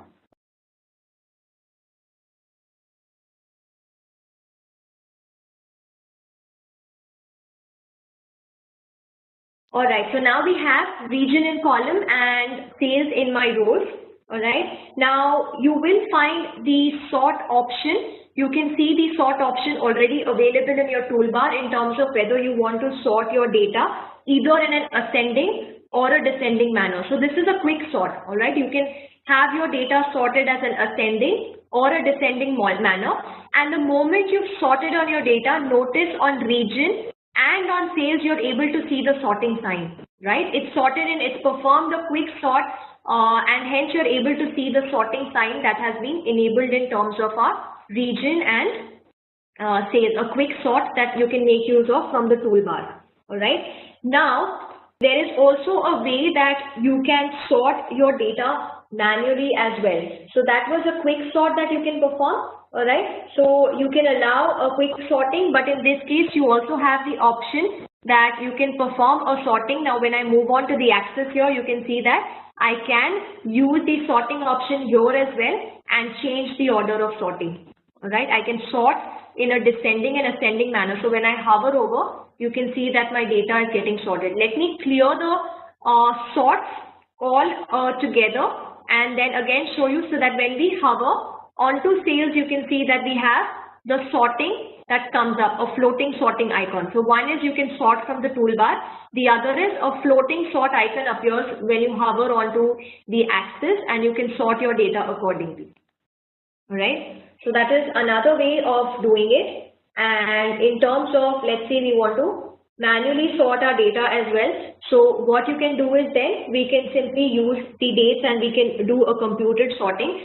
So in this case, let's say in the drop down, you have the option here that says sort. In the drop down pane on region, you can click on that. This opens up the computed sorting of the order that you want in terms of region, whether you want it as ascending or descending, whether you want it sorted based on the data source order which is present in your data source, the alphabetic order, all right, so it's going to take in the alphabet, or whether you want to use it sorting based on a particular field. So I want to sort it, let's say, based on sales aggregation. So how do I want to sort my region? And I can also perform a manual sort where I can choose that instead of my central, east, south and west, let's say I want west right on top, and I want east, west and central, I want east probably after south. So I can manually sort it as well, irrespective of it taking in the ascending and descending based on the alphabet or the data source order or the field. So I can manually sort my data here as well. So this is where I can perform a manual sort where I can specify the position of the manual bars. All right. What is the data source order? Diksha, in your data source, now we are connected to this particular Excel file, right? So the Excel file in this case is our data source, and however region is in terms of our Excel file, we are saying sorted based on that data source order. All right. So instead of the alphabet or instead of the field or the manual, I'm saying whatever. So let's say if your south is first in your data source and your central is last, then it's going to take in that particular ordering and it's going to sort it based on whatever is first to last in the data source Excel. So that's how you can sort on your data as we saw. So that was another way. This was to do with your computed sorting. So one was a quick one where you can use the toolbar or the axis, or then you can click on the drop down pill of that particular field, and based on that you can perform your computed sorting as well as the manual sorting. All right. Now this changed it to the level of sorting because we used the manual one and we made changes, and that's how we positioned our bars manually based on the selections that we wanted. Let's have a quick recap. So we can sort on the axis on a specific field, or we can do it manually as well, as we saw. Tableau supports computed, where we could use the toolbars or the axis, or we could perform a manual sort as well. When we clicked on a particular pill, we had the option to manually sort our fields also. So here it comes. Before sorting, when you've done it on the axis, as I said, you can hover over the particular axis, a floating icon appears and you can sort your data. All right. In terms of a specific field, you can then click on the drop down and open up a sort for that particular field and decide whether you want to, what kind of sorting you want to enable. You want to sort as ascending or descending, what is the order that you want to use for your sorting, or whether you want a manual sort, the third option available for you all in the sorting window. Now that was about sorting. So in this particular topic, we are going to be discussing, once we are done, once you've completed this particular lesson, you're going to be able to understand how Tableau works with date hierarchies in terms of pivoting date parts on shelves, how you can differentiate between a discrete and a continuous date, how you can create and make use of custom dates, what are date dimensions on a fiscal year, and how you can filter on date dimensions dynamically using your relative date filtering, and also understand the working of date hierarchy with cubes. So that's in store for us for this particular lesson. So let me now move on and begin with the first topic here. Now, if you remember previously, we had discussed that in terms of dates, Tableau handles, depending on the kind of database data source that you're using, be it relational or a cube data source, it handles and works with the date differently depending on its data source. Alright, so you can see it automatically separates the date field into multiple levels of time hierarchy, as you can see here. Alright, so in case when you have a date, it breaks down, you can see from year to quarter, onto month, to week and day. Alright, so it creates its own level of hierarchy here that it can make use of and separates the entire field. Now this is in case when you're using a file, when you're using a relational file. Alright, so at the end of this, we would also discuss that in case if it's a multi-dimensional cube file, then what happens.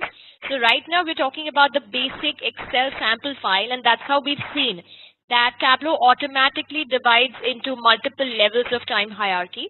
Alright, so in this case, you can see back on our Excel, you will find that we have the order date, which is a single level and column here that you can see. Alright, but the moment we pull in that data, so let me show that to you in the repository as well.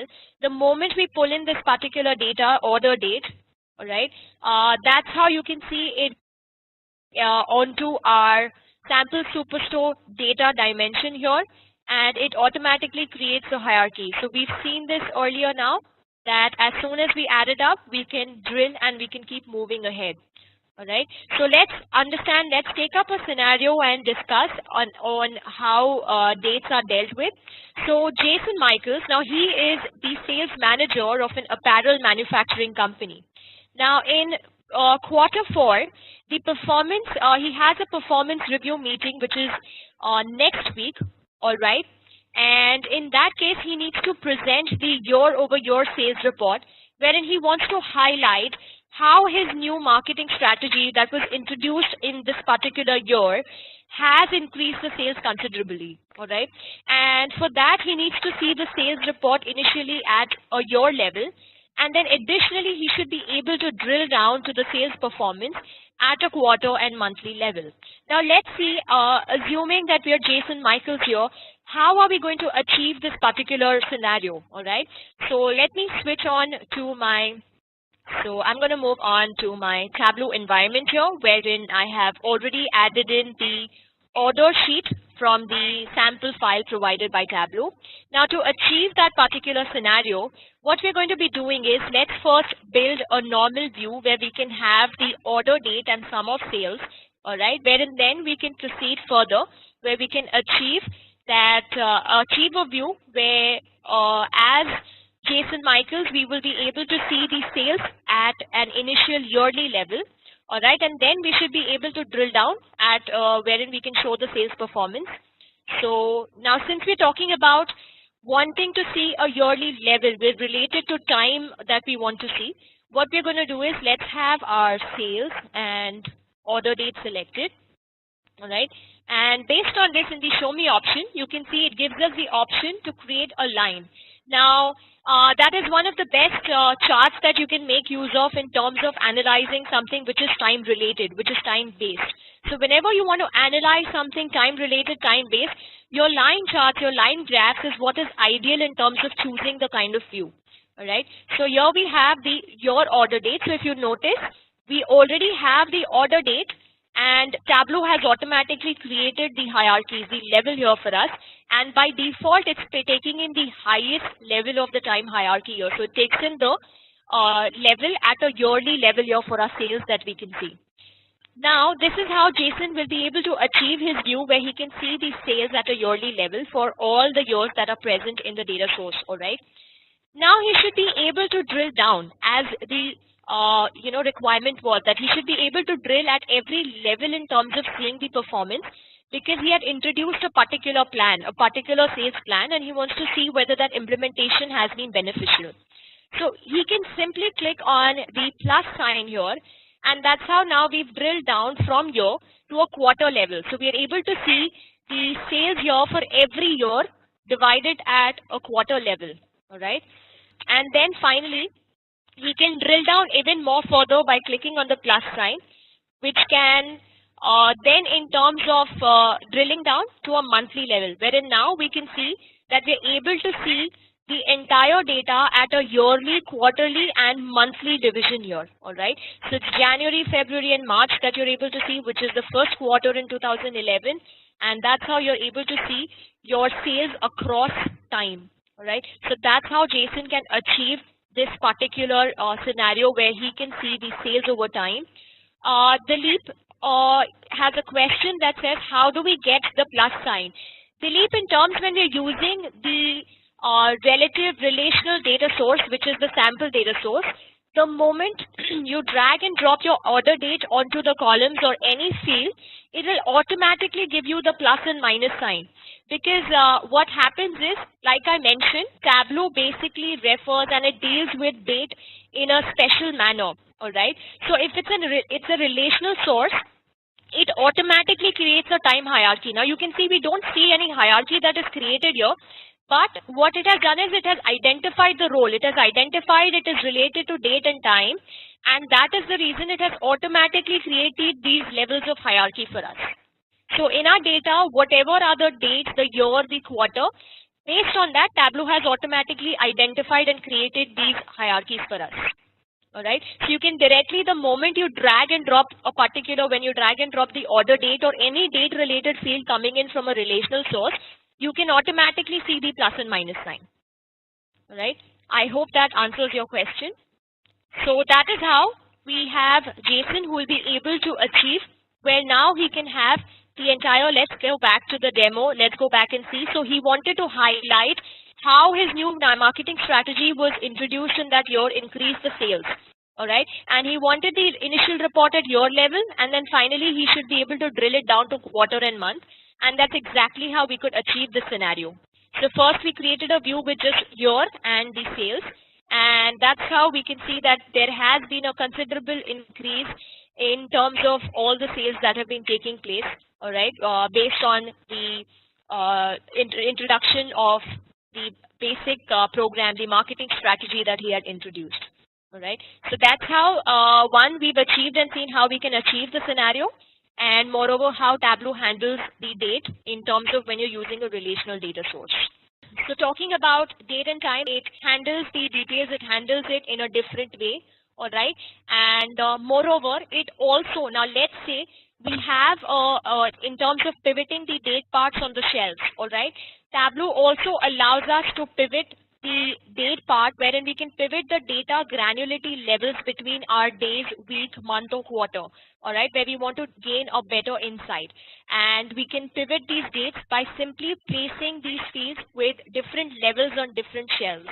Okay, now how that is going to be achieved, I'm going to show that to you all. So let me move on to the Tableau environment here. Let me add a new sheet, all right. Now, assume, let's say that we have a line chart, all right, that is going to display the year and the year for the sales, all right. So let me first create that view. Let's have our order date in columns. Let's have our sales in rows. Now, in case if you're not sure whether which particular dimension or measure or which particular field should be placed into the columns and rows to create this view, you can simply, as I mentioned earlier as well, multi-select the fields that you require. Go to the show me options and make your selections. All right. So that way it will automatically place up the required fields onto the columns and rows. I'm doing this manually here so that you can keep getting used to the tool and get an idea of how it's created. Now I'm going to have, you can see we have the year, we have the sum of sales. Now earlier we saw that we achieved this particular level by drilling onto the data. Now instead of drilling, I would also instead color encode my marks, the line here based on quarter, which will give me 4 lines on the quarter basis at a yearly level. All right. So that's another way that I can achieve my drilling. I can achieve it based on a color coding using quarter in this particular scenario. So what we can do is, I can simply click on the order date and drag it onto the color shelf here. All right. And it's now divided it based on, sorry, it's taken in the sum here. Let's have the order date. So you can simply right click, you can use the control option, and based on the control option, you can drag this particular pill and add it up to the color shelf here. And this is how then you can divide, you can have it based at the quarter. So you can now see it's encoded the color. So you have a yearly level. There are now a color encoding which is happening at the quarter level as well. Alright. So this is how you can separate the particular view. You can separate. Now you have a color encoding for your year. Alright. Which is at a quarterly level that you can see. Now the same thing, let's say you want to achieve and you want to have your years and your month and quarter instead. Alright. So you can simply again pivot back your quarter. Alright, now you want to have your quarters as well as after you want to analyze and code it with a monthly level in terms of every quarter of that particular year. You can simply pivot your quarter from your colors marks onto the rows, alright, and you can then add in you can simply drill, have your month, alright, so this is your monthly order date which you've drilled, and then move this fill directly, pivot it from the rows onto the color shelf. Alright, so that's how you can keep drilling and pivoting. So we can now have, as you can see, we're now having an analysis of our sales, which is happening at a monthly level for every quarter for its particular year. So again, this is another way of achieving this particular scenario also. Alright, so that's how you can pivot dates in Tableau. Wherein first we saw that the same way we could achieve where we could create the view. Let me just take off the product names and have it back to our original view. All right. So initially we had created our view with sales, and so let me have my sales back again in the row and the drilling. All right. So you can see that here it is separating each of it, drilling down at every year level for every month. Now this same view, alright, in terms of drilling is what we understood that Tableau allows drilling, but for it to give it a better look, a better enhancement in terms of analyzing as well, we can simply then pivot whatever we had added in. So all our years, quarter and month, we pivoted them and added them. So we pivoted our quarter to rows and our month to colors. And that's how it's all in one view, and it's easier. The view is much more better in terms of analyzing it.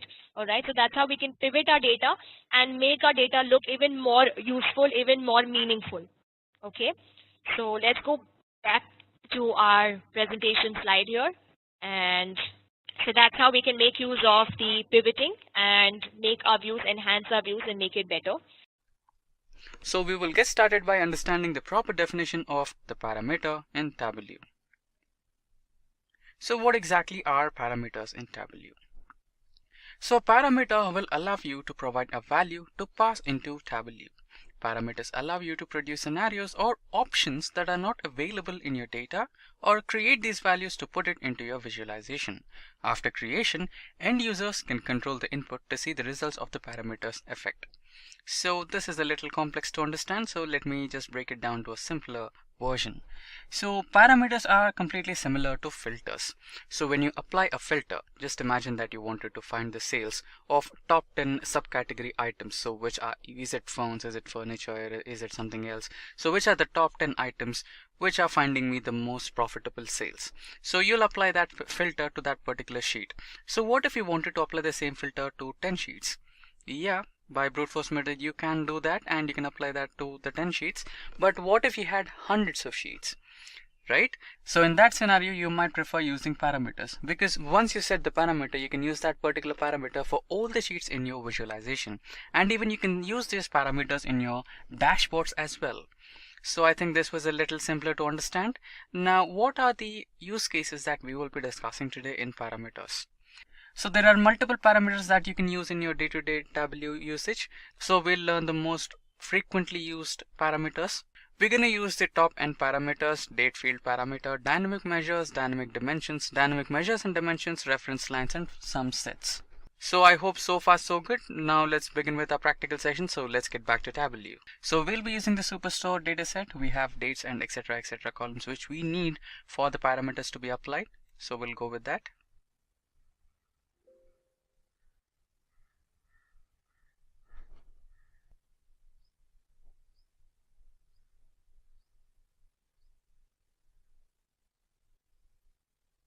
So you can see that I've already worked on some sheets which include the parameters such as date parameter, dynamic measures, dynamic dimensions, dynamic measures and dimensions, etc, etc.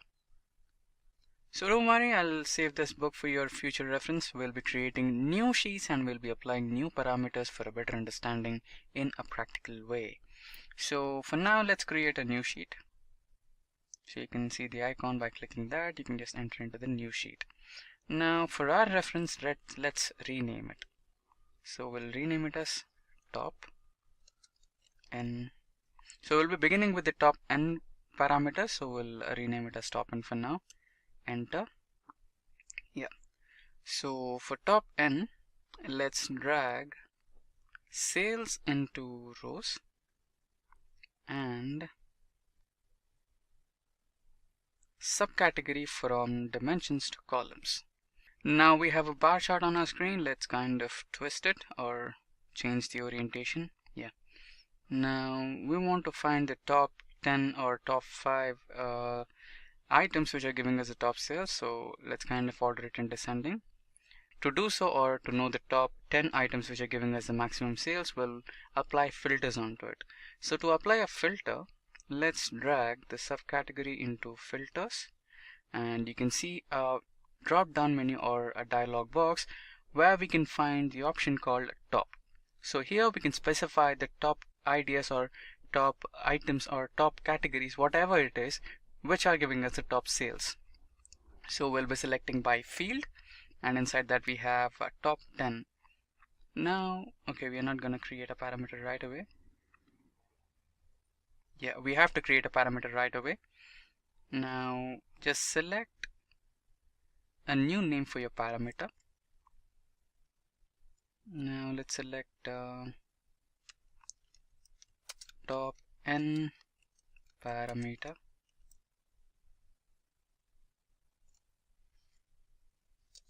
Hyphen, or let's place the number in the starting for our better identification. Okay. Now let's select list. Now we have, if you remember, we had the minimum and maximum values as 1 to 100 in the previous dialog box. Now let's select that to 10, and here 5 or 7. Now let's select or let's do it 15, 10 and 5. Now let's rename them. Display as top 15. Now display the 10 as top 10 and the 5 as top 5. Now the parameter is created. You can see the number second top n parameter on my parameters section over here in the bottom left corner.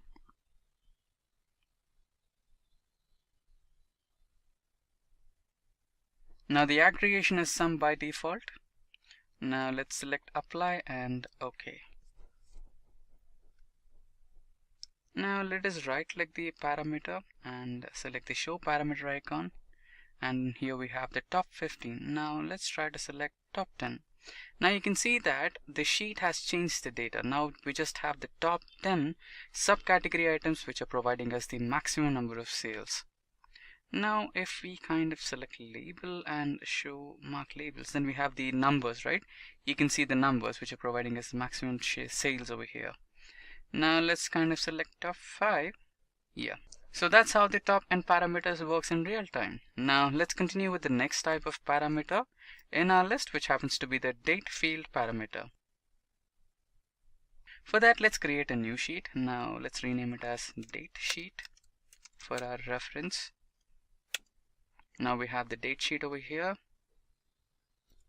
Now to create a date parameter, we need a date. So we have the order date over here. Let's drag that to rows.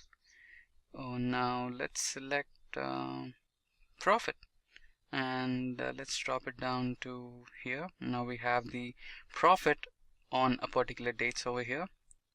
Now to create a date parameter, let's select the icon over here, and we have a create parameter option. Now let's create a parameter.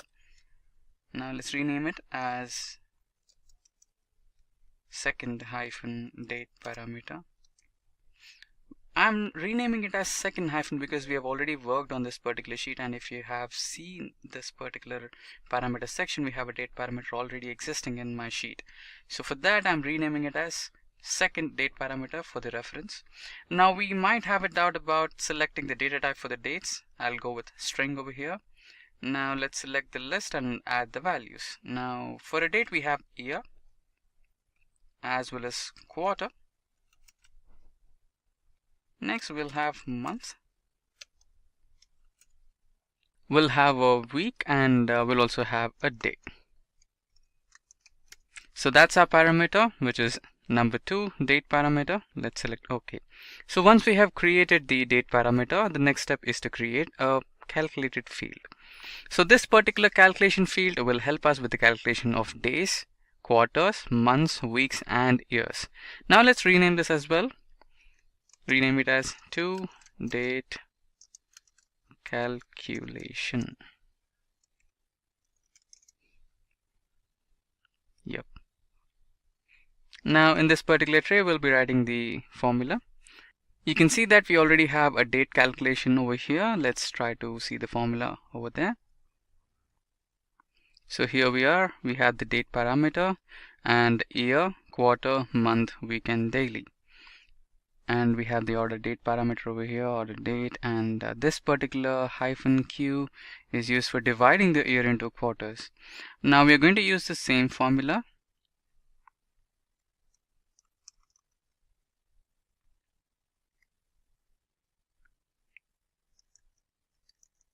Now let's create a new calculated field.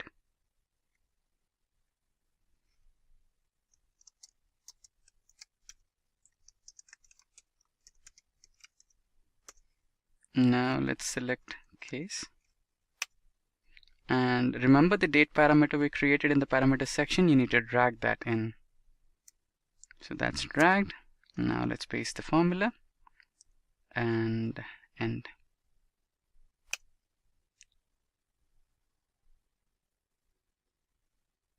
So there you go.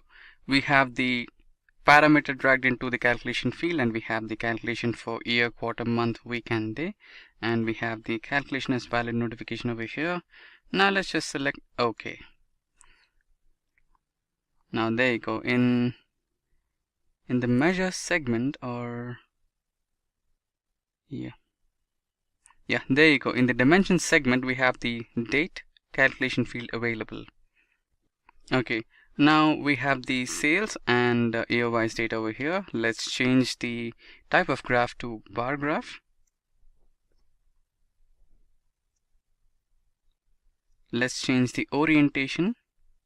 Yeah.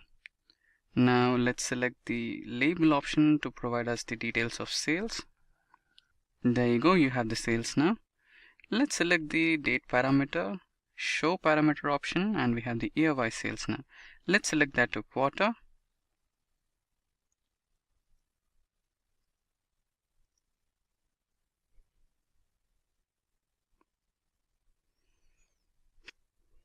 So the parameters is shown on the right hand column. So you can see the sales are according to year now. When you select quarter, you have the quarters. When you select month, you have month-wise sales, and when you have week, week-wise sales, and finally the day-wise sales. So you can see that on the 18th of March 2014 we have the maximum amount of sales. So that's how you do it. Now moving ahead, we have the dynamic measures and dynamic dimensions. Once we are done with the dynamic measures and dimensions, we'll also execute dynamic measures and dimensions together.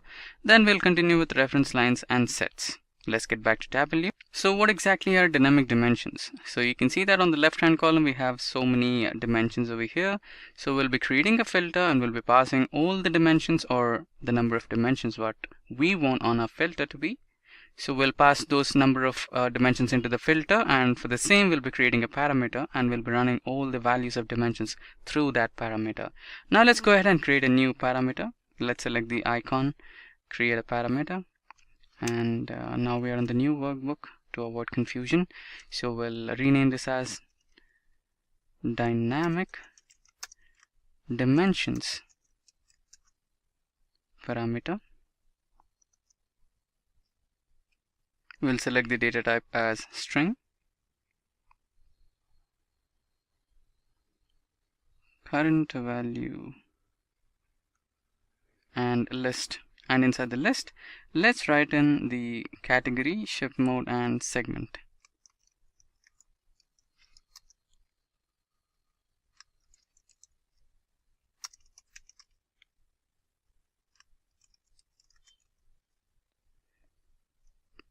Let's select OK, and you can see that we have the new parameter over here which says dynamic dimensions parameter. Now once the parameter is created, the next step is to create a calculation field. Let's select the calculated field option, and inside this, let's rename this calculation as dynamic dimension calculation field. And inside the tray, let's write in the formula. Now let's write in case, and let's drag the newly created parameter. And now let's select one category,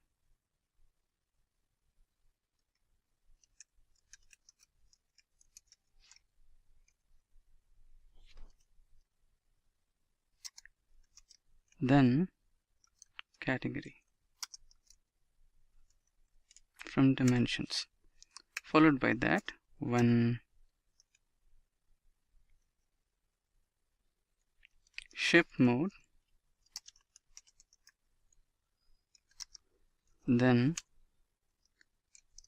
ship mode from dimensions, followed by that one segment, then segment from dimensions. Now end. Yeah, the calculation is valid. Let's apply. Okay, so you can see that we have a newly created dynamic dimension calculation in the dimensions section.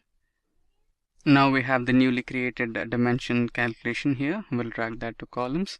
Now let's drag sales to rows. Now let's drag the category to columns. So there you go, we have the different categories: furniture, office, technology. Now we have the parameter displayed on the right hand side. Now let's select according to the ship mode.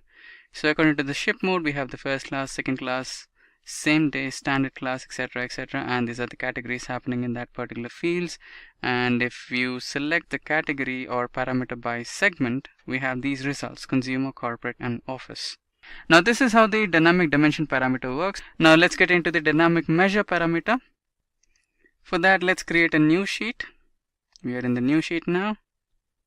Now dynamic measures are completely same to dynamic dimensions. The only thing changing here is instead of dimensions, we'll be dealing with measures. Now we'll follow the same steps again. First, create a parameter. Let's rename this as dynamic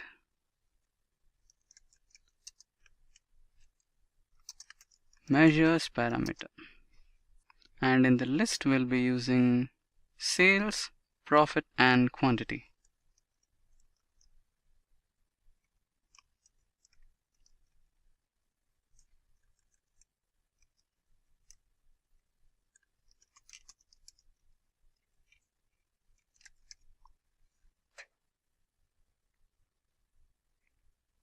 Let's select OK, and our parameter is done.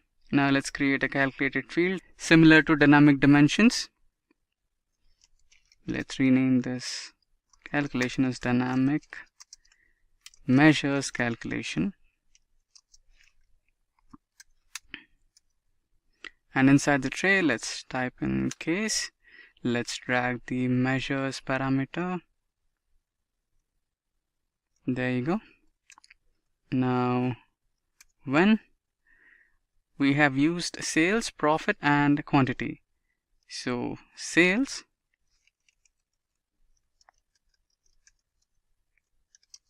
then sales. When profit, then profit.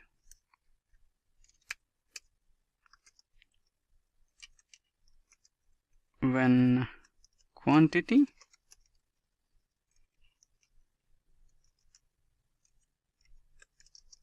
then quantity, and yeah, the calculation field is valid. Apply and OK.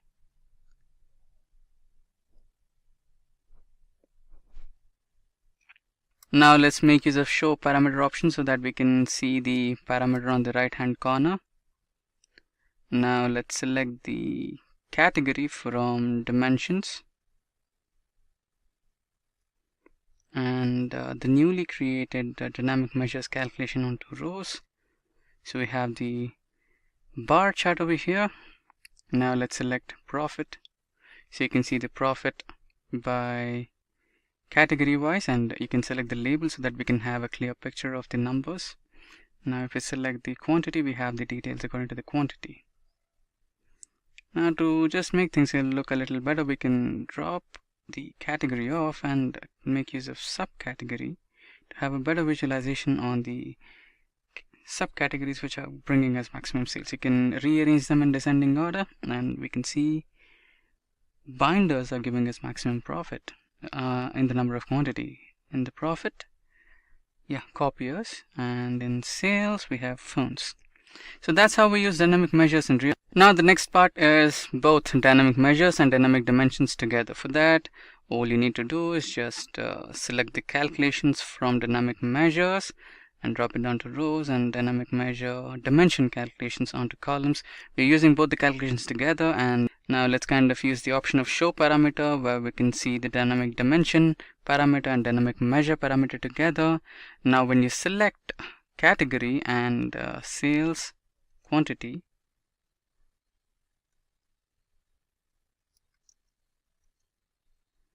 now we have both dimensions and measures here.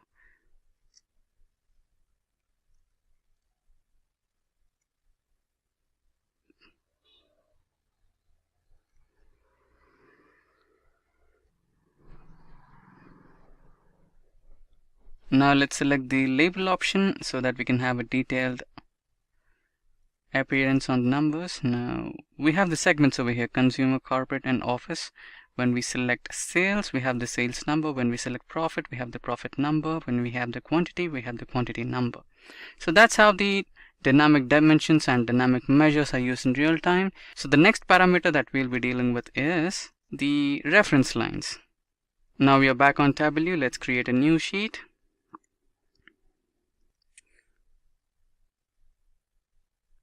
Now for reference line, let's select the order date and drop it down to columns, and now let's select sales from measures and drop it down to rows. Now let's make a change to year. We'll check that to day, and we have a line over here.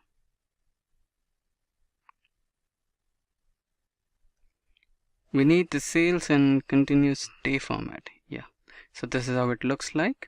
Now let's create a new parameter.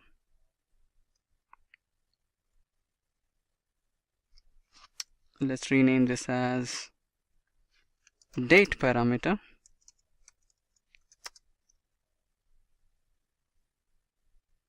Let's select the data type as date and current value, and let's select the date as, so according to dataset we have the dates between 2013 to 2018. So select anything between 2013 to 14. Let's select 2014. Yeah. Now let's select OK. So now we have the newly created date parameter over here. Let's select the show parameter icon. Now let's get back to analytics and try to use a line. So we'll use a reference line. Let's select table.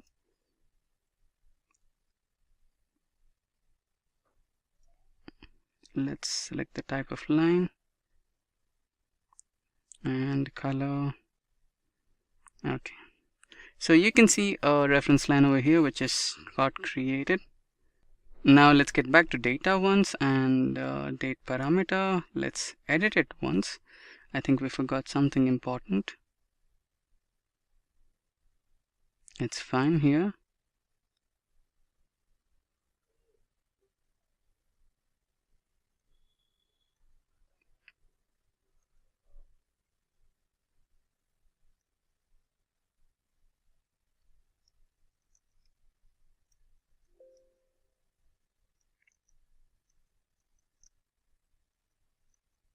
Yeah, let's recreate the line again. Let's use the reference line, table, and here we created a date parameter. We need to select this. I think I forgot that.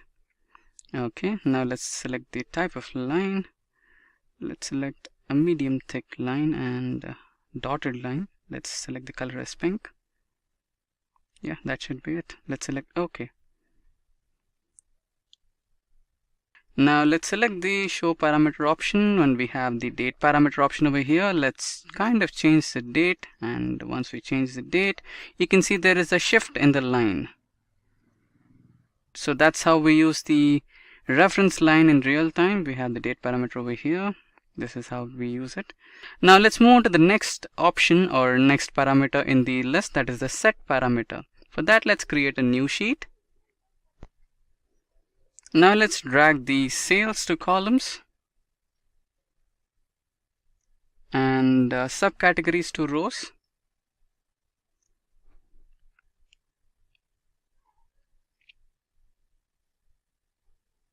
Now select subcategory and let's select subcategory from dimensions, right click, and let's use the create option, and from there we'll be creating a set. Let's rename the set. The subcategory set is perfect. Let's navigate to top, and inside that let's select by field, and now let's select the top n parameter.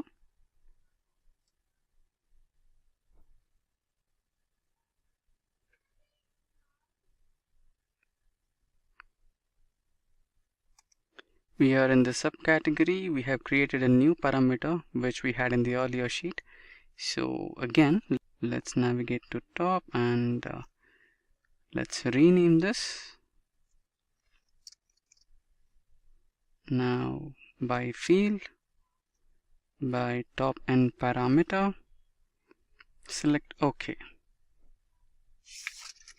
Now you can see that we have a new set over here. So now let's select the show parameter option.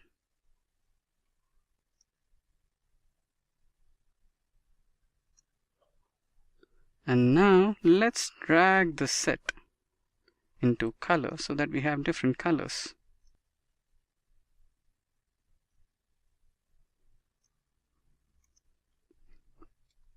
So that's how you use set in real time in parameter calculations in Tableau.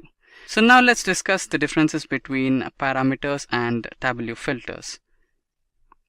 So these are the few differences between Tableau parameters and Tableau filters. So Tableau parameters are used for static data and Tableau filters are used for dynamic data. So parameters are implemented to entire workbook, whereas filters are implemented to only specific sheets. So this is what we discussed in the earlier part. So using parameters cannot select multiple values, but using filters can select multiple values at a time. And parameters use calculated fields while filters do not use calculated fields. And finally, parameters support multiple data types, whereas filters do not support multiple data types. So LOD expression stands for level of detail expressions in Tableau. The LOD expressions will allow you to compute values at data source level and visualization level. However, LOD expressions give you even more control on the level of granularity that you want to compute. They can be performed at more granular level, that is, we use include LOD expression there, a less granular level where the exclude LOD expression will be handy, and finally an entirely independent level, that is the fixed LOD expression. So in this tutorial, I'll explain you the types of LOD expressions you can use in Tableau, as well as when to use them and how to format them. I will also use an example to demonstrate how to create simple LOD expressions in Tableau. Now in this image, you can understand that the aggregation and granularity levels are inversely proportional. That means as the level of aggregation or as the level of ordering in data increases, the granularity level gradually decreases. So this particular example will help you understand the inverse proportional relation between the aggregation and granularity. Now let's move into the next part where we will understand the two types of LOD expressions in Tableau. So basically there are two types of LOD expressions in Tableau. The first one is the row level LOD expression and the second one is the view level LOD expression. So in Tableau, expressions referring to unaggregated data source columns and are computed for each row in the underlying table are the row level expressions. So in row level expressions, the dimensionality of the expression is considered to be at the row level only. Now the second type of LOD expression, that is the view level LOD expression. So by contrast, which is the opposite to row level, the expressions referring to aggregated data source columns are computed in the dimensionality defined by the dimensions in the view. In the view level LOD expressions, the dimensionality of the expressions is confined to the view level only. Now the next part is about the syntax of LOD expressions in Tableau. So as you can see on my screen, we have a sample syntax to be followed for the level of detail expressions in Tableau. So we will be following the same kind of syntax in our real-time examples. Now moving ahead, we have the types of LOD expressions in Tableau. So basically, as discussed in the definition, we have three different types of LOD expressions in Tableau. So the first one is the include level of detail expressions in Tableau. The second one is the exclude level of detail expressions in Tableau. And finally, the last one, that is the fixed level of detail expressions in Tableau. Don't worry, we will understand each one of them in a bit more detail along with a practical example for a better understanding. So the first one, the include level of detail expression. The include level of detail expressions compute values using the specified dimensions in the addition to whatever dimensions are in the view. Include level of detail expressions can be useful when you want to calculate at a fine level of detail in the database and then re-aggregate and show at a coarser level of detail in your view. Fields based on include level of detail expressions will change as you add or remove dimensions from the view. Now let's get back to Tableau and try to execute a simple example for include level of detail expression. Now we are back on Tableau and we are going to use the sample dataset in the Tableau, which is the Superstore dataset. Now to create LOD expressions in Tableau, we have some steps. So the first step is to set up a visualization first. So we need to use the data from the dimensions and measures, and we need to create a visualization on the sheet. And once the visualization on the sheet is ready, then we are going to create the LOD expression. So for that, we are going to use the analysis button on the toolbar, and then we are going to create a calculated field, and inside the calculated field, we are going to create our expression for LOD, that is the level of detail. So once the calculated field is set up or the level of detail expression is set up, the third step is to use the level of detail expression in the visualization. That is, we'll be getting the newly created level of detail expression field in this particular dimensions or measures, and we'll be dragging that into the rows or columns, or we'll be dragging that into the details, tooltips, text, size, color, etc, etc. Basically, we'll be using that particular new field which got generated using the level of detail expression, and we'll be creating the new visualization using that particular LOD. Now we have a brief idea how to create an LOD. Now let's begin with the first type of LOD expression, that is the include type of LOD expression. Now let's try to rename this sheet. I'll rename it as include LOD. So before getting started, I would like to tell you guys that we will be using color, size, label, detail. So only these four boxes or only these four shells will be affecting the level of detail visualization in real time, and the tooltip and filter, pages, etc, etc will not be affecting that much. Now let's begin with the first one.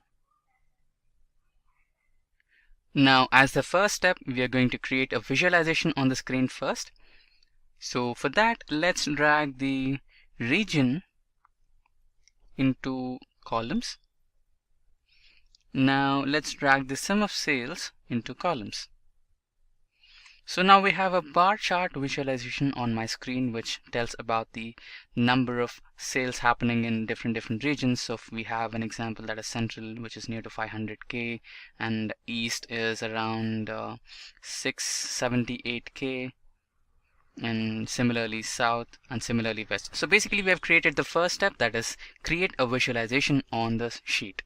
Now the second step, to create the new calculated field, that is the LOD expression. For that we'll be moving to the analysis button on the menu bar. Click that, and you can see in the drop down menu we have the create calculated field option. Select that. Now let's rename this. Now let's rename this as sales per customer.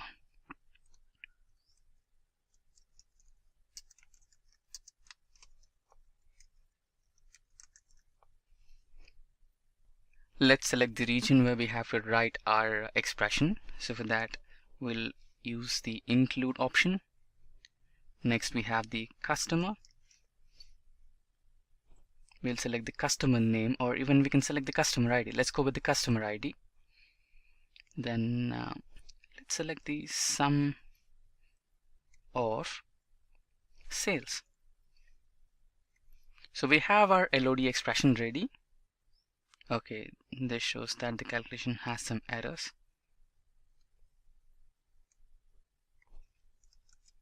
Yeah, this should be resolved. Yeah, let's go with customer name and let's select OK. Yeah, I think we forgot to mention the flower bracket at the end. Let's try that. Yeah, now the expression is proper.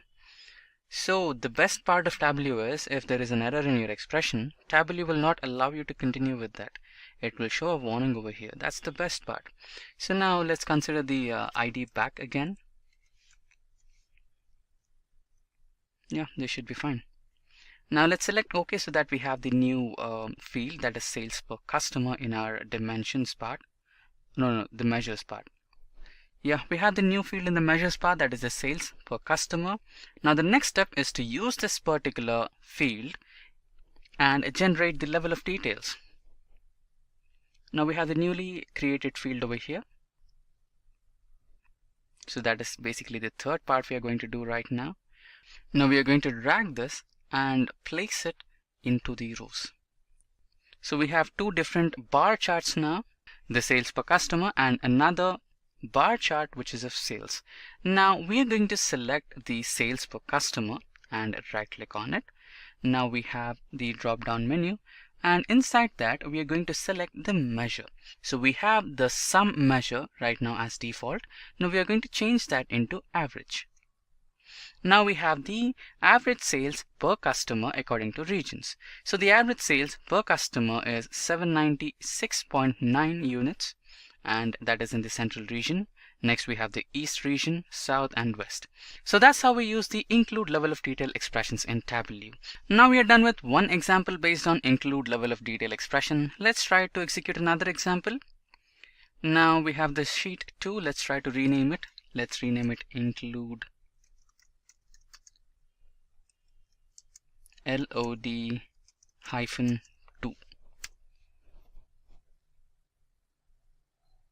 Now in this particular second LOD expressions, we are going to calculate the sum of sales on per state basis.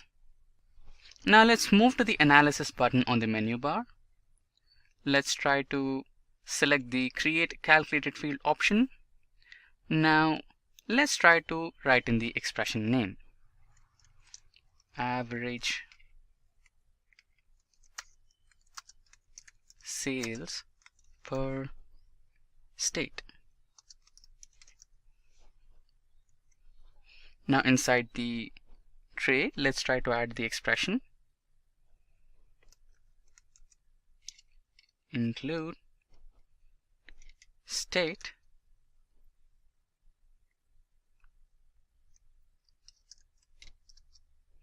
now sum of sales. Now let's try to close the flower bracket. Yeah, now we have the valid expression. Let's just select OK so that we find the average sales per state option, or the newly created field, in the measures section.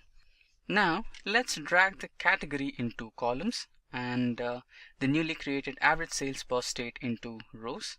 And we have the level of detail visualization on the screen right now. So the furniture is about 742 units, and the next one is the office, which is 719,000 units, and the last one is the 836,000 units. So this is the average sales happening in particular categories. So remember, we have three different categories in our sales superstore dataset, which is the furniture, office and technologies. So these are the average sales happening. Now with this, we have the calculation placed on rows shelf and it is aggregated as an average, but we still have to find the sales happening by state. So with that, we have the calculation placed on the row shelf and it is aggregated as an average. So the resulting visualization averages the sum of sales by state across categories. Now let's drag this segment option into the columns. So when the segment is added to column shelf and the calculation is moved to label, the LOD expression results update. Now you can see how the average sum of sales per state varies across categories and segments. Now we have all the bars in one particular color. Let's try to change it by dragging the category into color. So we have different colors for different categories. Now let's try to drag the average sales per state into color so that we have different colors again. So this is how it works. If getting your learning started is half the battle, what if you could do that for free? Visit SkillUp by Simplilearn. Click on the link in the description to know more. Now with that, let's move into the next type of LOD expressions, that is the exclude LOD expressions in Tableau. So the exclude level of detail expressions declare dimensions to omit from the view level of detail. Exclude level of detail expressions are useful for percent of total or difference from overall average scenarios. They are comparable to such features as totals and reference lines. Exclude level of detail expressions cannot be used in row level expressions where there are no dimensions to omit, but it can be used to modify either a view level calculation or anything between, that is, you can use an exclude calculation to remove dimensions from some other level of detail expressions. So to understand exclude level of detail expressions in Tableau in a much more detailed way, let's get back to Tableau and try to execute some examples. Now we are back onto Tableau. Let's create the exclude level of detail expression example. So I'll be renaming the sheet exclude LOD. Now we have created a new sheet and renamed that as exclude LOD. Now this particular sheet will be used to calculate the level of details which excludes the region from a calculation of sum of sales. Now for that, let's try to create a new calculated field. For that, let's select the analysis, select create calculated field. Now let's rename this as exclude region.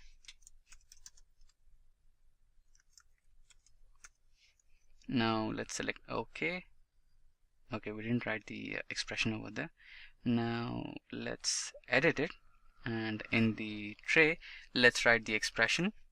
Let's select exclude, and in that let's select region. Then let's write in the sum of sales. Let's close the flower bracket. Now let's select OK. Now we have the new field over here, which is the exclude region. Now we'll be using this particular field to create a new visualization on the screen. Now let's drag the region to columns. Let's drag the sum of sales to columns. Now let's drag the order date to rows. Now let's select the month.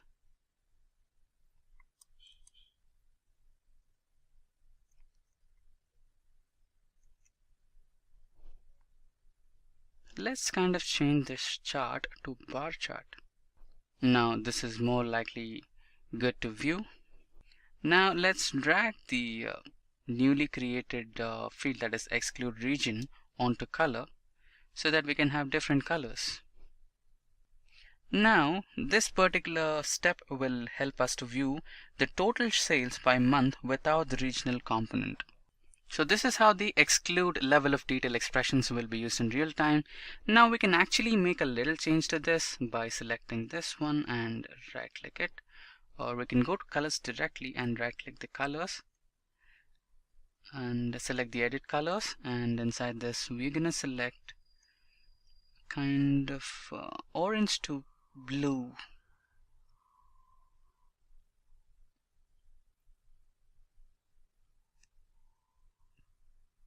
Orange to blue diverging, so that we can have a good level of visualization.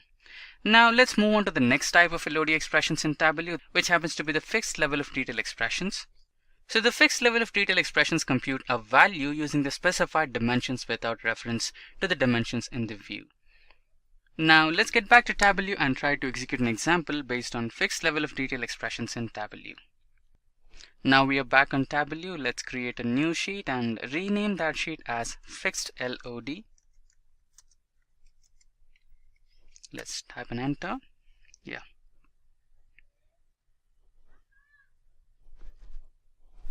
Now let's get back to the analysis menu.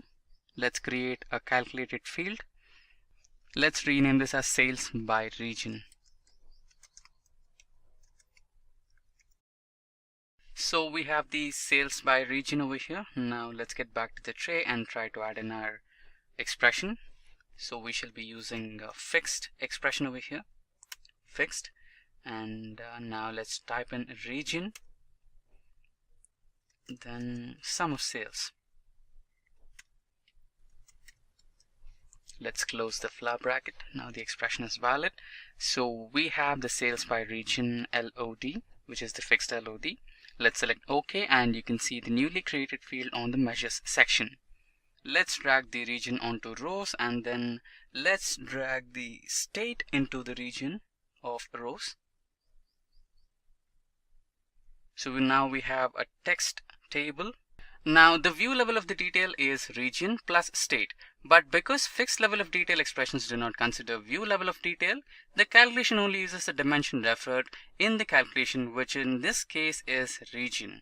So because of this, you can see that the values of the individual states in each region are identical.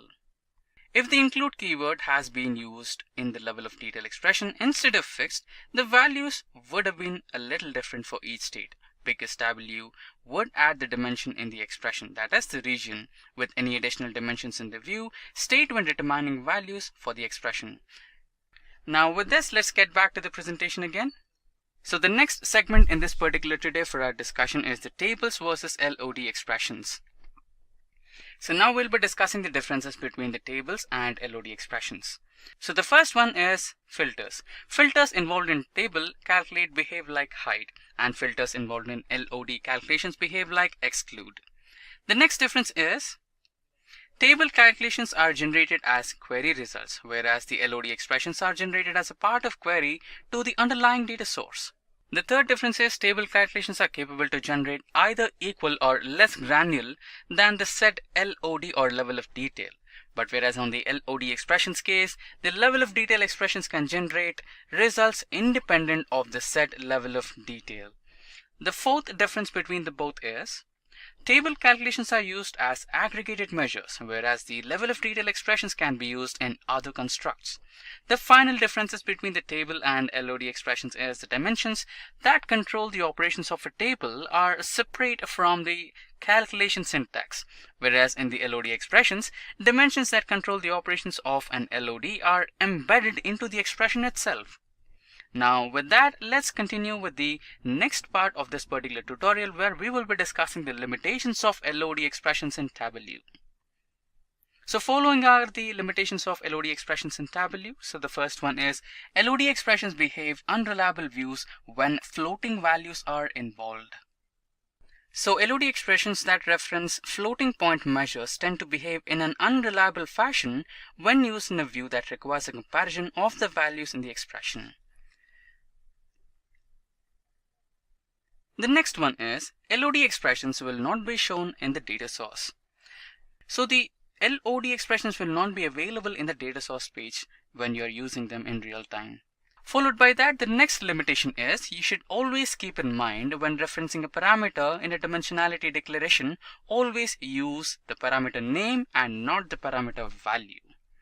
Followed by that, the next limitation of LOD expressions in Tableau is with data blending, the linking field from the primary data source must be in the view before you can use an LOD expression from the secondary data source.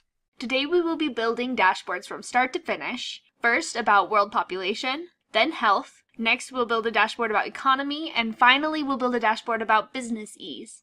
I would recommend getting access to the dataset before you start this tutorial so you can build along with me. If you would like access to this dataset, please comment below and we'll get you access. So first we're going to build a dashboard that revolves around population. So we're going to build a map based on country. So I'm going to double click on country, and it's going to map out all of the countries. And then on our marks, I'm going to change it to map. So it's a filled in map. And we want this to be colored by population total. And we can see who contributes the most to population. We're going to label it with population as well. But you can see that it's labeling it the total population, and what we want to label it is how much it contributes to population by percentage. So let's add a table calculation, and we're going to have it do percent of total based on country. Okay, so now we can see which countries contribute what percent. Let's also bring the country name onto the label, and let's put it on top. So country name's on top. Now it's getting a little bit crowded in here, so we're going to unclick Show Marks Label, and we're just going to show the ones that we want to see specifically. So we can right click on China here, hover on Mark Label, and click Always Show. And on India, since these are our two biggest contributors, we can see that this one's a little bit darker than the others in that area. And here.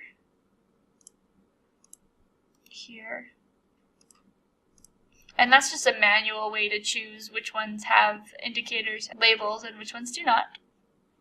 And we're going to put a note here. So we're going to annotate an area that explains that China and India contribute the most to world population.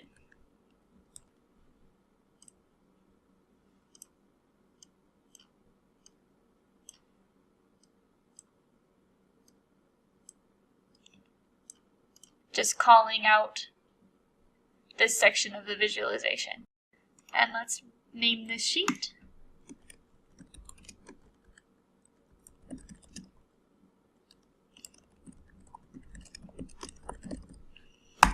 So here we have our visualization, and when you hover you can see both the total population and its percent contribution and the country name. Our next visualization for this dashboard is going to be population over time. So let's bring on our time element. But one trick for bringing on a time element, if we just drag it on, so year with the calendar mark here, if we just drag it on, it'll default to a discrete version. So let's take it back off. And then we could edit it there. But one thing you could do is if you, on a Windows machine, you right click on it and drag it on, then it will pop up with a dialog box that allows you to select what kind of date value you want to use in the first place. So we're going to use year here. And now we have, instead of discrete, we have a continuous axis. And we're going to bring on population total. And we can see that over time. One thing you can do when the value is up so high in your axis is you can uncheck this box that says include 0, and it will not always include 0 in your axis, but this can be misleading. So you can see that it looks like population growth is something really dramatic by increasing that slope of the line, whereas it really wasn't quite as dramatic as it seems. So as long as it's communicated well and you're not doing it to mislead your users, you just need to keep in mind that this include 0 can change what your graph is saying. So we're going to not include the 0 at this time, just so that we can focus in on our data a little bit. Now we're going to add our forecast. So we're going to click on forecast and drag it on, and it adds the forecast to our visualization right there. And now we can right click here and see forecast result is actual and forecast. So you can see that the forecast picks up here in 2012 and pushes out what it thinks it'll be in 2013 as well. You can change how far out that forecast goes by right-clicking on the line and clicking forecast option.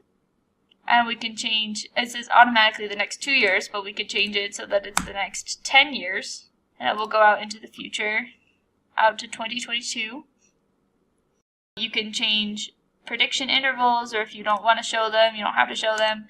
And this is just kind of a visual guide for those prediction intervals. Okay, and then you can also have your trend line show, where it shows your trend line following out from where your population growth is, and also the trend line for your forecast right there. And we'll call this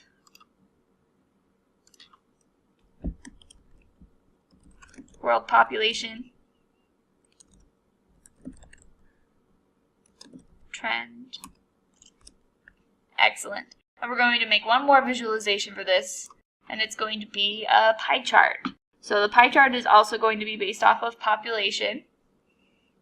So we're going to click on population, and we're going to control click on country and come over to show me and click your pie chart.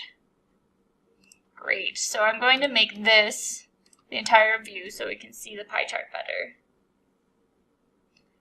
And this is getting really crazy in here. And so I have changed my mind, and instead of country, I'm going to drag region over top of country.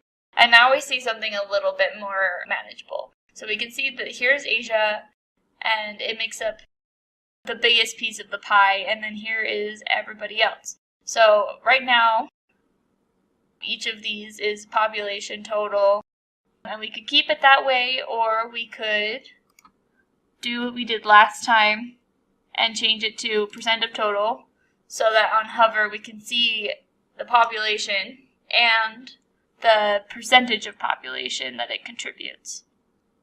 So for this pie chart, we're just going to show Asia versus everybody else. So we need to make a group.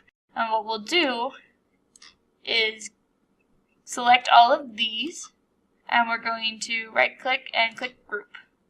So now we have all of those things we selected, and we have other. Let's edit our group. Right click, edit group. We're going to rename this group Asia, because that's all that's in there. And we're going to rename this group rest of the world. Okay, so now we have our group. We can drag it onto label, and we can see Asia and rest of the world. And now see how it's breaking it up into those different sections? That's because we still have region on our detail right here. So we pull region off. Now it's just split Asia, rest of the world. We can change our colors, make it a little bit more visually interesting.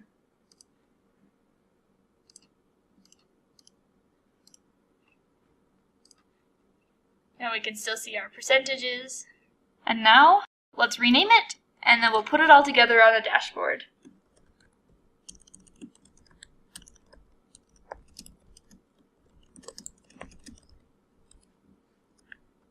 Great.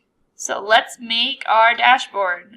We have this new dashboard button down here, and you can choose what sizes you want. So we have a fixed size, where you just select the width and height. We have automatic, which will just fill your screen. And we have a range, which has a minimum size and a maximum size. Some of the good things about fixed is that once you have it, you can have it always look that way, so no matter where they're looking at it, you know that it's going to be laid out the way that you expected. However, if somebody's looking at on a screen that is bigger or smaller than yours, then it doesn't fill up the screen, or it will fill up the screen too much and they'll have to scroll up and down and left and right. If you have automatic, then it will fit the screen that it's displayed on. However, the things that you've placed might get squished too close together. And then the range gives you a minimum size and a maximum size, meaning if the screen is too big, it still won't fill up the screen, but it can get closer. And then as they get smaller and smaller screens, you at least know that it will never make it get smaller than this particular size. So there's some benefits to that as well, where you still have a little bit of control of what it will look like in the end. Great, let's bring on our worksheets.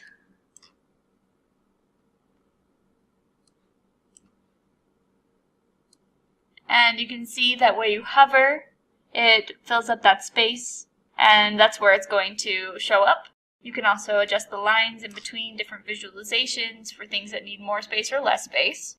Another important thing to recognize is that when you click on a visualization, like this one, up here it will tell you how it's viewing that visualization within that space.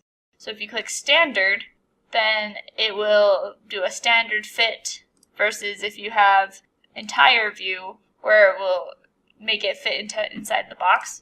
Over here we could have Fit Width or Fit Height. On some of the visualizations it doesn't make as much of a difference. However, when you have a visualization that maybe has a lot of text in it and they need to be able to scroll, you'll want to have it fit width, but you don't want it to fit height, because then it will shove all of that information into the box and not allow you to scroll up and down. So if you saw, as we dragged these on, it took these legends and added it to the left here. We can modify that and make them floating and drag them next to the visualizations that they are relevant to.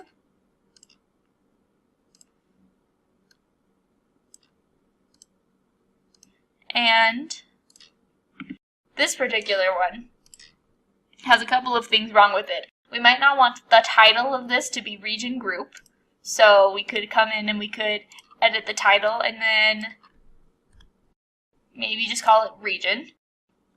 However, I don't think we need this legend at all because it's very clearly marked on the visualization there. So you could also just remove it from the dashboard.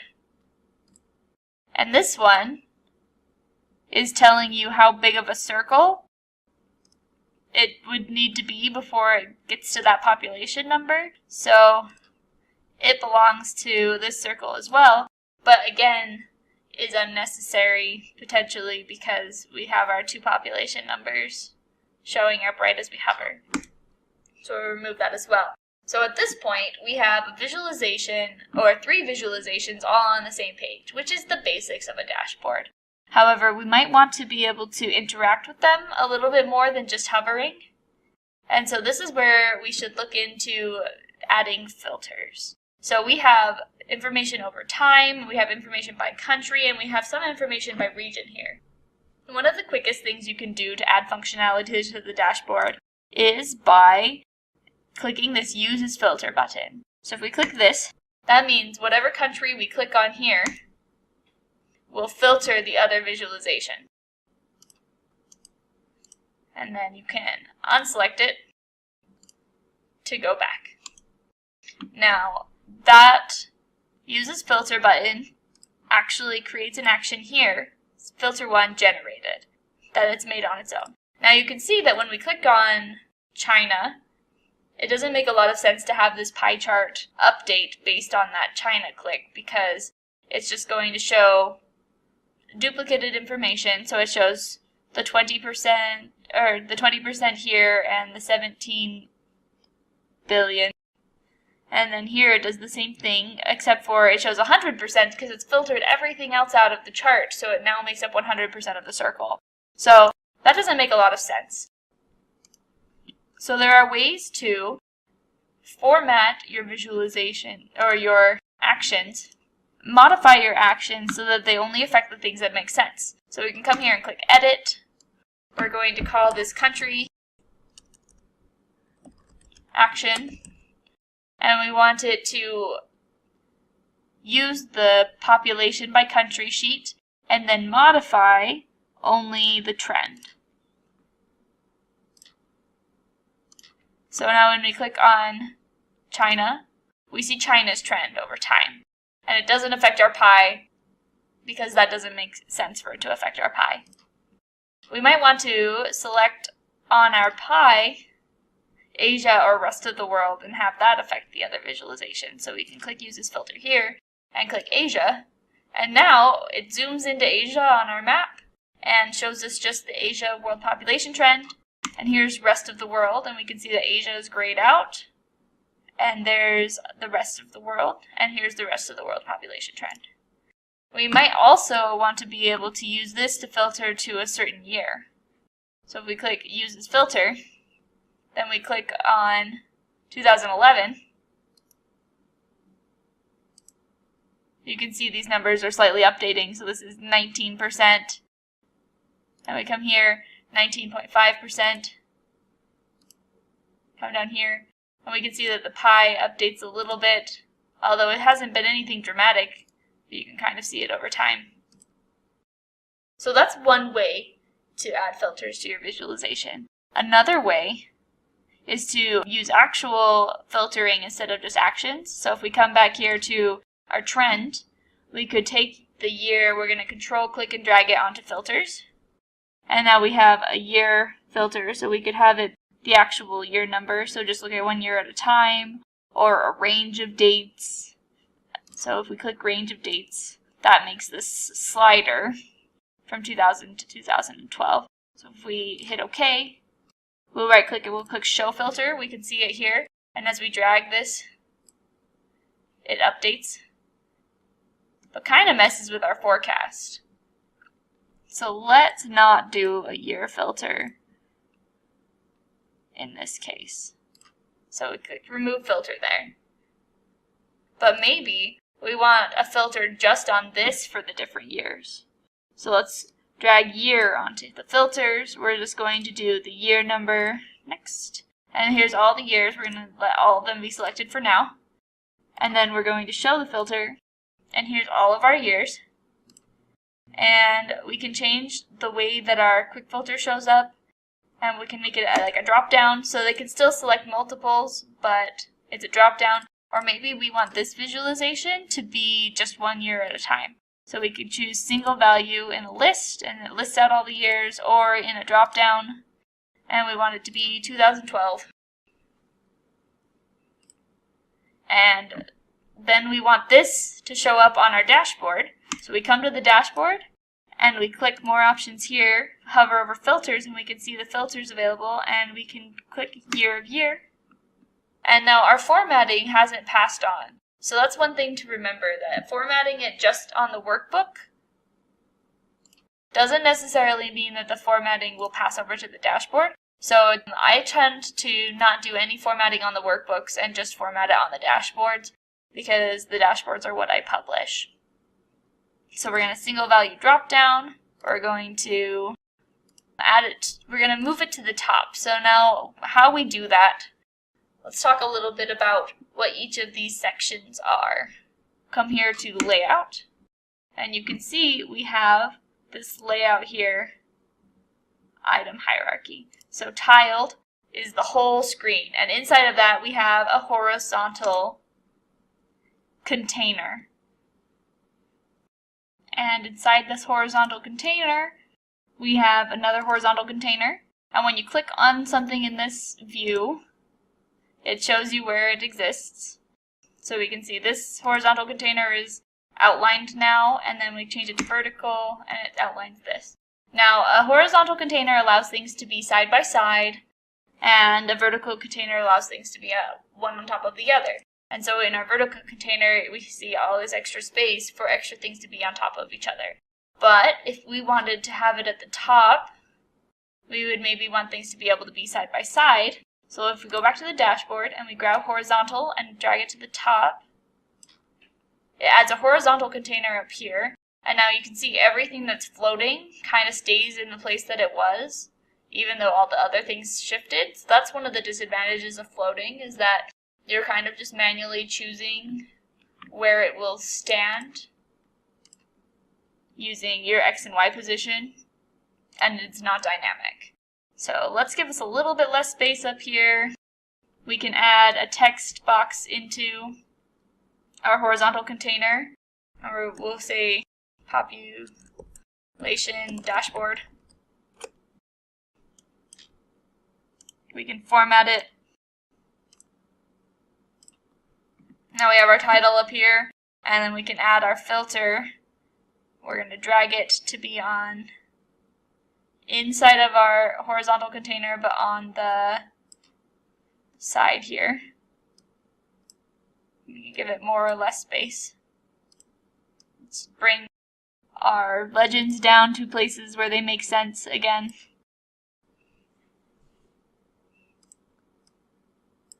Perfect.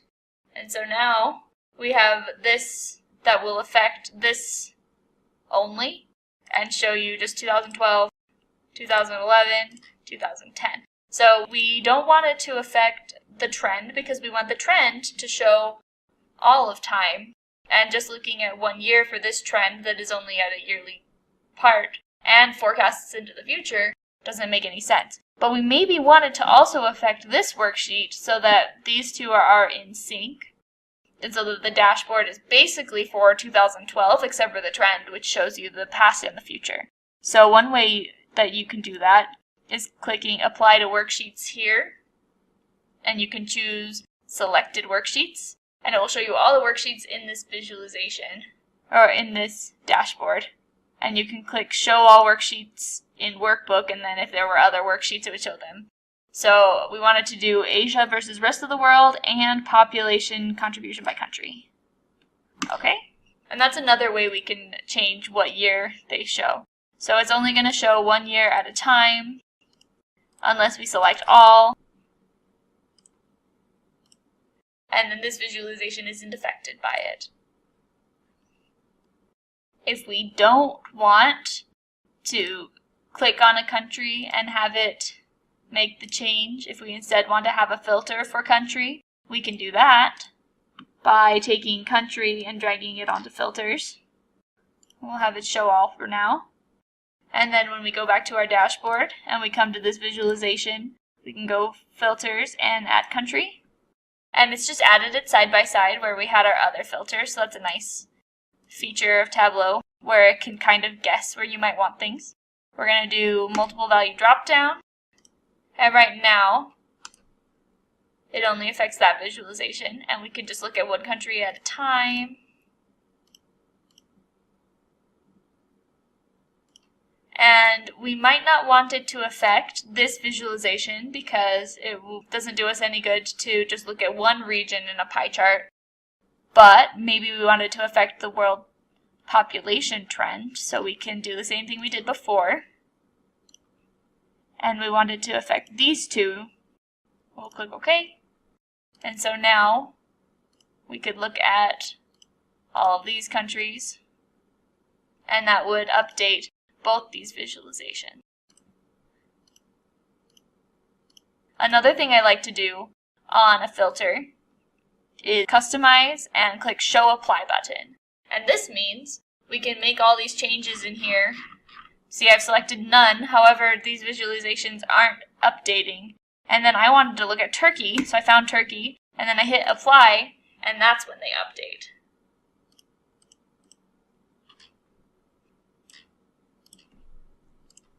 Perfect. So now we have a dashboard complete with filters and actions. We also have a title on our dashboard. We can give it a little bit less space, and some legends. We have titles on each of these pieces. However, if we didn't want a title here, we can click Hide Title, and it will just show our visualization there. And this is dashboard number 1. Here's what it looks like in full screen mode. Full screen mode is a good opportunity for you to test it to see what it will look like to the end user. I press escape and get back out, and it doesn't give you these highlights when you hover over things that are dashboard formatting related. You can see that all those extra lines went away, and it just gives you the opportunity to test out your dashboard in a more real way and see how they will use it instead of giving you the dashboard editing options. Next, we're going to make a dashboard revolving around health information. So first we're going to make a map about birth rates. So we're going to call it birth rate rank map. And to make a map, we're going to double click on country, and we're going to change it to a map type, so we have a filled map here. And then we're going to bring birth rate onto color. So let's define our colors a little bit by clicking on this color part of the marks card. We'll click Edit Colors, and we're going to change it to red and gold. And the idea here is that the red is for a higher birth rate, which is more associated with countries that have poor health. So we'll hit Apply, and now we have our higher birth rate countries highlighted in red. Next, we're going to create a class. So we're going to duplicate birth rate, and let's edit that field. We're going to call it birth rate class. And so we're going to say that anything that is in the top 50 countries with the highest birth rate is categorized as having an alarming birth rate. So we will first do the average birth rate, and then we're going to do a rank on that. So you see sometimes when you're auto-completing your statements, it will replace one of these functions that you have with the one that you pressed tab for. So if I type if, or I start to type if, and then I come here and click on if, it replaced my rank with if. So keep an eye out for that. If you're like, where did my thing go? It's because I was typing it right next to it. So if I put a space and then I start to type if and I click if, it will not delete rank. So we're going to say if the rank of average is less than or equal to 50. So if it's in the top 50, then alarming birth rate. Else if, and we can take this again, is greater than 50, then normal birth rate. And always make sure you put on the end. Also, we didn't necessarily have to have this else if statement. So if we had just done else normal birth rate, that would have covered all of our bases. So with these if statements, just make sure that you're always getting all of the different options that you want. But in this case, we defined both. However, we didn't have to define the second calculation, because if it is not in the top 50, then it's obviously in the bottom, the rest. So we're going to hit OK. And then we're going to put birth rate class onto label. And it's gone around and labeled everything. And I am seeing alarming birth rate on everything. So let's see what the problem is. So if we open this back up by right-clicking and clicking Edit, you can see it says results are computed along table across. So we're going to click Default Table Calculation here. And instead of compute using automatic, we're going to change it to compute using country. We'll hit OK and hit Apply. And that didn't seem to fix it. So this is the first place I would look if it's not doing what you would expect. So we'll put it back to automatic. Okay. The second place I would look is inside of the table calculation that is created. So when we defined rank here, we put a table calculation on it. So when we right click here, we get edit table calculation. And we're going to choose that we want to do the rate based on the specific dimension of country. So now we can see, using the logic, the calculation assistance, that we no longer have just alarming birth rate. We have normal birth rate and alarming birth rate on our screen. So we can close this. And we are done here. One thing you can do is, when we have allow labels to overlap other marks selected, then it will make sure that every label shows up, but it gets super crazy in there. So there are some times where the labels may overlap a little bit, and so you'll want to select this option. In our case, we don't want that. And now we have a visualization showing birth rate map based on rank. Our next visualization is going to be about average life expectancy, male versus female. So we're going to do a chart across time. So we're going to click year and bring it onto columns, and we're going to change it to this year in the continuous section. So now we have an axis, and we're going to double click on female life expectancy. Oh, there we go. double click on female life expectancy, and then double click on male life expectancy. So what that did was made us two charts, one on top of the other, but we don't want that. So we'll take this off, and we're going to drag male life expectancy right onto this axis for the female life expectancy. And what this has done is made what's called a blended axis chart. So it's not a dual axis chart where we have another axis over here for the second visualization. This one is a blended axis chart. So they necessarily use the same axis and they necessarily have the same kinds of marks. So we'll take a look and see what the difference is there. So if I were to change this to a bar chart, we would have bar chart for both of them, and I can't define one separately from the other. Change it back to a line chart, and they're both a line chart. Now if we go back to when we just had female life expectancy and we drag male on next to it and we have two charts, now we can change it to a dual axis and we have one on top of the other. However, our axes don't line up. We can see at the top here is 15K and over here it's 14K. So we're going to synchronize the axis, and you can see one on top of the other. And we have two marks cards, so we could have this one be a bar chart and that one be a line chart. So that's some of the differences of those two. We're going to do a blended axis chart. So I'm going to take male and drag it here, and we have our blended axis chart. And now you can see that our scale here is really strange. So what it's doing is it's adding up all of the life expectancies for all the different countries instead of averaging it. So we're going to change that by right-clicking on the measure down in this measure values card, hovering over measure sum, and we're going to change it to average.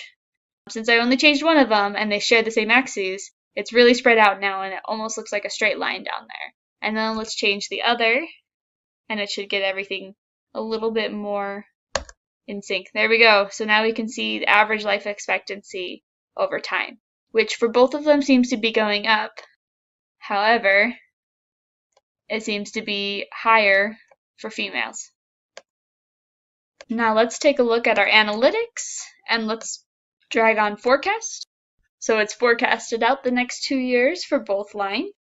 And we'll bring on trend onto linear.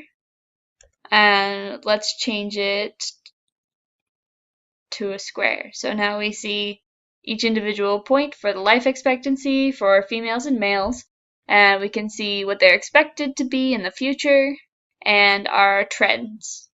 And our next visualization is going to be a heat map about multiple different measures, so we'll just call it a heat map for now. And for our heat map, we're going to look at the different countries. So we'll bring country onto rows, and we're going to look at their birth rate. So I just double clicked on birth rate and brought it on. We're going to look at their health expenditure percentage on GDP, so how much they spend on GDP. So when I double clicked on it, it did what we did before, where we have a measures value card, and so now whenever we put measures on here, that determines what goes here, because we have our measure names on columns. So every measure in here, their name is going to define the name of the column, and the values define what's in the text right here. Great. We're also going to bring on infant mortality rate and the life expectancy for females. Okay. So now it has changed these to not have decimal points after them, which is not as helpful. So we're going to format those, and you can format it field by field. So for birth rate, we definitely want to have decimals afterwards. As a matter of fact, the birth rate is a percentage. So instead of doing a number standard, we'll just go to percentage. And now we don't need to have those decimals afterwards. We can just look at the birth rate as a rate. And for percent of GDP for health expenditures, we can come click there and do the same thing. And for infant mortality rate,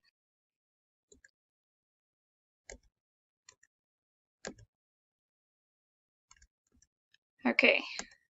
And to make this make a little bit more sense, we again need to change it from a sum to an average.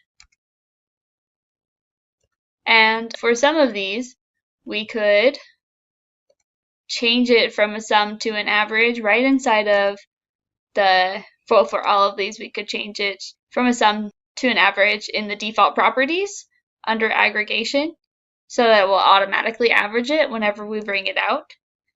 Default is sum, but if we make it automatically average, then we won't have to do that again for any other visualizations. I won't do that at this time because I get a little bit confused sometimes when I don't have my sum on there by default, because that's what I'm so used to seeing by default. Great, so we now have a matrix by country and by our different metrics here, and so we can take our measure values and drag it onto color, and we'll make our marks from automatic to square, and it will make our heat map. Now, what happens with a heat map is it colors darkly the higher the number it is in this case, and right now it's doing it for the whole area, so 1% is obviously much, much smaller than 82. But if we wanted to be able to look at birth rate independently from life expectancy, we can right-click on the measure values on the color and click Use Separate Legends. And so now we have a legend for each one of these. Let's change the colors on those legends so that we can see them separately a little bit more clearly. So we'll change the colors by coming over here to each of the legends, and we'll leave one the same, but we'll change this one. If we click Edit Colors, you can see our different palettes. You can see some of them just have one color, others have one color to another color. We used the red gold before, so now you can see that one is changed. We could use another one that goes from green to blue. Great. You can also define your own. So you can make a custom one that could go from light to dark, and then you can choose what color you want as your dark color. So we could pick a lighter blue, and then we see that last one. And now with these separate color palettes, you can quickly see the difference with birth rate and spending on health. And that is our heat map with separate legends. So let's build this all into a dashboard now. We're going to call it our health dashboard. And for simplicity, we're going to make it automatic so it fills our screen. And then we're going to first bring on our map. We're going to bring on our health-related map with birth rates. Then we're going to bring on our heat map. And we'll bring on our life expectancy lines. Now, as we brought on all of our charts, it brought in our legends here. And we're going to move our legends up to the top. So let's add a horizontal container. And then let's put our legends into the horizontal container.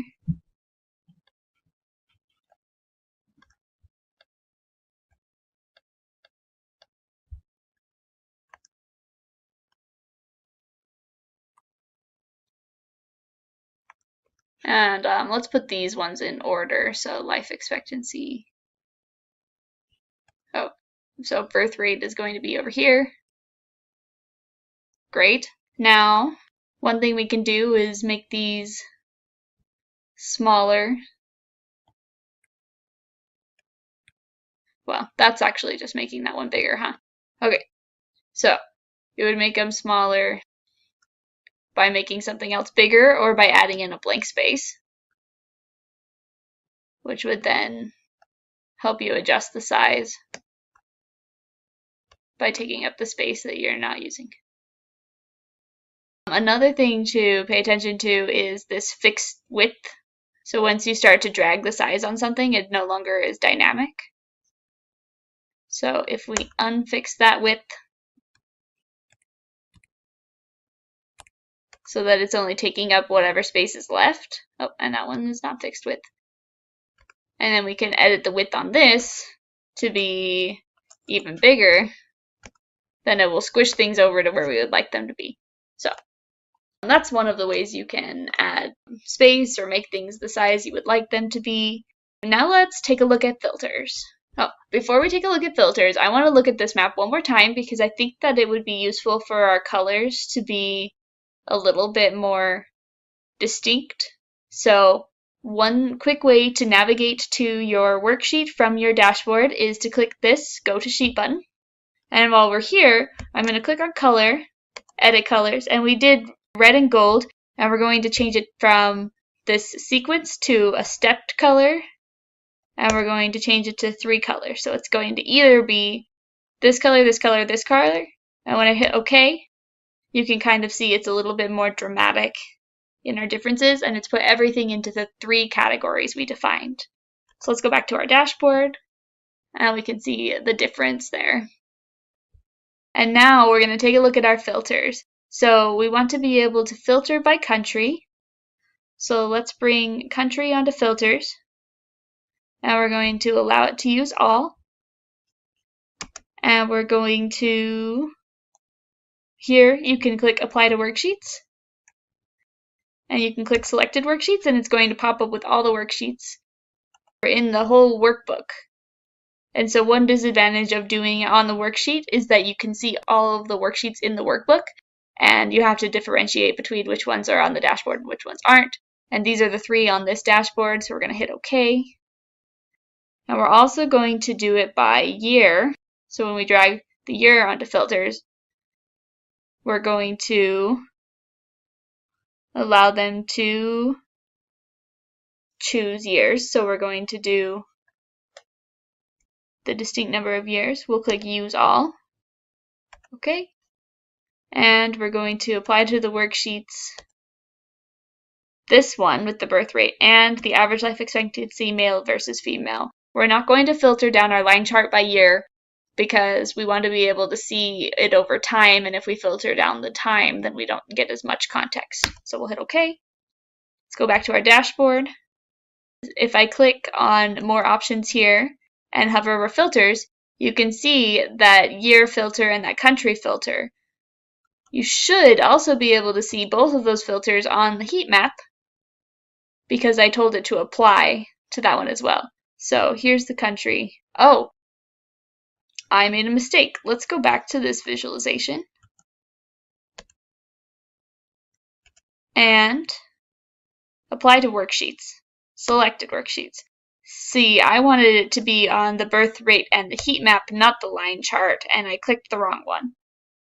So that was a good test. So when we go here to the heat map and click down, you can see now we get the year of year as well. So we'll click year of year, and let's put it over here, and we're going to make it a multiple values drop down, and we'll bring it over to the middle. And let's also get the countries filter.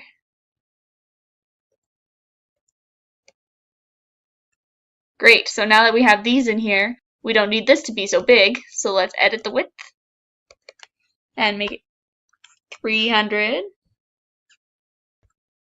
even smaller, 200. Great, and let's change our country to be a single value drop down, so you can pick one at a time. And let's also change it, or this year of year, since we can select multiples, let's change it so that on customize that you show the apply button. So here, since they can only select one,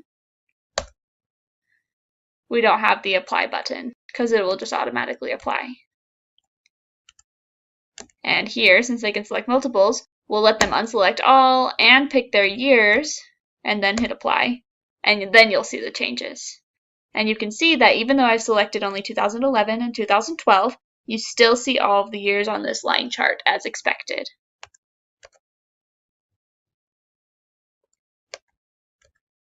And there is our health dashboard. Our next dashboard is going to have to do with economy. Our first sheet is going to be another map that is going to have to do with overall GDP. And as we usually begin with maps by double-clicking on country and changing it to a map mark type. And this time we're going to bring on GDP onto color and change it to average. And we can edit the colors. Let's this time do a custom diverging, so you get to pick both colors. And let's pick a little bit lighter.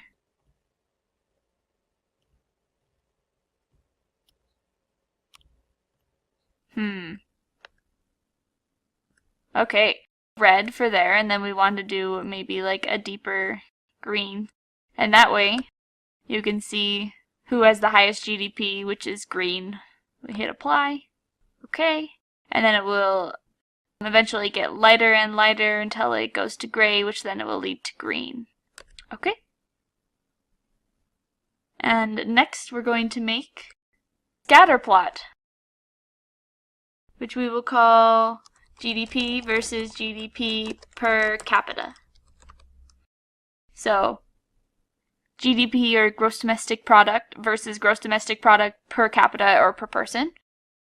And to make a scatter plot, you have one measure on one axis, and then another measure, which is going to be GDP per capita, which we will now create on the other axis. So let's start with GDP, and we'll hit duplicate. And let's edit that. And we're going to call it GDP per capita. And we're going to take sum of GDP and divide it by the sum of the total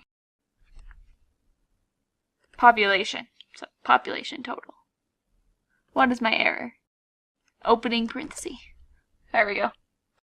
And then we have GDP per capita. So what this will do is sum up the GDP across whatever measures we have in place, across whatever dimensions we have in place, and then sum up the population for those same dimensions, and then divide it, instead of dividing it per row and then doing an aggregation on it.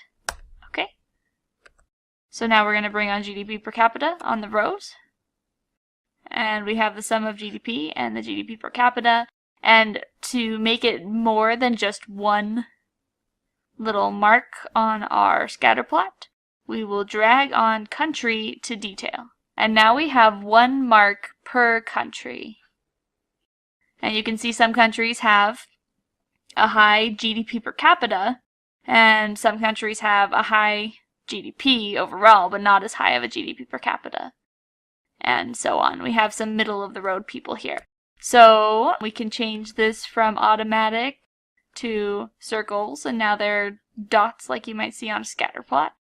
And you can drag region onto color, and now we can see our different regions.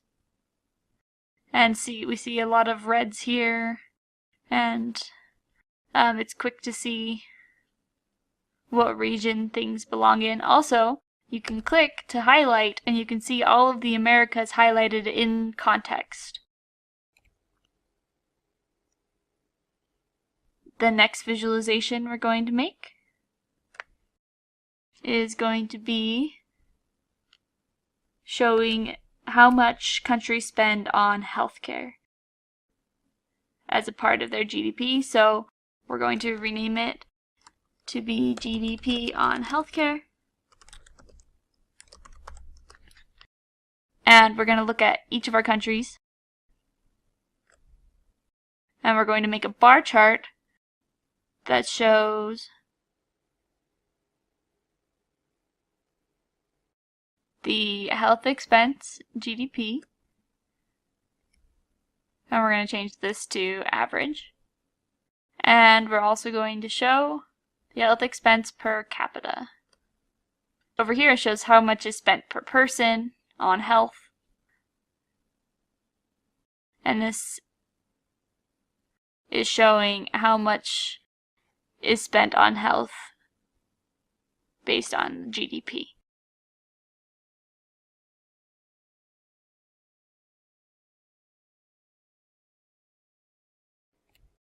Click at the top and click sort, and it's sorting by this first one.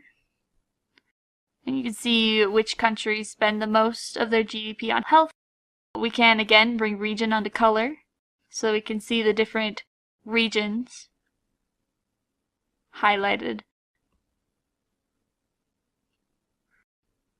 And let's bring on labels. So for our different marks cards, we're going to want to control click this and drag it onto the labels. And we can see that it's a percentage, but it's coming up as a number, so we can right click and click format right there.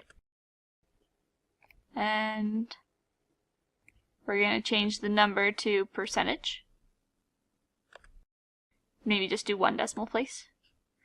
And then for this one, we're going to control and drag that onto labels. And maybe we'll change this one to currency. However, if you don't want to change it to currency, since we aren't sure necessarily what currency this data set is in, it's worth checking out what currency it is in. So for now, we'll just have it as a number. And now we're going to customize our tooltip. So we're going to go to the overall marks card, and we'll click on tooltip, and we want it to tell us the country in the top. So we'll erase region, and we're going to erase country label and center country. And then we're going to put this country spends this percentage on healthcare. And if you want to preview it, you can hover or click here on preview, and it will show you an example. Marshall Islands spends 2.1% on healthcare. We'll hit enter, and then when we hover, it tells you the country, and it has our custom tooltip on both visualizations, or on both of the different axes. So let's build our dashboard. We'll bring on our map. We'll bring on our healthcare visualization and our GDP versus GDP per capita. And we'll move our legends to the top again by adding a horizontal container to the top and bringing them up here.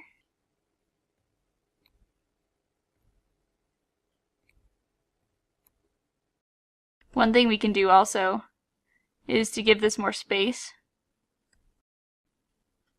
We can have it go all the way to the top, and these legends are just side by side, just above the map and the GDP per capita scatter type plot. An interesting thing you can do in Tableau is you can see this outlier of the United States is making it difficult to see the rest of the information or to visualize if there's any trend there. So you could right click on it and click exclude, and then it will exclude it from your data set very quickly. And then you'll just click this back button to get it back. Great, now let's take a look at filters. We are going to do a single filter.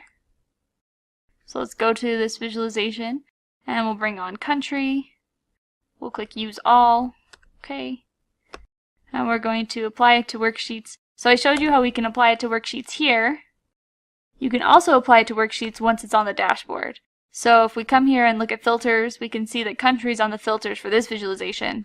But if we come down here and look at filters, we still see country because it's in the details of the information. So either way, when we add country,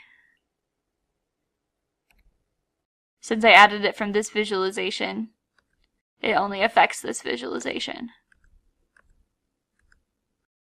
Okay, but we want it to affect all on the worksheet.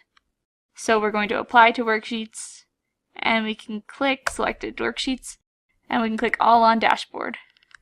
Okay, let's bring this over here. We're going to allow them to see all at once and be able to scroll and select the ones they want. And now, when we select different ones, it affects all 3 worksheets. We're also going to add an action for a URL action. Add action, go to URL, and when we click on a country on the overall GDP map, we want it to take us to the Wikipedia page that talks about the economy for that country. So that is this URL, and it's going to say Wikipedia for economy of, and we're going to add our country to the end. So we hit OK. We have it running on menu, so let's change it to run on select. And as soon as you click it, it will take you there. Okay, so now let's try it. And we can click on Canada, and it will take us to the Wikipedia page for the economy of Canada. Great. We click on Brazil, same thing. So if we unselect on Brazil, then it will make our map highlighted normally again. We can also use this one to filter the other visualizations. And so we could click use this filter here, and then when we click on France, it will filter these 2 other visualizations to France. You can see that when we filter this visualization to a particular country, so if we look at Germany, Germany wasn't green before on our map, but now it is. That happens because our scale has changed just for the ones selected. So if we control click France and Germany and Switzerland and Austria, we now have a scale that reflects only these countries, and the biggest is going to be the darkest green, or the highest GDP is the darkest green, and the lowest is the lightest pink. And there is our economy dashboard. You can see that we have some nulls on these visualizations. That occurs when we don't have all of the data for every point. You can ignore those and they won't show up on the final visualization when you publish it to server. Or you can deal with those by clicking on them and filtering that data out, or showing that data at the default position, which is showing the null values at 0. Our final dashboard is going to be about the ease of doing business in a country. So our first visualization is going to be a bar chart, which we will call days to start business. So how many days it takes to start a business is important to know when you're trying to start a business in a country, and also can be an indicator of how easy it will be to do business in that country. So let's make a bar chart that includes every country. And then we're going to bring on days to start a business. And we will sort it smallest to biggest. And we have some days or some countries that don't have any days. So let's filter out those countries. And we're going to filter it to only those that have a good market. We're going to make a calculated field. We're going to define business-friendly market. Well, we're going to define our market based on how easy it is to start a business and how many days it takes. So if it takes less than 25 days to start a business, we'll consider that a good market. And so we're going to do if the days to start a business is less than or equal to 25, then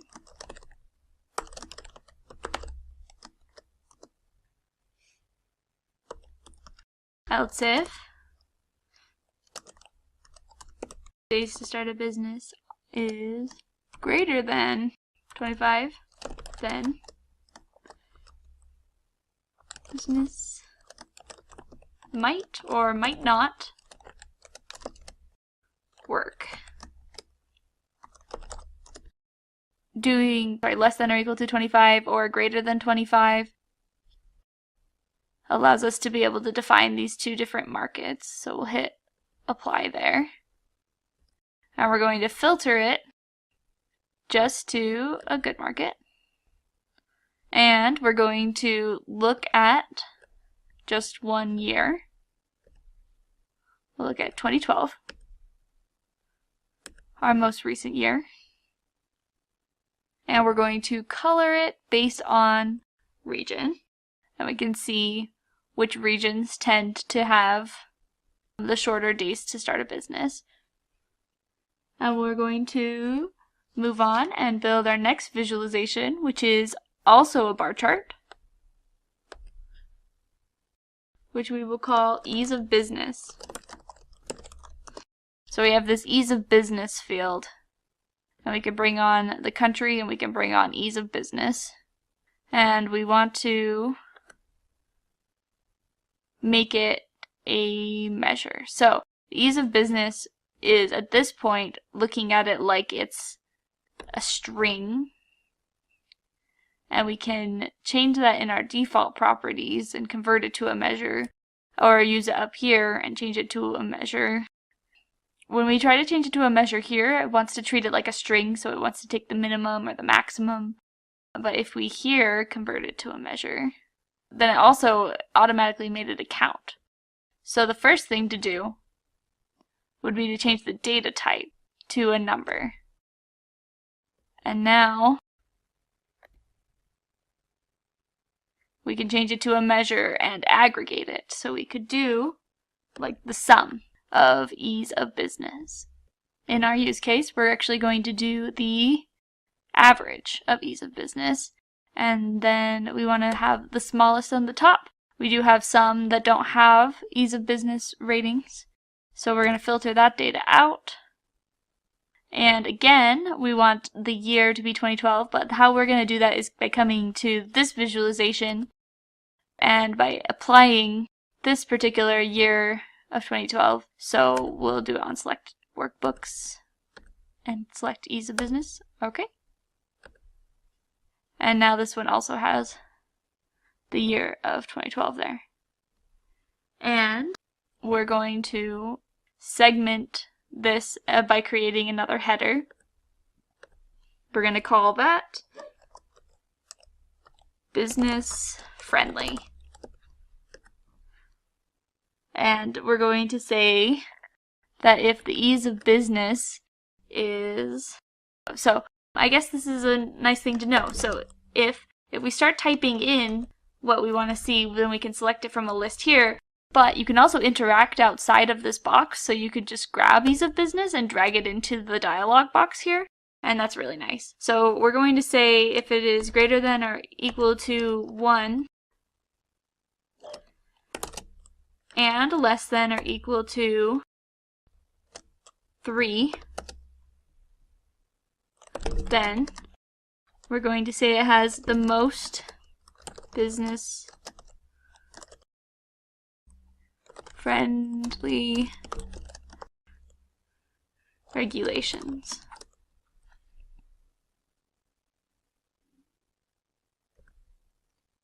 Give us a little more room to look at. Okay. And this statement won't work because it's saying and what is less than or equal to 3. So you have to have ease of business in both places.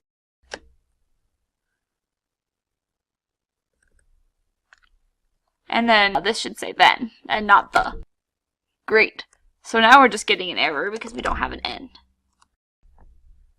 So if that's all we wanted to do, then that's what we would do, but then we'll just do another else if. And it's already taken, this if statement goes through one condition at a time. So it's already classified everything that's between these two numbers. And so now we can just say if ease of business is less than or equal to 10, then we'll call it very, very business-friendly regulations.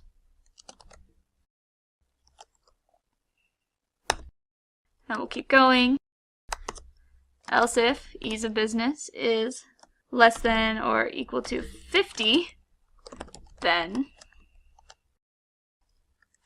we're going to call it moderate.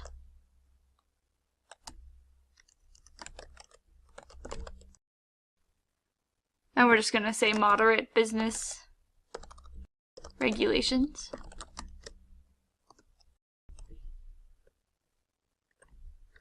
Copy that for later use.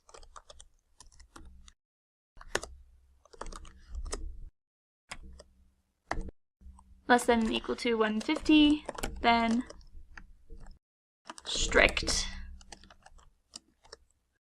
So the reason that this doesn't grab everything that is less than or equal to 150 is because these sections 1 to 3, and then 4 to 10, and then 11 to 50 have all been classified up to this point. So it's just getting everything else.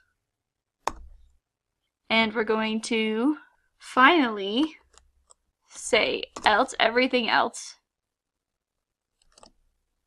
is going to be called not preferred for business. And see if we get any errors. Calculation is valid. Let's see if this works as we expect. So we'll hit apply, and we'll bring business friendly onto our rows, and now it categorizes everything based on what we said. So we want to define what order these go in. So we're going to click sort, and we want the most business friendly at the top, then we want moderate, then strict, then not preferred. Okay, so we have our top 3 that are the most business friendly, and then we've got 4 through 10, which are very, then we've got our moderate, our strict, and our not preferred. So let's bring region again onto color, and we can see which regions are the most business friendly. And we have our year of 2012 there. And now we're going to make this even more useful by adding the business tax rate onto the label, so that you can see that business friendly is like Singapore, but they have a pretty high tax rate of 27. Whereas if you get down to some of these that are not preferred, some of them have really low tax rates. So let's make sure that we're getting, the right tax rate. So you can see that 27 is definitely not the highest tax rate that we have for business. But you can also see that there are places that have even lower tax rates, like Saudi Arabia, and we have 8% here. It looks like we don't ever go to that second decimal place. So let's quickly format this.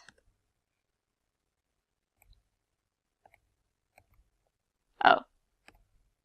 Business tax rate is also text. So if we could convert our data type to decimal, and then we will format it to be a percentage, and we just need the 1 decimal place. Okay, now let's make some annotations. So we could come and click here on this mark, and then we can annotate that mark, which will make this dialog box, and it's already filled in here.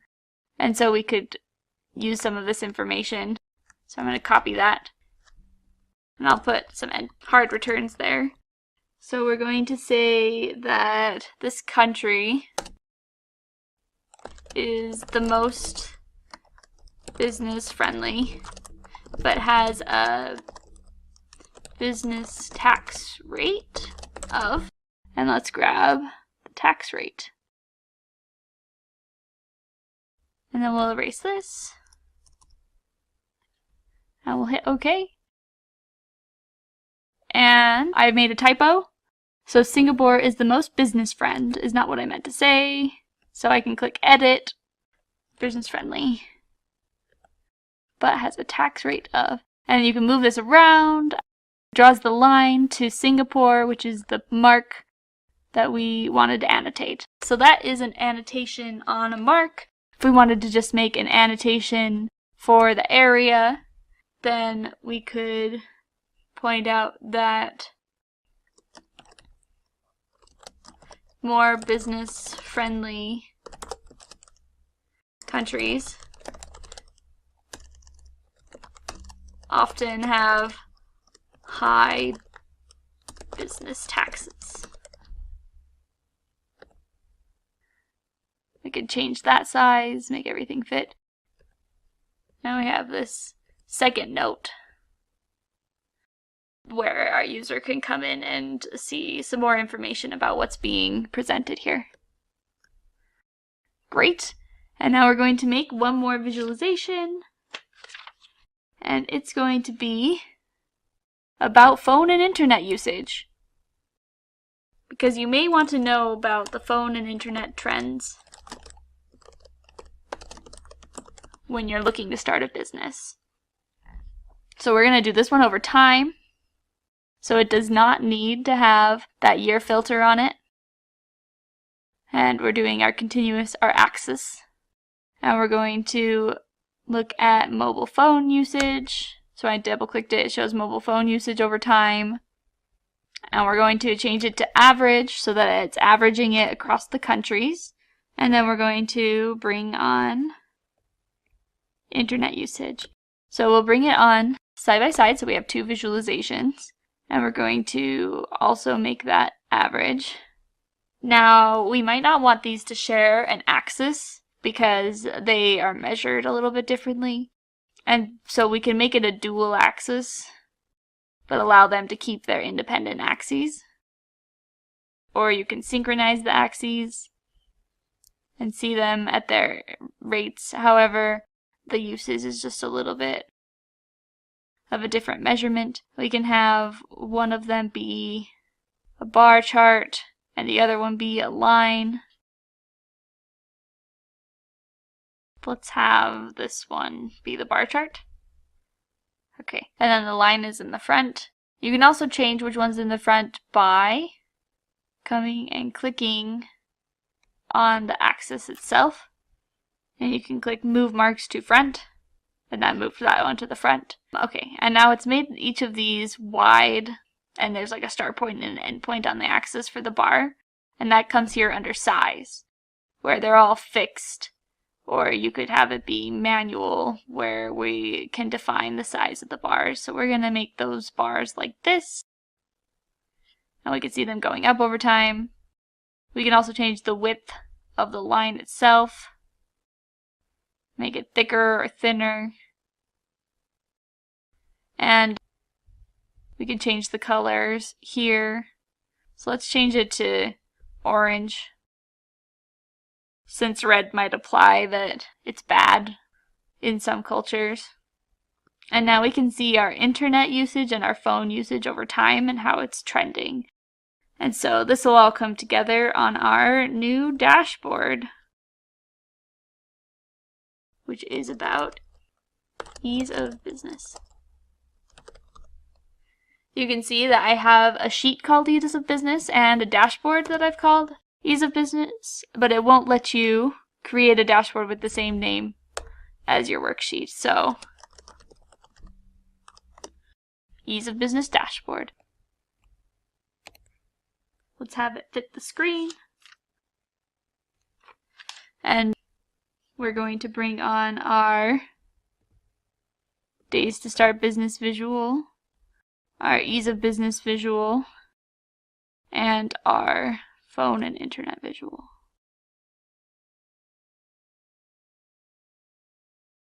Let's put our legends at the top again. So we'll make our horizontal container, and we'll bring our region legend into there, and then our measure names for internet versus mobile phone. And we have a filter that already is pre-applied to 2 of the visualizations called year of year. And it's selected 2012, and if we select 2011, it's only changing this one, it's filtering out all the information for this visualization and changing this one to 2011. So let's see why that's happening.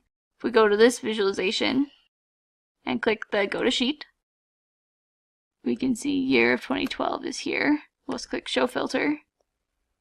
And if we change the filter to 2011, okay, it's not showing up here, and the only filter I can see that could be removing it is this Aggregations of Business. That is removing anything that is null. So if I pull that off, you can see that we don't seem to have any information for 2011 for ease of business.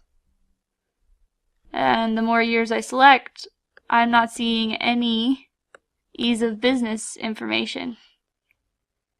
So we're going to want to set this to 2012 only, because that seems to be the only information that is useful for this visualization. So let's go back until we're back to the state we were in when we started. Okay, so here we are. Now we're going to want to remove this filter, and we're going to give it its own filter that only selects 2012. That is not connected to the other filter. So now, when we change year of year, it only changes this visualization. Sometimes that's useful to note, sometimes it's useful to put, let's do a single value drop down. Sometimes it's useful to put this right next to the visualization it affects. So if we could change it to floating and just put it like here, that makes it clear that it's just changing this chart so that people don't get confused. Another thing that we can do, that we should do on all of our visualizations, is change the titles so that they're more business or user friendly. Great. And so we have our filter, and let's use this as a filter, and that way we can click on New Zealand and we can see its most business friendly regulations, and we can see its internet and phone usage over time. We can click on a lot of different countries to see those changes. We can see that some countries have a steeper change, so some of them have adopted phone and internet usage and have stayed pretty similar, whereas other ones have only really adopted it in the last couple of years. Also, if we wanted to filter to just one country, we could do what we did before and create a country filter. Here's another way to go to the sheet. You can click this down arrow and click Go to Sheet, or you can come over here. You can see that it's highlighting a visualization over here, or a sheet, and whatever sheet I click on is highlighted over here. And there's this little pop-out arrow here that also takes you to the sheet. Now we can bring country on, use them all, go back to our dashboard. We'll go to filters and select country. We'll make it a multiple value drop-down. We're going to add the apply button, and now we're going to make it apply to all the visualizations by clicking apply to workbooks, selected worksheets, all on dashboard, OK. Now we can see that if we just want to look at Afghanistan, OK. We can see how many days it takes to start a business there. It's not preferred for business, and it's internet and phone usage over time. And those are our 4 dashboards. So as a review, we have made a dashboard on population. We made one about health. We made one that had to do with our economy, and one that had to do with our ease of doing business. So today we'll be dealing with the Tableau project. So the first dataset that we will be using for the Tableau project is based on COVID-19 data. Followed by that, we'll have another project based on the airline data. And finally, the third project will be based on space missions data. Now let's begin with our first project. So in this first project, we'll be dealing with the COVID-19 dataset, and using that dataset, we'll be getting some insights. So what are those insights? Those are, what are the total number of confirmed cases in different nations? What are the total number of recovered cases in different nations? So we'll be using the map chart for these, and we'll be finding out the insights about how are the cases going on in the current situation or in the current date or year. Followed by that, we'll also look into the insights of the confirmed and recovered cases in India as well. Followed by that, we'll enter into the next query where we'll find out the trend line of COVID-19 in the international level, like how it started, how is it going on. And moving forward, we'll create a group of Indian states and we'll find out the COVID hits there, and then we will discuss about the death rates. So highest death rates at international level and the least death rates in the international level. Then we'll enter into the next segment where we'll find out the variation in COVID-19 cases around the world. And then finally, we'll discuss the future of COVID-19 in the international level. Basically, we'll create a trend line which will give us the forecast levels of the COVID-19, like is it going to increase or is it going to decrease, or what's going to happen in the near future. So I hope I made myself clear with the queries or the insights that we're going to take from the COVID-19 dataset using Tableau. So without further ado, let's get started with the Tableau. So we are on Tableau right now, so we'll be using an Excel data file.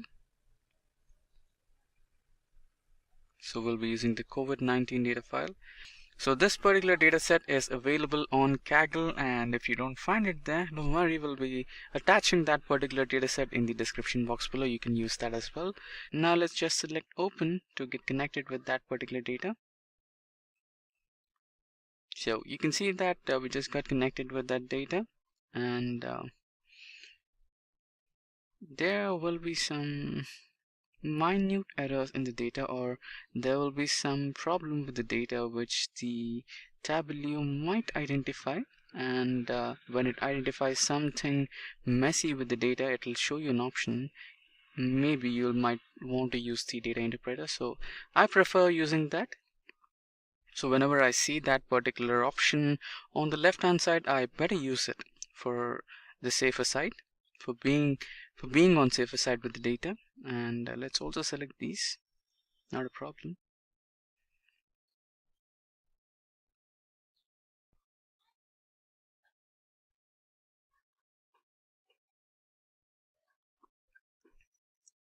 Yeah, so the data got clean now. You can see that over here. So to do that, you can also check the review results. So when you click that review results option, then you'll get into this particular Excel document, which will help you with the changes made to that data set. So you can see that the orange color one says the data is interpreted as column headers or field name, and the green box suggests you that data is interpreted as values in your data source. And now you can see that. There you go. So now we'll get back to Tableau. Now you can see that the data has been interpreted successfully by the Tableau, and everything is as expected by the Tableau. Every data element in the dataset is as expected by the Tableau, and it's really fine now. Now we'll check the columns what we have in our dataset right over here. So we have the serial numbers, observation dates, province, state, and country or region, last update, and confirmed death recovered. So basically these three columns will be telling us the confirmed cases in that particular region, country or state, and the deaths happened in that region, country or state, and recovered rate, and the last update, when was the last tested done, the latest tested done, and in which region, and what's the observation date, what's the observation results on that particular date, and the serial numbers, etc., etc.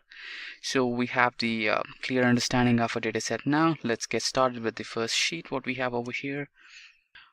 So according to our first query, we had to find out the total number of confirmed cases in different nations. So for that, we might want to select the country or region, and then the confirmed from measures. So for that, we'll be selecting the map chart for this, so that we have the data shown in a more appealing format. So now we have the bluer color of map on our screen right now, where the darkest color shows the maximum number of cases confirmed, and the lighter ones represent the lower number of cases confirmed. Now let's make this look a little more interesting. So for that we can select the edit color options, and inside that let's select the red to green diverging. Yeah, this is it.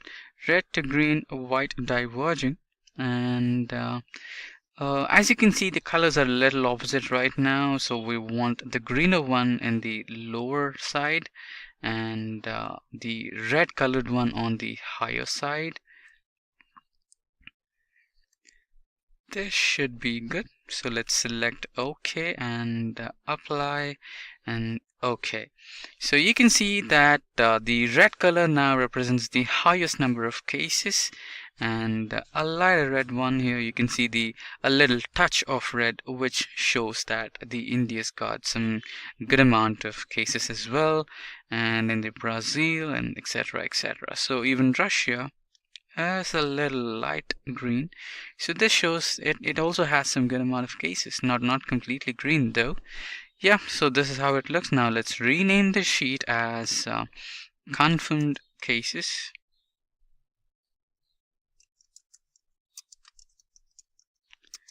At the international level. Now, according to our second query, we are supposed to find the total number of recovered cases in different nations. So now let's create a new sheet for that. Now for that we'll be selecting the country or region, and then we'll be selecting the recovered, and hover over to the show me icon, and let's select the map for that. Now you can see that we have a lot of recovery happening in India. So according to the stats, we get to hear that the virus which we have in India is a little, kind of harmful than comparatively what we had in China and other states of the world, or the other nations of the world. So yeah, we have a good recovery rate in India. Now let's rename the sheet as recovered cases.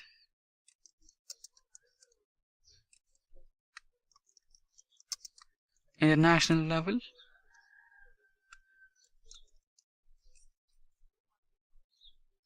Yeah. So I'm naming these sheets separately because we'll be using these sheets to create a dashboard at the end. Now let's get into the third query. What we have right now is find the total number of confirmed cases in India and what are the total number of recovered cases in India. So for that, let's create a new sheet, and let's select country or region and confirmed. Now we'll be selecting the text table, and we have the complete data set right now. We have all the nations over here. So what we are looking for is just India. So for that, now we'll drag the country or region into filters, and inside this you can see we have an option of selecting India. Now let's search for India. GHI. So we have India over here. Let's select apply and OK. So we have the total number of cases in India. Now we can drag the state or province into rows, add all members. So in India we have all the states, and so all the states have their own confirmed cases. So this is the total confirmed state or confirmed count in India. Let's rename the sheet confirmed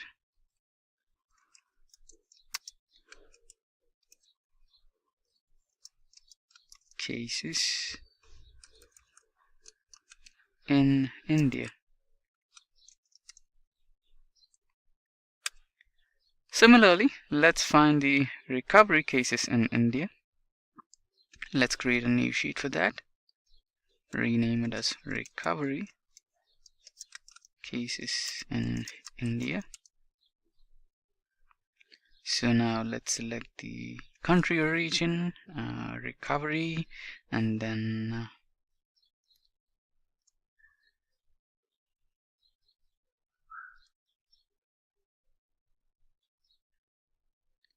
let's close the show me icon, and now let's drag the country or region to filters, then none, select India. apply, OK, and let's drag the state of province here, add all members. Yeah, so you have the text chart here which represents the total number of recovered cases in India according to the state-wise. Now, yeah, this looks okay, but we can make it look a little more appealing so that it's more visible and understandable, readable. So we can make that happen. So let's make a duplicate of this and recovery cases as well. Now I would like to change the confirmed cases in India into a pie chart which looks a little bit more readable and understandable. Let's select the entire view so that we have a bigger pie chart and a little bit understandable or readable. Let's increase the size a little bit, and let's select the label and select the show mark label so that we have all the numbers over here. We can even select the province or state and drag it into detail, so we have the state's name as well, or should we tag it into label? Yeah, now the recovered into label again. Yeah, there you go. We have the state and we have the confirmed number over here. So this is how we can make the data look a bit more appealing and understandable. So we can see that Maharashtra has a larger number of confirmed cases. It's the biggest state of India. So maybe, yeah, that's true. And now we'll get back to the duplicate sheet of recovery cases in India. And now let's make it look a bit more appealing by changing the way the data looks. So for this, we can select the packed bubble option. Now we can see the packed bubbles which show the recovery states happening in the Indian states or the recovery cases. So you can see that everything is looking in blue color, a bit difficult to understand. So for that, let's drag the province or state into color so that we can have different colors for different states. Yeah, now this is good. We have the country name and state name. This is fine. Now we can make it a bit more readable by dragging the recovered icon into, or the recovered pill into the label. So we have the count of recoveries happening in that particular state and that particular country. Now it's a bit more readable. Now we have Maharashtra at the leading place. We have a good recovery in Maharashtra. Yeah, that's fine. Now let's get back to the presentation mode and see our next query. So can we forecast a trend line of COVID-19? Yeah. So how it started, how is it going on? So we can do that. Let's get back to Tableau again. So let's create a new sheet. We have the new sheet over here. Let's rename that as trend line.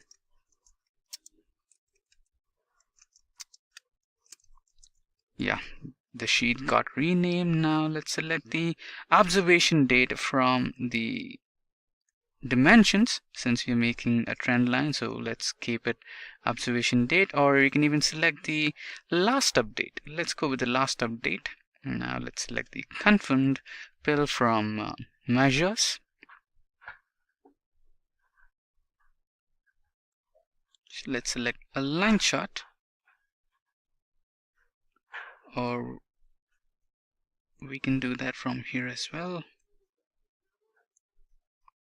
Okay, so we're not getting the line chart, so there might be some problem with the date format over here. So we have to change the data type of, so I think this might be something with the date. Yeah, let's select the date pill and change data type to date or date and time from string. So you can see we had string first, so now it's changed to date and time. Now we'll be getting a proper trend line. So now we have it according to the year, so we can make it according to quarter, and even in the form of months. And so if you see this a little bit readable, you can keep it that way, or you can even change to days. So yeah, I think there is some problem with date and time value.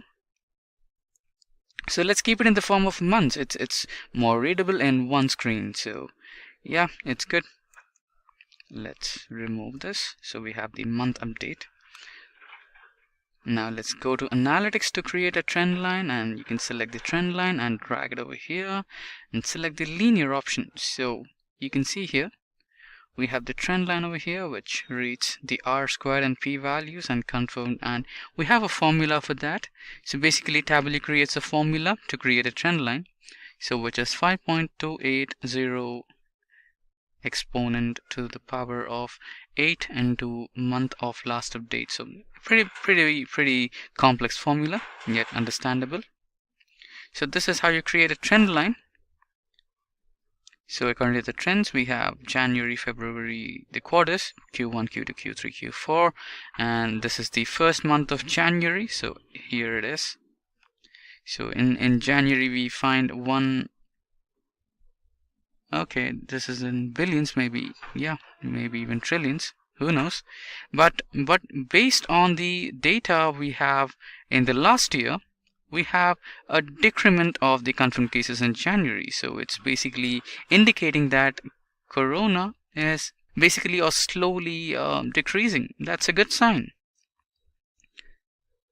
Now let's try to find out the trend line for India.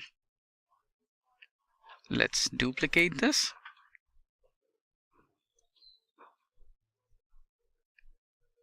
So for that, let's drag the country into filters.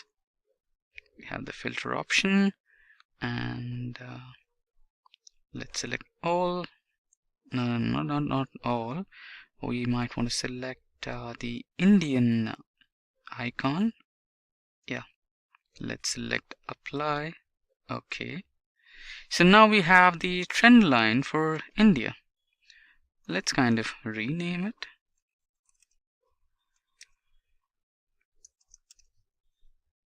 Yeah. Even you can see a gradual drop of corona in India as well. So the number has decreased in India as well. In the earlier year, we had a lot of cases above 30 crores. Now we have nearly 20 crores. That's a good sign in India as well. Now let's get back to the presentation mode and try to select the next query. So according to the next query, can we group Indian states and find COVID-19 hits? Yeah, we can do that. Now let's get back to Tableau for that. Let's create a new sheet and let's rename it as grouped. So the sheet got renamed. Now we're going to select the country or region or province. Now for that, you can see the create option over here. Now inside that, let's select the group. Now we have to create a group of Indian nations. So select Andaman and Nicobar, hold control, select Andhra Pradesh. Now let's select a couple of states we know which are in India. Arunachal Pradesh, Assam. Don't forget to hold the control key for this, or else the options might vanish.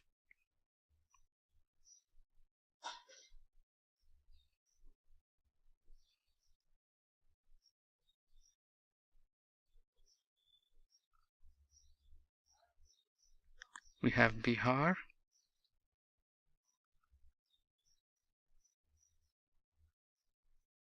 we have Chandigarh, we have Chhattisgarh,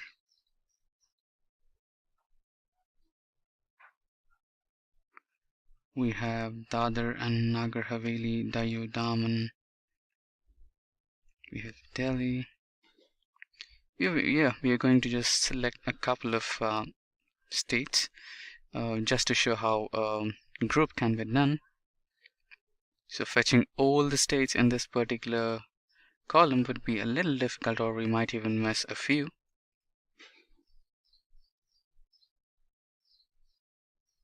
We have Gujarat, we have Haryana,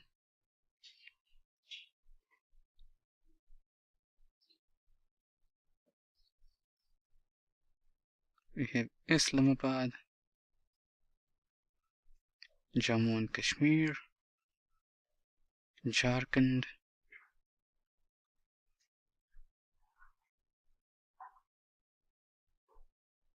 we have Karnataka, we have Kerala,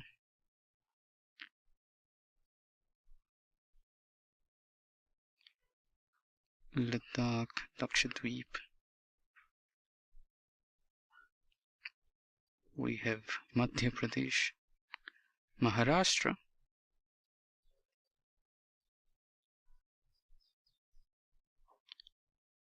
Nagaland,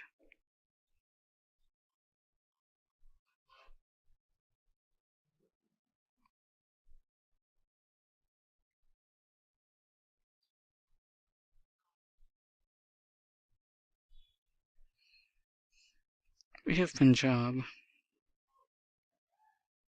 we have Rajasthan,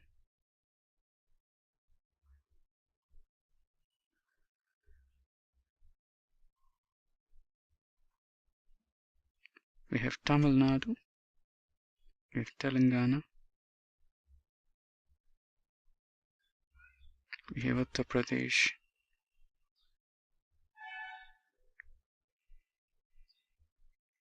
we have West Bengal,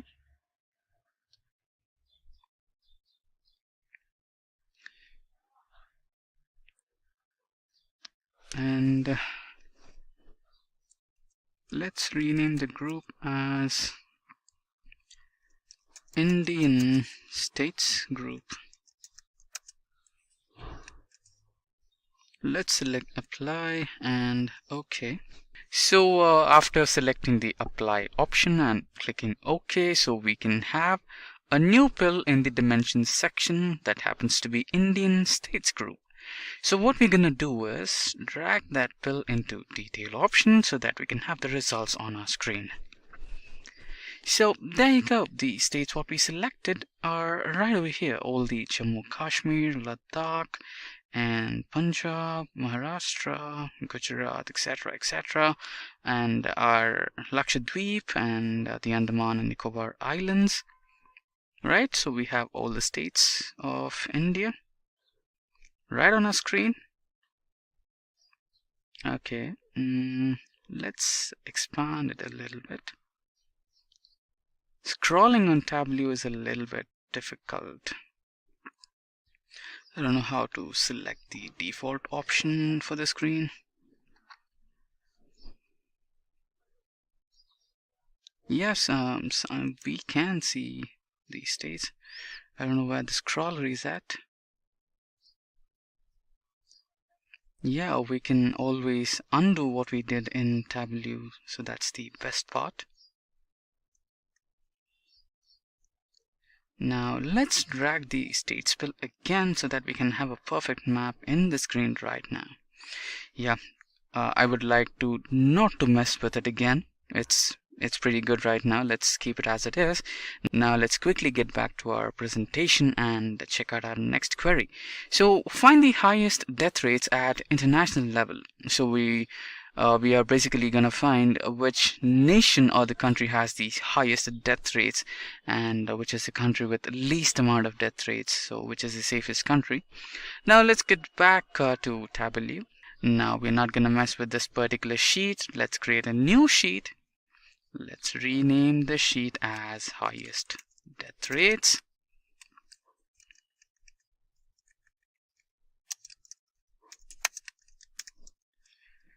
International, INTL. Let's enter. So the sheet got renamed successfully. Let's drag in country. And let's drag in confirmed cases. So we have a map over here. So Tableau basically kind of selected the map as default. We can drag the deaths, and now we can actually change this to a text chart.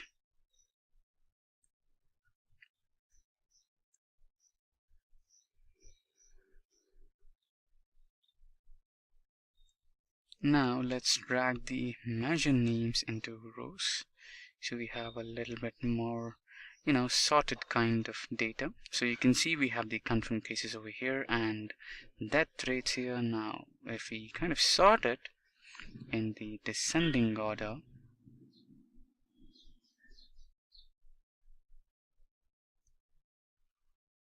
yeah, so the order is being changed now. So we have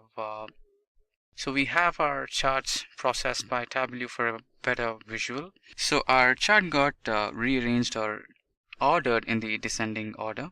So with that we have the highest deaths and confirmed cases in US. So we can even do that using a parameter where you can create the top 10 or top 5 nations with highest confirmed and death values. So for that you can drag both, or no, you need to create a parameter. I think it's not required over here. Let's continue with the next sheet, or you can just simply duplicate this. Since the dataset is a little huge, it takes a little bit of time. Now let's rename this.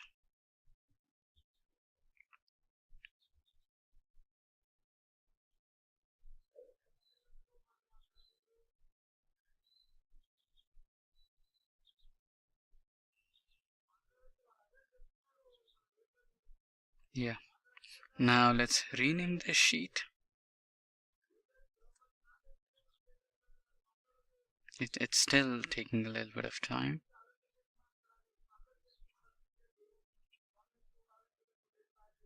Yeah, now I think we can rename it least death rates. So now for that we're gonna rearrange it in the ascending order.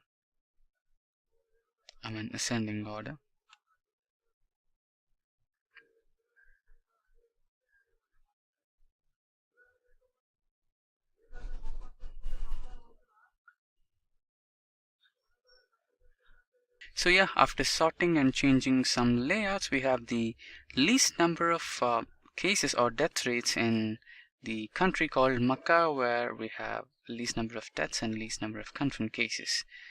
So with that, let's move into the presentation mode again. And in the presentation mode, we have our next query that says, can we find the variation in COVID-19 cases around the world? So for that, let's create a new sheet again. If getting your learning started is half the battle, what if you could do that for free? Visit SkillUp by Simplilearn. Click on the link in the description to know more. So after changing some arrangements, or by making an ascending order arrangement and changing the layout or the orientation and everything, we have our final result, which states that we have the least number of deaths and confirmations of COVID-19 in the country of Afghanistan. So yeah, so we have the pretty well sorted, arranged data over here on the screen. Now let's get back to the presentation mode, and in the presentation mode, the next query that we have to deal with is, can we find the variation in COVID-19 cases around the world? Yeah, we can do that. So let's get back to Tableau and create a new sheet. Let's rename the sheet as variation of C19. Yeah, it's done. So to find out the variation of COVID-19, we might want to use the boxes and whiskers chart. Let's select the country or region pill from dimensions and confirm from measures. Let's hover to the show me tab and select the box and whisker plot. Yeah, so you can see that we just have one box or whisker over here. When you see something like this happening on your sheet, then directly head over to analytics and uncheck the aggregate measures. So we have this kind of visualization. Maybe we forgot something, so we forgot the country or region to be placed in columns. So when you place it in the columns section, then you find out all the countries and the variation of COVID-19 in their region. Now let's sort it in the descending order so that we can find out the maximum variation which is happening in France. So of course there are less number of confirmed cases, but there is a lot of variation which states that they have something wrong with the climatic conditions or the weather conditions there. Yeah, we have a larger confirmations in or larger cases in US, but there is some data which shows that France is leading in some variation. Yeah, so since we are calculating the variation of the confirmation of COVID-19 presence, we have France in the first place, where it shows that there is a lot of variation in the confirmed cases in France rather than US. Yeah, that's how we can find the variation of presence of COVID-19 in a particular country. So with that, let's move into the next query. So the next query is, can we forecast the sheet of future and reference of COVID-19 presence? Yes, we can do that. Let's get back to Tableau. For that, let's create a new sheet and rename it as forecast of COVID-19 presence.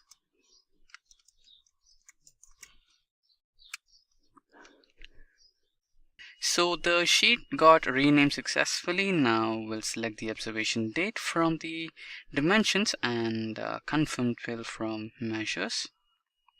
So we'll use them, drag it to columns, and the confirmed from, yeah.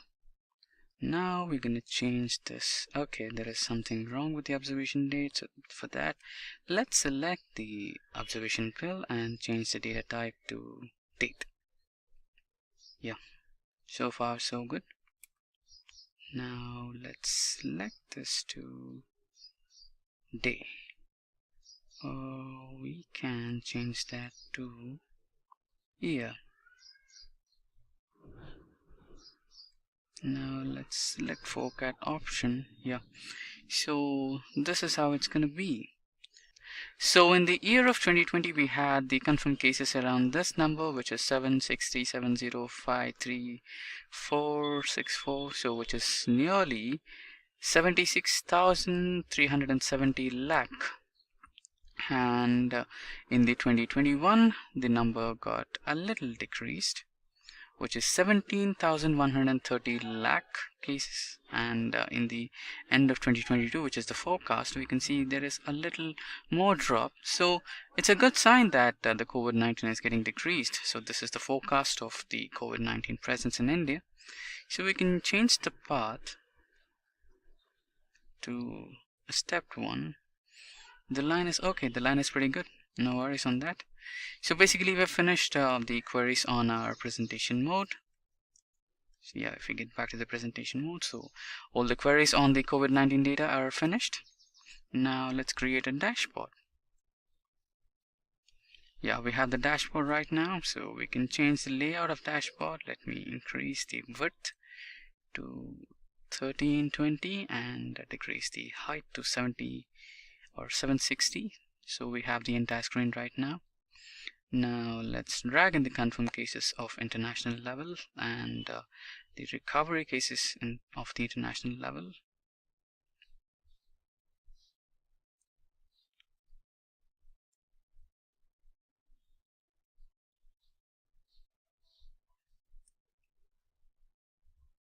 Yeah, now we have it. Okay, or let's keep it in the top and that in the bottom. The trend line of COVID in the international level and the highest death rates in the international level.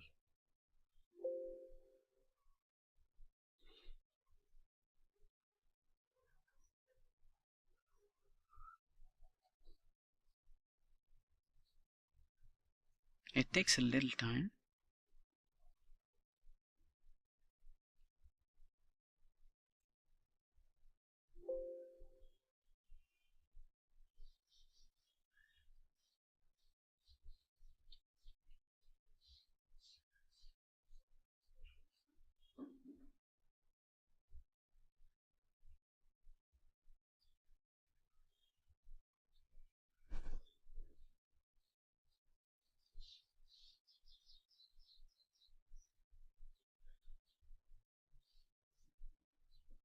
It's still taking a little bit more time. I don't know what's wrong.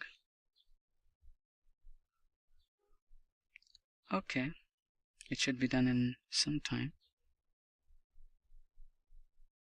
Let's wait. It's basically taking a lot of time because we have a lot of data in that particular sheet. Let's kind of change that a little.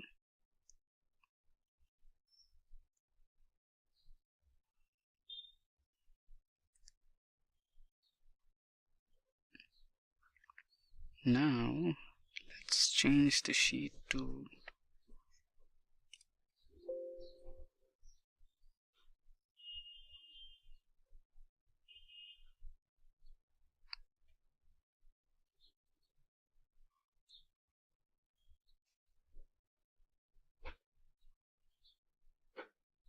yeah.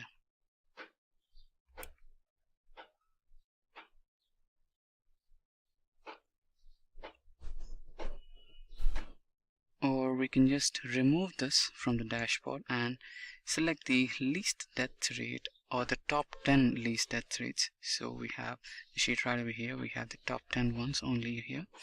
Yeah, this is good. So this is how we can have the dashboard. And now let's create another dashboard for Indian results. So again, let's change the dimensions of the screen. Yeah, it's pretty good. Now let's take the confirmed cases in India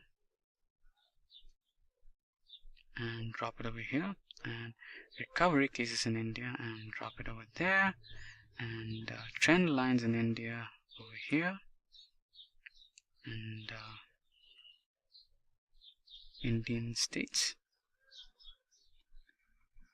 and the forecast somewhere over here.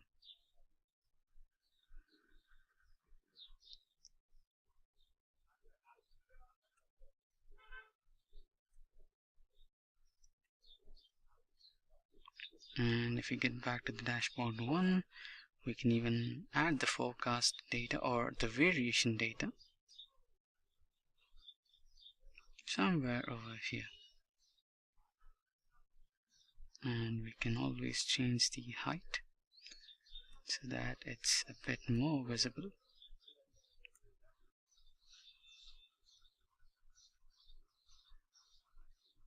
So we can rename the dashboard C19 International Dashboard, and this one as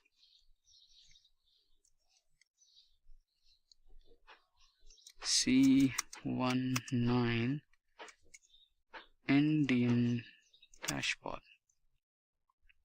Yeah, so with that we have finished the first project based on the COVID-19 dataset. Now we'll continue with the next dataset, that is the airline dataset. So now we are in the second project, and the second project is about the airline dataset. And in this particular dataset, we're going to take the insights, which are as follows. What are the total number of flights which are taking off in a day from the San Francisco airport? And followed by that, we have the next query, which reads out, find the busiest day of San Francisco airport. We'll be finding out the top 5 busiest days in the San Francisco airport, and followed by that we'll also find what are the total number of flights per day in a month. Then we'll find out what are the top 10 busiest flight routes. Then we'll find out what are the top 10 longest flight routes from San Francisco airport. Then we have to represent the flights flying outside the San Francisco towards different parts of the world using a map chart. So these are the queries that we'll be executing in our second project. Without further ado, let's get back to the Tableau. So now we are back on the Tableau dashboard. So let's select our dataset for today. So our dataset is somewhere here. Yeah, this is the air travel dataset we were looking for.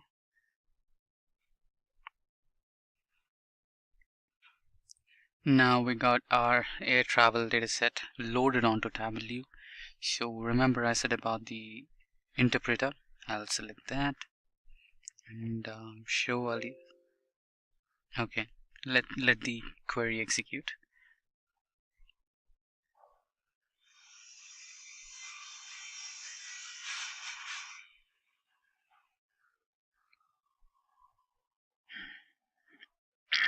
Yeah, so the interpreter query got executed. Now the data has been cleaned. We can review the results by clicking on review results option over here. We have another query executing now. So basically this query will take us to the Microsoft Excel sheet where our cleaned data is readily available for us.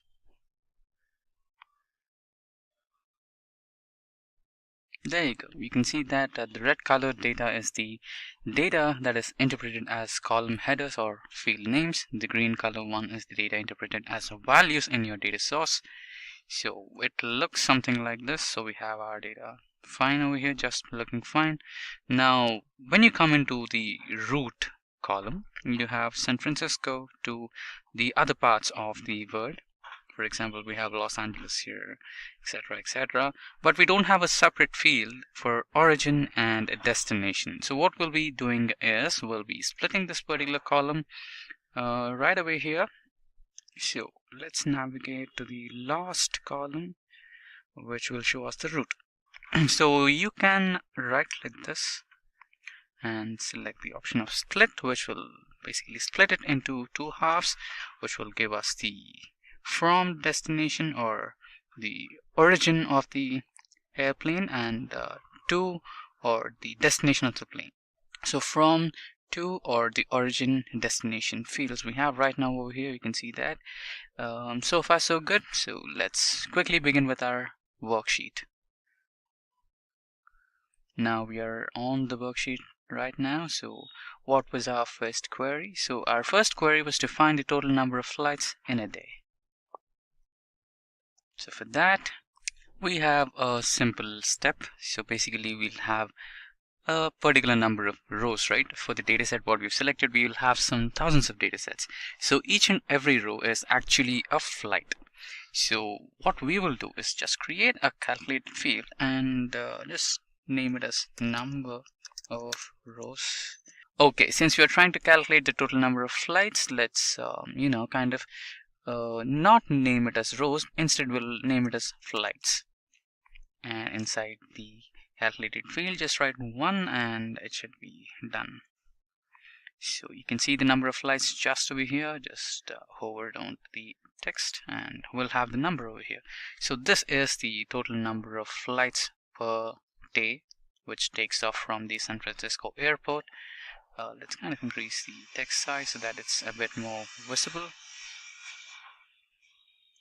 Yeah, that should be it. Let's rename the sheet.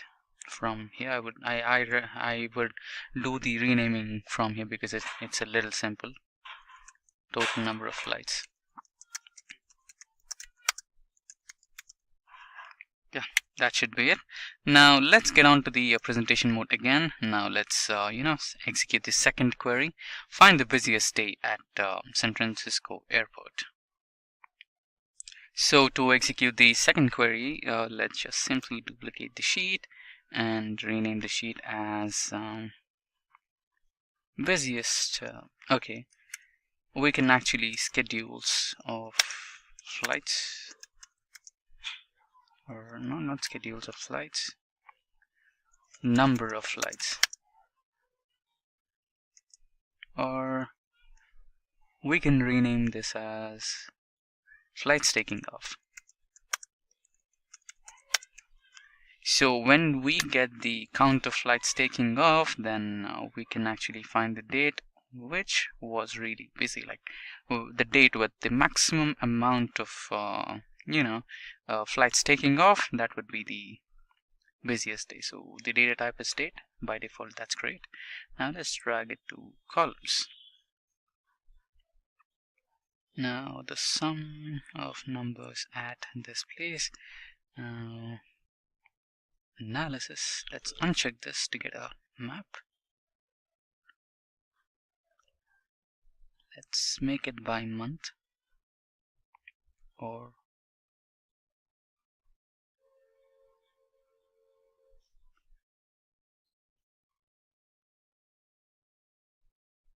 day. Okay, we don't need this. We don't need this. We don't need this as well. Now we have a chart over here. Let's change it to scatterplot maybe.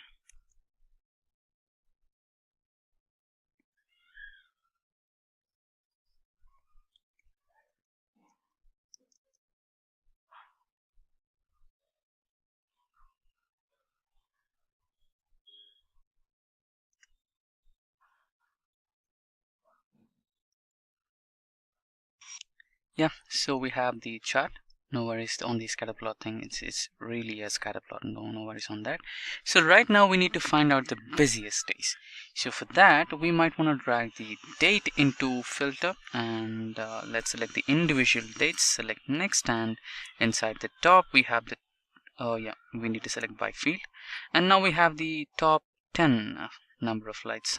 We need the top 10 flights.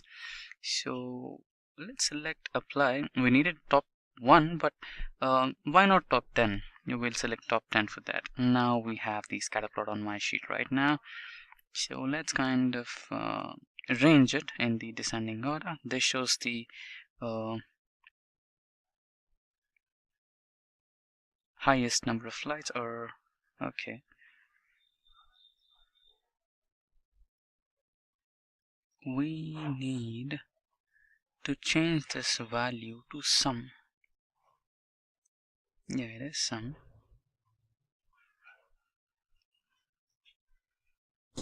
So yeah, I got to know where we made a mistake. So inside analysis we were supposed to aggregate the measures so that we can get the sum of number of flights. Now we have the total number of flights.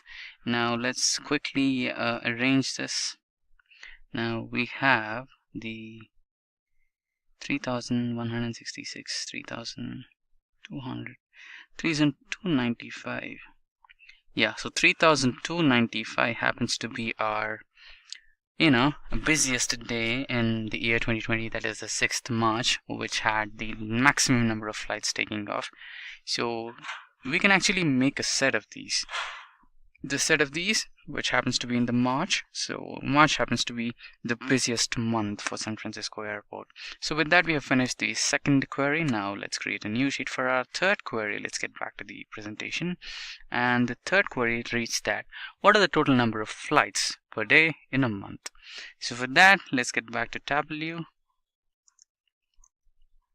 Let's try to rename it total flights in a month.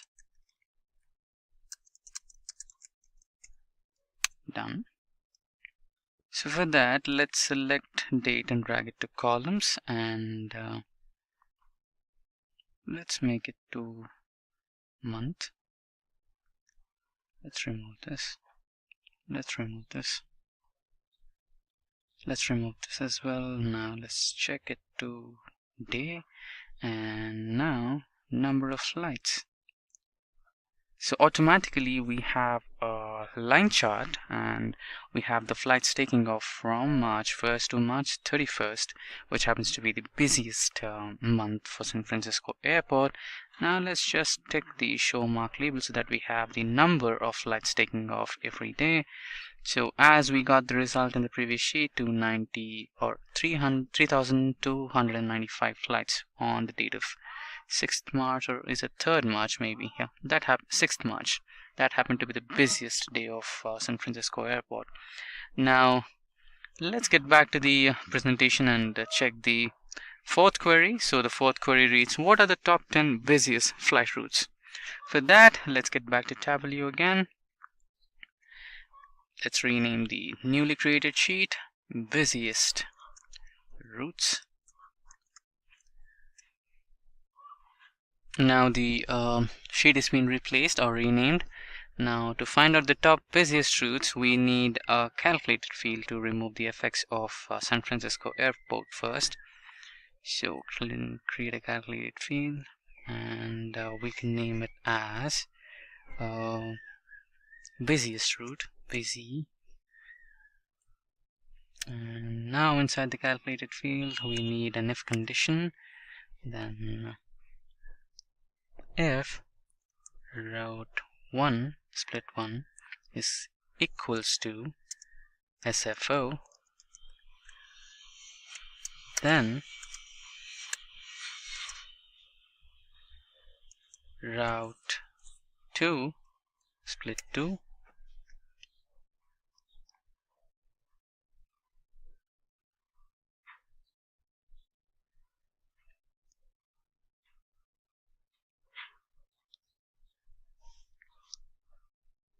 else route 1.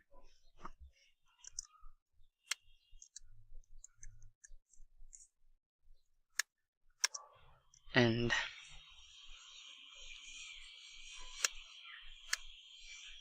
yeah, the calculation is valid. Let's apply and OK.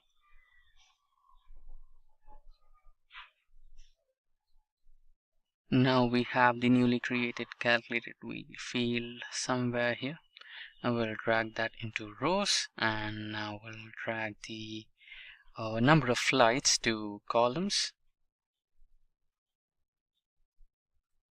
So there we go. We have the bar chart over here. Let's rearrange it in descending order so that we get the descending order. Now we needed the top 10 or top busiest routes. For that, let's drag busy into filters, select top, and by field we have top 10. Let's just select apply and OK, and we have the top busiest routes from San Francisco Airport, or SFO. Now let's get back to the presentation mode, and in the presentation mode the next query is which are the top longest flight routes from SFO. So to find out the longest routes, we'll create a new sheet and rename it as longest routes. Yeah, the sheet is renamed, and you can see that we have geometry coordinates 0, 0, 0, 1, 1, 0 and 1, 1. So these 1, 1 and 1, 0 coordinates basically provide the origin information, and 0, 0 and 0, 1 provide the destination information. So we'll be creating a calculated field for that. Now let's create a calculated field. So let's rename the calculated field as origin, and inside the origin we'll make use of make point, and inside make point we'll write geometry coordinates 1, 1 and geometry coordinates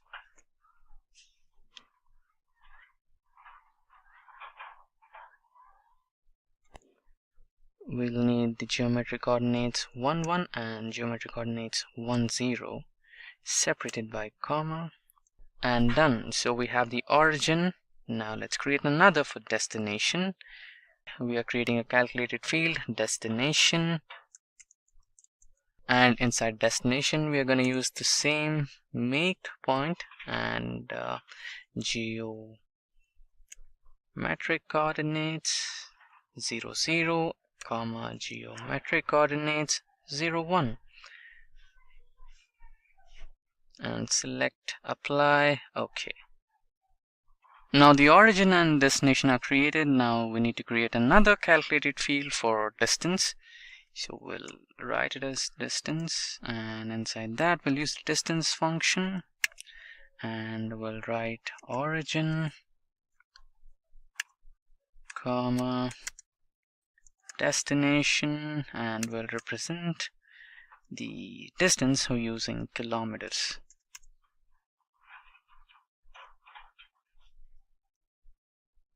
And select apply. OK. Now we have the newly created distance measure in the measure section. Now we'll drag the busy into columns and distance into rows. Okay, we made something. Oh, there's no problem. We can actually change the orientation. And now let's rearrange it in the form of descending order. Now we have the distance sorted in the descending order, but there is a small change. We have to change the sum to average.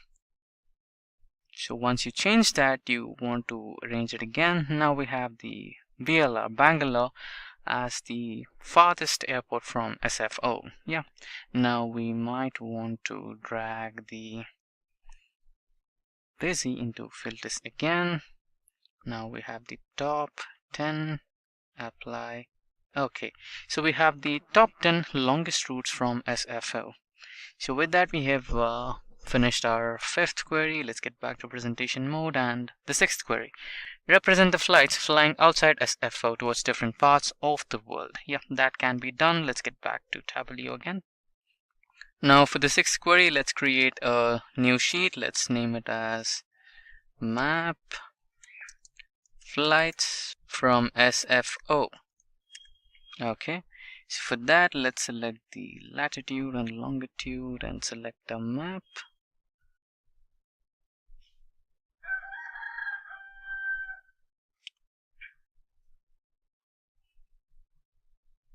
So we have the map right here.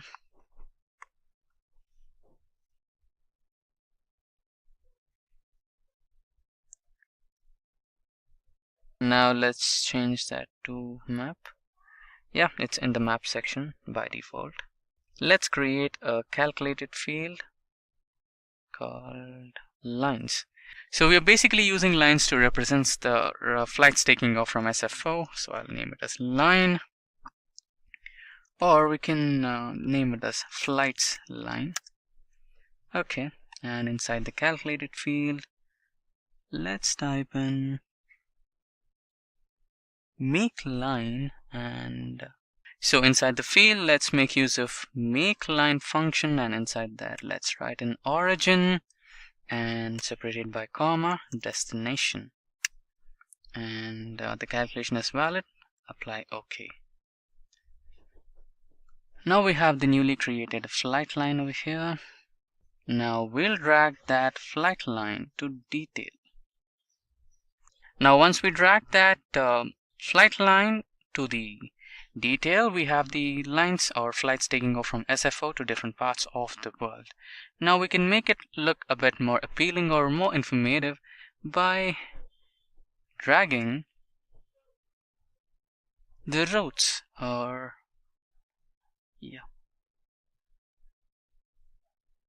into detail. So we have the details of routes, and we can even drag the distance into detail. So when we hover over to the line, we'll have the route and the distance as well. Yeah, so that's how it is done. Now we're basically done with all the queries. Now let's create a dashboard. So now let's kind of arrange the dashboard size convenient to our monitor. So I'll increase it to 1320 width and decrease the height to 760. So that's the proper size what I was looking for. Now we'll drag the details into the sheet.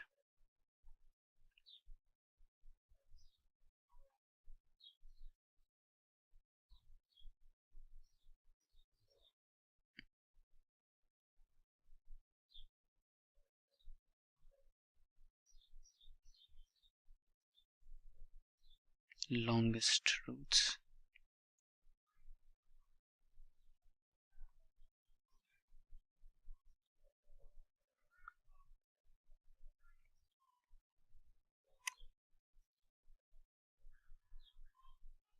We have the flights taking off, busiest routes, longest routes, and total flights into here. Now it looks more readable. Fine, so we have the busiest routes, we have the longest routes, we have the flights taking off in the month of March. The busiest month was the March, and the busiest day was 6th of March. I don't know what was so special on that day. If you know it, please let me know in the comment section below.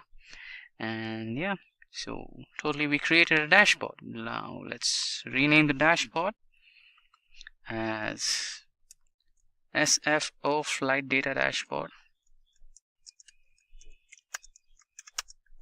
And we are done. So we are done with the second project. Now let's get back to our presentation and let's check the last project, that happens to be the space missions dataset. So now we are in the third project, which is based on space missions dataset. So using this particular dataset, we're going to get some insights which are based on the queries on my screen right now. So we're going to find out what are the average temperature details of the launch sites, what are the average wind speed details of the launch sites, what are the average humidity details of the launch sites. So we need all these to, before launching a satellite or a rocket into space. Everything needs to be in ideal condition. So followed by that, we have what are the different varieties of launch vehicles used by different companies. So there are a lot many companies. Few are from government sector, few are from private sector. For example, USA military satellites belong to government, and private satellites like SpaceX, and few others. Next, we have what is the mission status of the company. So we have a list of satellites launched already, right? So we need the mission status of that particular satellite. Is it a successful launch, or was there some failure record or something like that? Next, at the last query, we have the track records of launch sites. So what are the track records? So what are the successful launches? What are the failure launches? What are the satellites launched by different companies, etc., etc. We'll have a complete track record of that, of all the launch sites which are available in our data set. Now, without further ado, let's get back to Tableau and start the project. So we are on Tableau. Now we're going to extract the data set. So the data set we need is the space missions data set. You can get this in the Kaggle, or you can even have the access to this data set from the description box below. Select open to open the data. So yeah, the data got successfully loaded. Again, use the interpreter, and it's a good habit of using the interpreter to clean your data and make everything understandable or look understandable. Show all the answers, everything is fine. So we're good to go with the dataset what we have in our Tableau right now. Now with that, let's get back to the first sheet. Now let's check the first query that we have in our presentation. What are the average temperature details of launch sites? So for that, let's create a new sheet. Yeah, it's created. Rename it as AVG temperatures.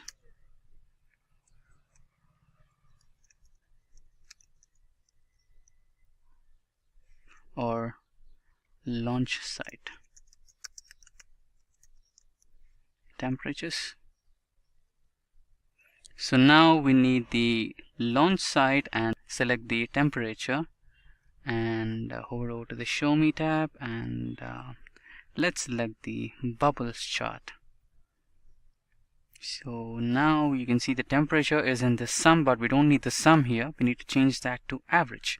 Now we have the average temperatures of the launch sites. Now let's kind of select the label show marks here. So we can do one more thing. We can drag the temperature onto the label. Now we have the temperature here. Now let's again change the measure to average. Now we have the average temperatures of the launch sites in Fahrenheit. Yeah, that's pretty well. Now let's get back to the presentation, and the next query is what are the average wind speed details of the launch sites. Let's get back to Tableau again.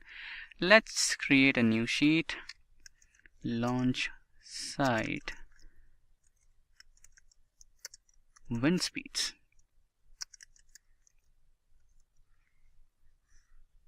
Now let's drag the launch site into columns and wind speed from measures into rows, and you can see automatically we have a bar chart. But to make it a little bit more readable, let's select the boxes and whiskers chart. Yeah, you know what to do now. Go to analysis, uncheck the aggregate measures options, and let's drag the launch site again onto columns. Now we have the different box and whiskers for different sites. So let's kind of arrange it.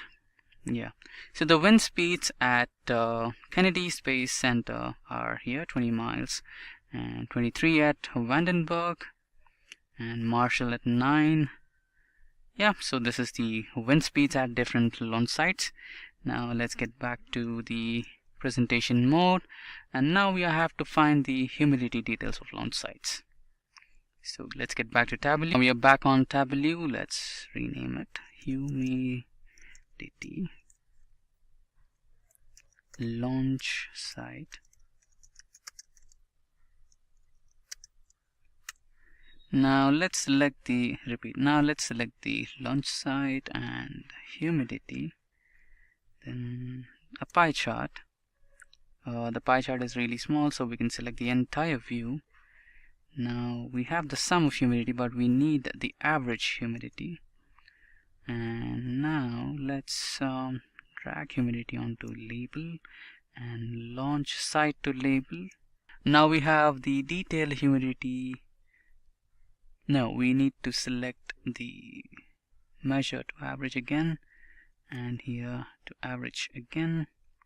Yeah, so we have the humidity percentage of launch sites on the pie chart over here. So with that we are done. Now let's get back to presentation again. Now our fourth query, which states that what are the different varieties of launch vehicles used by different companies. For that, let's get back to Tableau. Now let's create a new sheet.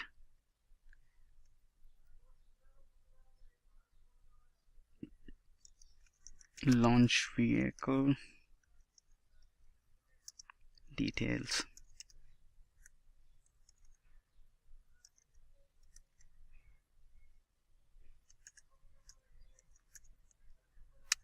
Yeah.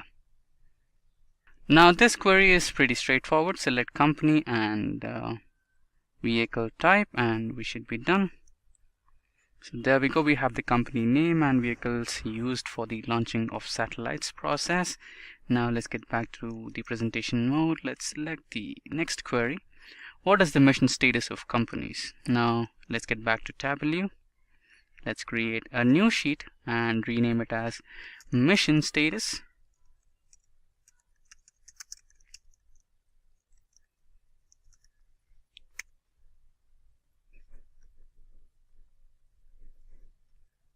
Now we are back on Tableau. Now let's select the company, drag that to columns, and mission status to columns, and we'll select one parameter from measures so that we can get a good bar chart, side-by-side bar chart. And now we can drag the company to color so that we can have different colors for different companies. So we have the mission details. So SpaceX found a maximum success in the recent days and little failures, and yeah, Boeing found good success as well and some failures. So these are the mission status of different companies and different satellites as well. So we have even US Air Force here faced some satellites here, some failures in some satellites. It's okay. So now let's get back to presentation mode. Now the sixth query is track records of launch sites. Okay, we had the payload as sum, so we change it to count, distinct count. So now we have a better observation of failures and successes over here. So as we discussed in the sixth query, now we need to find the track records of launch sites. Now let's create a new sheet, rename it as track records. And now let's drag the company to columns and mission status to columns again. And now let's drag the launch site. Yeah, I think we might want to drag the mission status to rows. Yeah.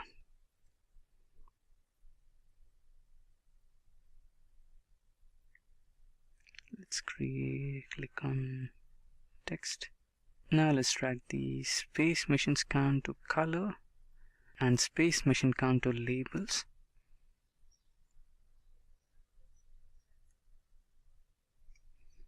Now let's use this one. Yeah. Now we have the stats or the track records of different space centers or launch sites, and we have the failures and success rates over here. Yeah, so basically we have done the last sheet or last query executed. Now let's create a new dashboard. As we always do, change the resolution according to the monitor we have. So I'm going to use 1030p.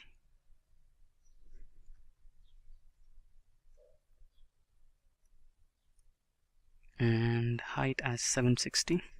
Now let's drag the sheets.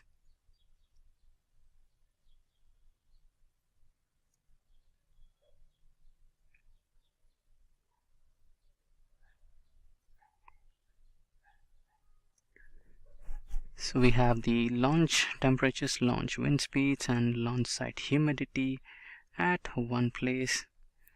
Now the launch vehicles used, mission status, and the track records.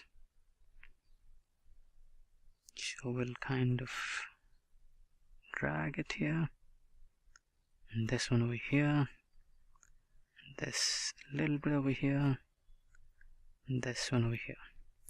So now we can actually, select the track records of Cape Carnival. We have the site temperature, we have the site humidity, we have the site wind speed, and the track records of that particular site, and launch vehicles launched, mission status, everything on one single dashboard. So that's how you make use of dashboards in real time.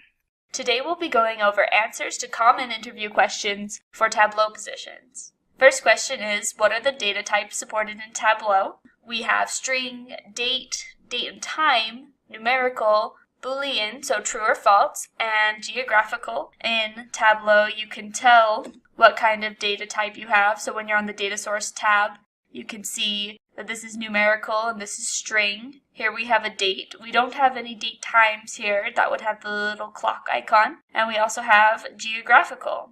These are set by default, and you can change them by clicking on the icon. And say we wanted row ID to allow text, so we'll change it to string. And you can see the icon changes there.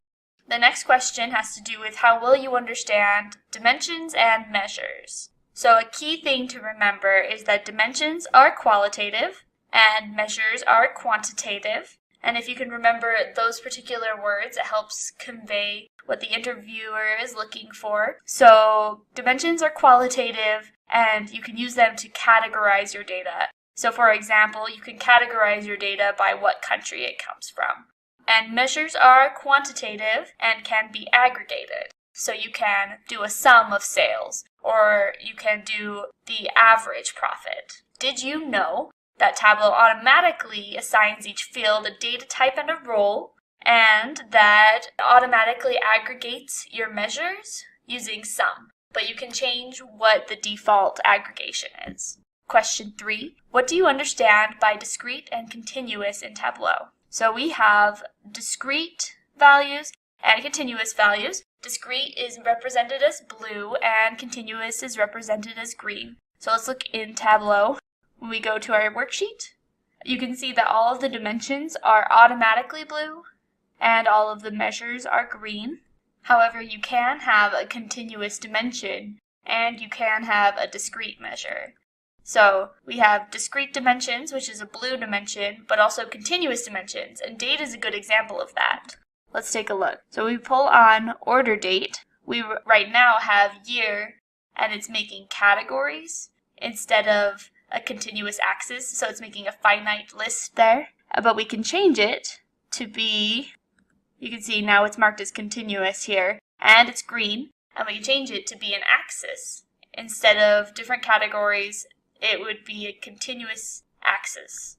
So you can also have discrete measures, which are blue measures, and continuous measures in the green. So for example, let's say we had a visualization that had the region and sales and profit. But instead of having an axis for profit, maybe we just wanted to have a number for the profit listed right next to the region, and then we could have the sales visualization. So what we could do is change it to a discrete value and put it next to region, and now it's part of the labels. And that's an example of having a discrete measure.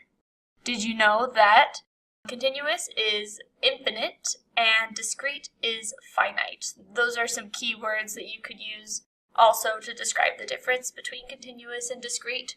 And also just remember that discrete is blue and continuous is green. The next question, number 4, is what are filters? And name the different filters in Tableau. So filters are a way to restrict the data that allows you to only see the data that you want to see in your workbook or dashboard. And there are these different types of filters, and they also have a specific order. So if you can remember the different filters, that's helpful. but also if you can remember what order they apply in, that'll get you some definite bonus points in your interview. We have extract filters that filter the data as it extracts, and it will affect how big your extract is. We also have data source filters here, which will filter the data out of the data source. However, the extract will still be the same size. So let's take a look at this handy visualization that Tableau has on their website. We have the order of operations, and in blue we have our filters. So extracts is first, and it filters down your extract to just what you've selected. Then we have data source filters that will apply to the entire data source. So any visualization that uses that data source will have these filters. We also have context filters, which are next, which come before some of these level of details. That's the major difference, is that it applies before some of these sets and conditional values. And then you will do dimensions and then measures. So any filters that happen on dimensions happen before any measure filters. The last type of filter we have is a table calculation filter, which happens after all of the rest of them, and basically just applies to your visualization, just the one visualization. Question number 5. There are 3 customer segments in the Superstore dataset. What % of the total profits is associated with the corporate segment? Perfect. So, in some Tableau interviews, you may be asked to build a visualization. For our examples here, we'll be using the Superstore dataset, and if you don't have access to the Superstore dataset, just comment below and somebody on the Simplilearn team will help you get access to that. Also, this is a fun opportunity to pause the video, and then you can work on this on your own, and then come back and see if what you did was the right thing or how we did it differently. Also, you can comment below on what your answer is, and we'll see if we can all get the right thing. So let's build this. 3 customer segments in the Superstore dataset. What % of the total profits is associated with corporate segment? Great. So we're going to bring on our segments, and we have consumer, corporate, and home office. And let's bring on our total profit. So I just did that by double clicking. And now it's just bringing on the sum for each of those by default, but we want to figure out what % of the total each of these are. So we can change this to be a table calculation. We can click add table calculation, or we can do a quick table calculation and find % of total. So let's go back to our question. We wanted to know the % of total profits associated with the corporate segment. And the corporate segment has 32.12% of the total profits. And here's our solution with 32.12%. So, did you get it right? Comment below if you got that.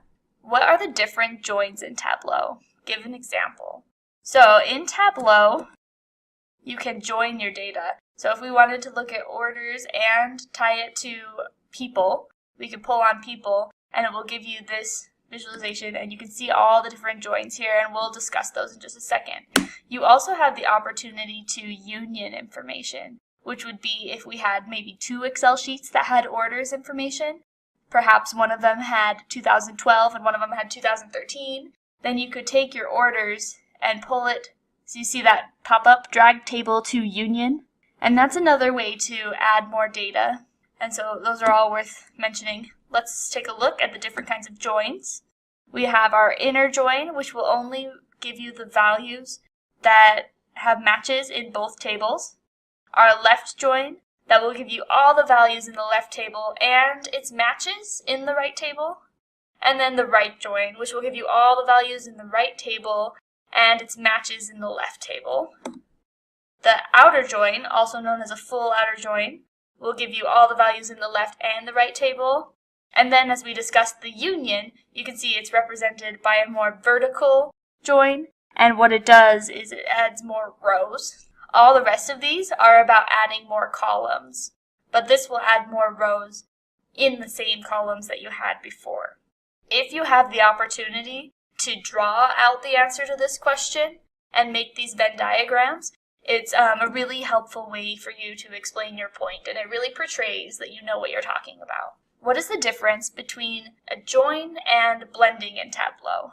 So I just showed you how to make a join here.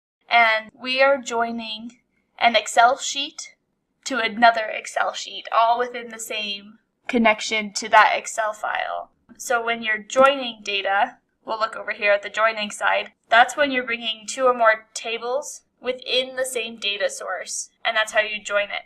And so we're all inside of a data source here, which, when I go to sheet 1, just has one data source here called orders, whatever we wanted to call it, and that is all within one data source. However, let's say we already had 2 different data sources in Tableau, and we wanted to bring together 2 of them. So in this case, it's an Oracle table, and we brought in an Oracle table and we made a data source, and then also an Excel table that had a second data source, and you can blend it together to get your combined data set. So the major difference, what you're going to really want to take away from this, is that blending is from 2 separate Tableau data sources, and that joining is all within one data source, and it ends up just being one data source in the end. In blending, each data source contains its own set of dimensions and measures, and when you join, it will combine it into one set of dimensions and measures. So let's go back to our example here. Let's bring on people. It is automatically said we're going to join it on region, and we're going to do an inner join. That's fine by me.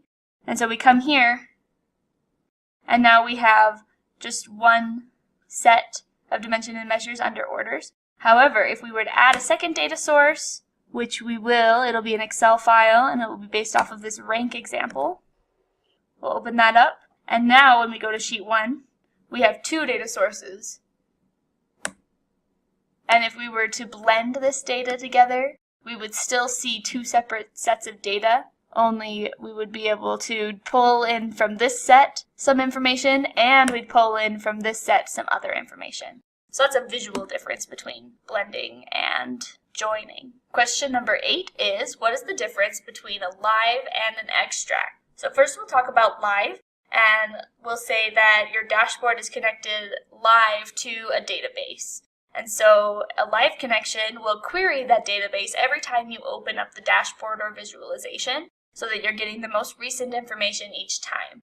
And it's useful for if you need information that's a little bit more real-time. However, it can be slower, especially if your queries are complicated. With an extract, it will run the query beforehand and store the information on Tableau server or on your local machine, and so that it's faster to get to. However, it is not real-time information. So if you had a refresh of your extract that runs every day in the morning, and then during the day somebody has made a change to your database, they won't see that change on your dashboard until the next time the refresh runs for your extract. In Tableau, you can set if you want the connection to be live or extract when you first are making your data source. And this is in Tableau Desktop. In Tableau Public, you don't have that option. Did you know that the reason that extracts are faster is because Tableau doesn't need to access the database each time it builds the visualization?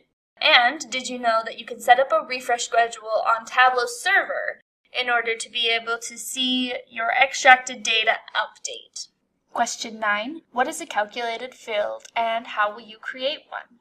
So if we look at our data set here, we have the opportunity to see the difference between order date and ship date. So to create a calculated field, you click Create Calculated Field with this drop-down arrow at the top, or you can right-click in white space, Create Calculated Field, then you give it a name, and we're going to call it Shipping Delay, and we are going to do a date diff.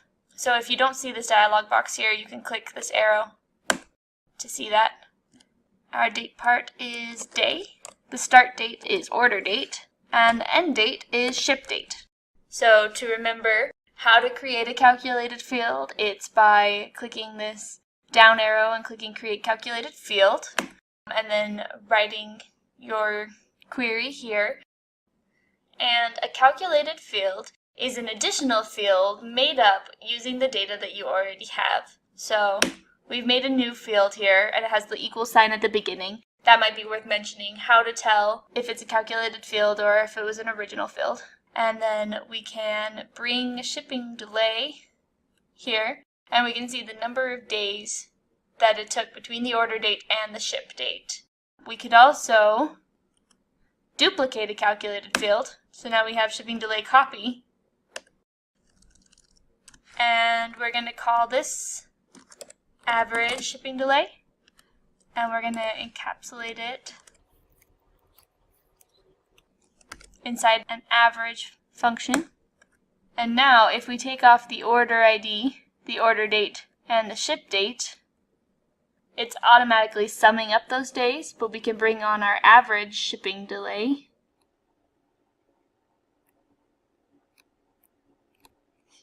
And you can see on average how many days it took. And let's change our number here to include decimal places. So a calculated field is a new field made from existing data. It can be used to create more robust visualizations, and it does not affect the original data set. For example, we made our average delay function here using data from our original data set. Question 10. How can you display top 5 and last 5 sales in the same view? You can show top 5 and last 5 sales for a same dimension by creating a set. So let's take a look at doing that here. We have our customers. So let's bring on customer name. And we're going to do it based on profit. So now that we've done it on profit, we can see these are our top 5 profit, and I've sorted it by profit. And here's our bottom 5. And we can create a set by coming and clicking on the dimension that we want the set to be based on. We'll right click there, and we will come to create and click set. And we're going to call this top customers. Top by field, top 5 by sum of profit. And now we have a set. It makes a set section here. Now we're going to make a second set off of customer name. Create set. Bottom customers. Bottom 5 by sum of profit. We'll hit OK. And now we're going to combine these two sets. So I'm going to control click, and then we have both of them selected. And we're going to click create combined set. Top and bottom customers. And we're going to have it include all members of both sets. And now we can pull top and bottom customers onto filters. And you can see our top 5 and our bottom 5. So if we control drag profit onto color, then it's colored by that as well. So key thing to remember is that you can use sets to show both the top and the bottom in the same visualization, and that you can combine those sets. Is there a difference between sets and groups in Tableau? The answer to this is yes. You can describe a group as being simpler and using only one dimension to determine the group, whereas a set can be more complex. So you could say sets are more complex, and you can use conditions to create the sets, and you can also use multiple dimensions and measures to create the sets.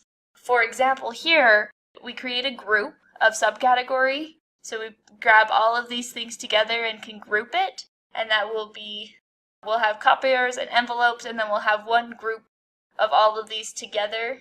Over here, you could create a set that looks at sales and profits to create a set. So the best way I can describe this is by looking at what we did here. And so we were able to use dynamic filtering here to create our sets, and where it will look at the top 5 or the bottom 5. And let's do the same thing we did there, but use a group. So for a group, we could see that these, we've sorted it, and we can say 1, 2, 3, 4, 5. This is the top 5. So we could create a group. That's this paperclip here. And now we have a group of the top 5. And it's added that group. It makes a new group, customer name group. And it put it on the color for us. Now let's go to the bottom. And we're going to go 1, 2, 3, 4, 5. And we'll create our group. So now we have a top 5 group, a bottom 5 group, so let's name them that. And we'll do that by clicking Edit Alias. Top customers. Okay, and we'll come here and we'll rename that. Bottom customers. Okay, and we'll put our top customers on top. And then let's hide all of the others. So we'll click Exclude there. And now we have a similar visualization as we had before for our sets. Top, bottom. However, a key difference here is that we had to go through and select the top 5 and the bottom 5. So let's say that maybe let's say Henry Goldwyn has suddenly had much more positive profit associated with them. If that changes, he's going to still stay in our group. This group is just using these customer names to determine who's in the group. So the group is Henry, Sherelle, Luke, Grant, and Cindy, no matter if their data changes. So say tomorrow all of this data is different, it's still going to put these people into the group. However, the sets, as you saw before, is based off of the profit, the sum of profit, and who has the top 5 and who has the bottom 5. If Raymond suddenly has a lot less profit and falls out of the group, then the groups won't pick it up, but the sets will. So that's one thing to remember, is that it could be based on conditions. And then you saw how we took 2 sets and put them together into our combined group. You could also have a set that is based off of 2 different dimensions or 2 different measures. And that's how you could put those 2 sets together and get dynamic sets. So the major differences, as we saw, is that a group is just based off of 1 dimension, and a set can have conditions and be based off of other dimensions. Also, you need to know that groups cannot be used in calculated fields, but sets can. Question 12. What is a parameter in Tableau, and give an example? A parameter is a dynamic value that a customer could select, and you can use it to replace constant values in calculations, filters, and reference lines. So, for example, here we determined we wanted bottom 5 and top 5 customers, but let's give them some options. So we'll create a parameter, and we'll call it select number of top, bottom customers. And we're going to let it be a range with a minimum of 5 and a maximum of 20 and a step size of 5. So we'll let them go 5 at a time. Okay? Now if we click show parameter control, we can see our parameter control, and you can do 5, 10, 15, or 20. But since it's not in any of our calculated fields or sets or filters, then it's not making any difference. So let's put it inside of these. We'll edit our set, and instead of top or bottom 5, we'll click bottom, select number of top bottom customers. So now it's taking our parameter and inserting it in to our set there. We'll do the same thing with top customers. Okay, and now right now we see top 5, bottom 5. And if we change it, now we see top 10, bottom 10, 15, and there's our 20. So it replaces a constant value and allows the end user to select the value. Question 13. What is the difference between tree maps and heat maps? So let's first talk about what each of these are. Heat maps compare categories using size and color. I think the biggest thing about heat maps is the color. Size is somewhat optional, so let's build this visualization quickly. So we have region, category, and subcategory. And we're making a heat map, so we want to bring profit onto color. And you can see we've got hotter and colder. In this case, for a heat map, we might want to change. So in this case, what it's doing is hotter is negative, but we could reverse that, and then hotter is positive. And so hotter maybe means this is where more activity is. We can also double click on profit. We can also bring profit onto label, and we'll change this to square, and now it's marked at what everything is. So a heat map will use color to draw your eye to the places where there's heat or maybe activity. We could also use size in this case. So it's not just defined by color necessarily. Maybe we want the size to be defined by sales. So we get things that are bigger but they're blue, which means that they are bigger in sales but their profit is negative. And it draws your eyes to technology. So machines in the South are doing a lot of sales, but they're not having positive profit necessarily. Also, you can see some things that have darker colors but are smaller. So high profit, but not a lot of sales. So that is a heat map. A tree map is used to represent hierarchical data. Now, hierarchy is the term you need to remember when you're talking about the difference between a tree map and a heat map. In the heat map, none of these boxes have to do with the hierarchy with each other. Whereas with a tree map, you can see that this box has a thick white line between it and the other ones. And that means that that section are all connected. So these are all technology.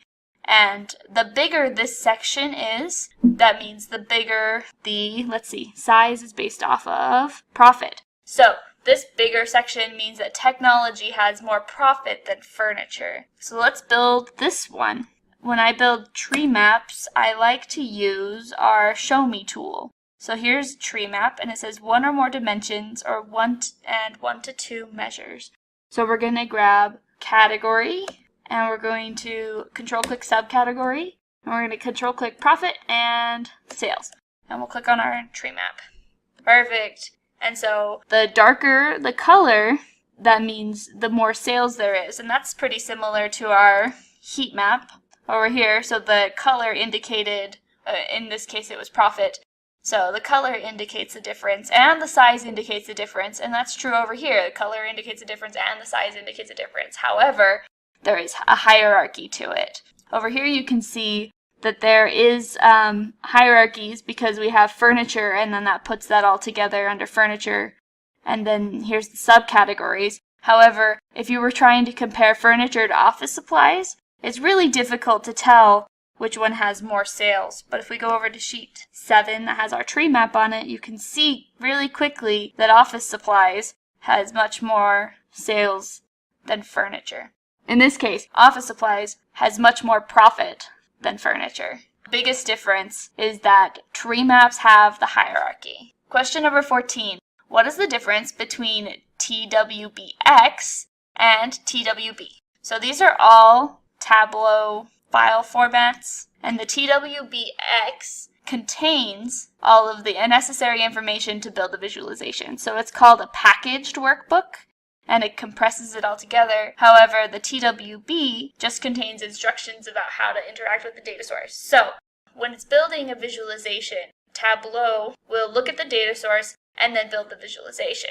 With an extract, it contains all of the information that you need, so all of the data is wrapped up inside of there, and there's no connection that has to be made between Tableau and the data source, because it's all right inside. Whereas with the TWB, it has to connect to the data source, or else it doesn't have the data to build the visualizations. It just knows, it has the instructions of what to do with that data. So the biggest difference is TWBX has the data inside of it, whereas a TWB only has the instructions. Question 15. Explain the difference between Tableau Worksheet, Dashboard, Story, and Workbook. Perfect. Here's a breakdown and explanation of each of those. And in Tableau, this entire thing that we've been looking at, all of these sheets, is a workbook. However, this sheet 7 is just one worksheet. All of them together is a workbook, and sheet 7 is a worksheet. The big difference between a worksheet and a dashboard is that the worksheet is just one visualization, and so it is only one set of columns and rows here. And a dashboard could contain multiple visualizations. So if we wanted to see our heat map and our tree map on the same page, that would be a dashboard. And then a story is somewhat similar to a presentation mode. And so you can have different pages. And so we could say, here is our heat map. And then we could make another page and look at our tree map. And then look at our heat map. And then we could duplicate that page. And we could say, let's focus on furniture. So we're going to highlight furniture. And then, so if we were to go through these one at a time, we would say, here's our tree map, and then we would look at information there, and we would say, here's our heat map, and then the next screen we'll say, let's focus on furniture. And you can see that it highlighted furniture for me when I went to the next sheet. So a story can show you things one at a time. It's like a presentation mode. So the differences are the workbook contains the sheets and the dashboards are the stories. The worksheet is a single view, dashboard is multiple views, and a story is a sequence. A sequence is a good keyword to remember when you're describing a story. And did you know that the only place that you can access the dimensions and the measures and custom fields we've made is on a worksheet? So when you're looking at a dashboard, so on a worksheet we see dimensions and measures. When you're looking at a dashboard, you no longer see dimensions and measures. What you do see are all of the worksheets. Similarly, when you look at a story, you no longer see any dimensions and measures, but you do see all the worksheets and the dashboards. Question 16. What do you understand by blended axis? With a blended axis, you can use two measures that share an axis, and that means they necessarily have the same scale. So let's build something with a blended axis. So we could make a visualization that looks at sales over time. We'll bring on order date.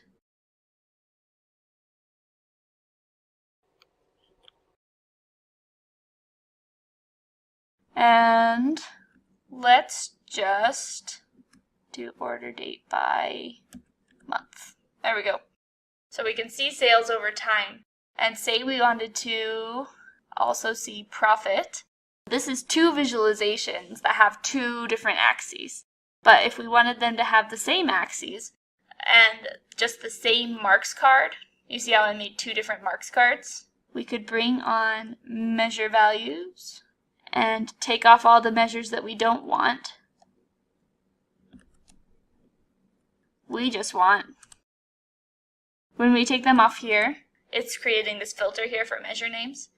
And let's take off these two extra visualizations. And now we have a visualization that has a blended axis for sales over time and profit over time. And you can see that they necessarily have the same axes. There is no second axis.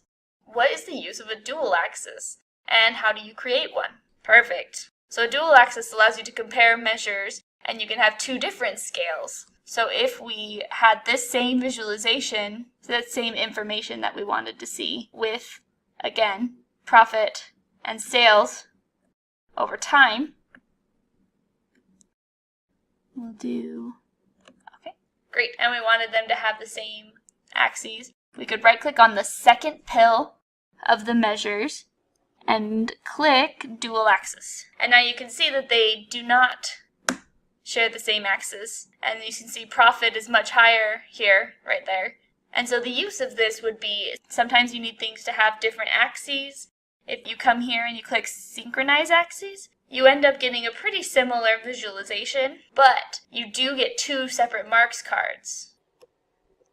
So a key thing to bring up if you are asked the difference between a blended axis and a dual axis chart is, one, that the blended axis uses the same scale and a dual axis could have two different scales. And two, a dual axis has two marks cards. So let's say we wanted our profit to not be a line chart, but to be a bar chart. That gives you that option. When you go to the blended axis, we only have one marks card, so we change it to bar, everything is bar. But back over here, we change it to circles, and we see the circles. So if we wanted to show sales by year and profit ratio by year in the same view, that's where two different scales could be handy. Let's build that visualization. So we'll make a new chart, and we'll bring on sales and profit ratio over time. That is profit. I still did profit, so I'll drag profit ratio right over top of profit. There we go. And you can see that they can't use the same scale because this is a percentage. And so if we had them on a blended axis, 20% is really 0.2, and it would just be so tiny. But if we wanted them on the same area to apply to the same space here, we could dual axis it. That you can still see useful information there. But otherwise, this would just be in such a tiny, tiny space. So our profit ratio would just show up right here, almost like a straight line. Question 18. What will the following function return? Left 3, Tableau. Here's the question again, and here are the potential answers. Tab, or EAU, error, or none of the above. So just take a moment and see if you can answer this question correctly. Go ahead and pause the video, and if you get the answer, you can comment below, and then we will discuss. We've taken some time to answer this question, and let's go ahead and see what the answer is. The answer is it will return an error. That's because the syntax for left is that the string must go first. First you say left, then you put the string, and then you put the number. So let's talk about what left does. It returns a specific number of characters from the left, and if you had done it correctly, the left is this side. So if you had done the string first and you said you want 3, the result would be TAB. There's also one called right, and that would come from the other end and go EAU. So that's where these answers came from. Question 19. How do you handle null and other special values? Tableau is unable to plot null values or zeros or negative values on a logarithmic axis, and so it will display an indicator in the lower right corner, which looks like this, telling you that it is unable to draw those 2 points. So when you click on the indicator, you can choose from the following. First, you can choose to filter the data, which will exclude the null values from the visualization, or you can click Show Data at the Default Position. So we'll look at both of these.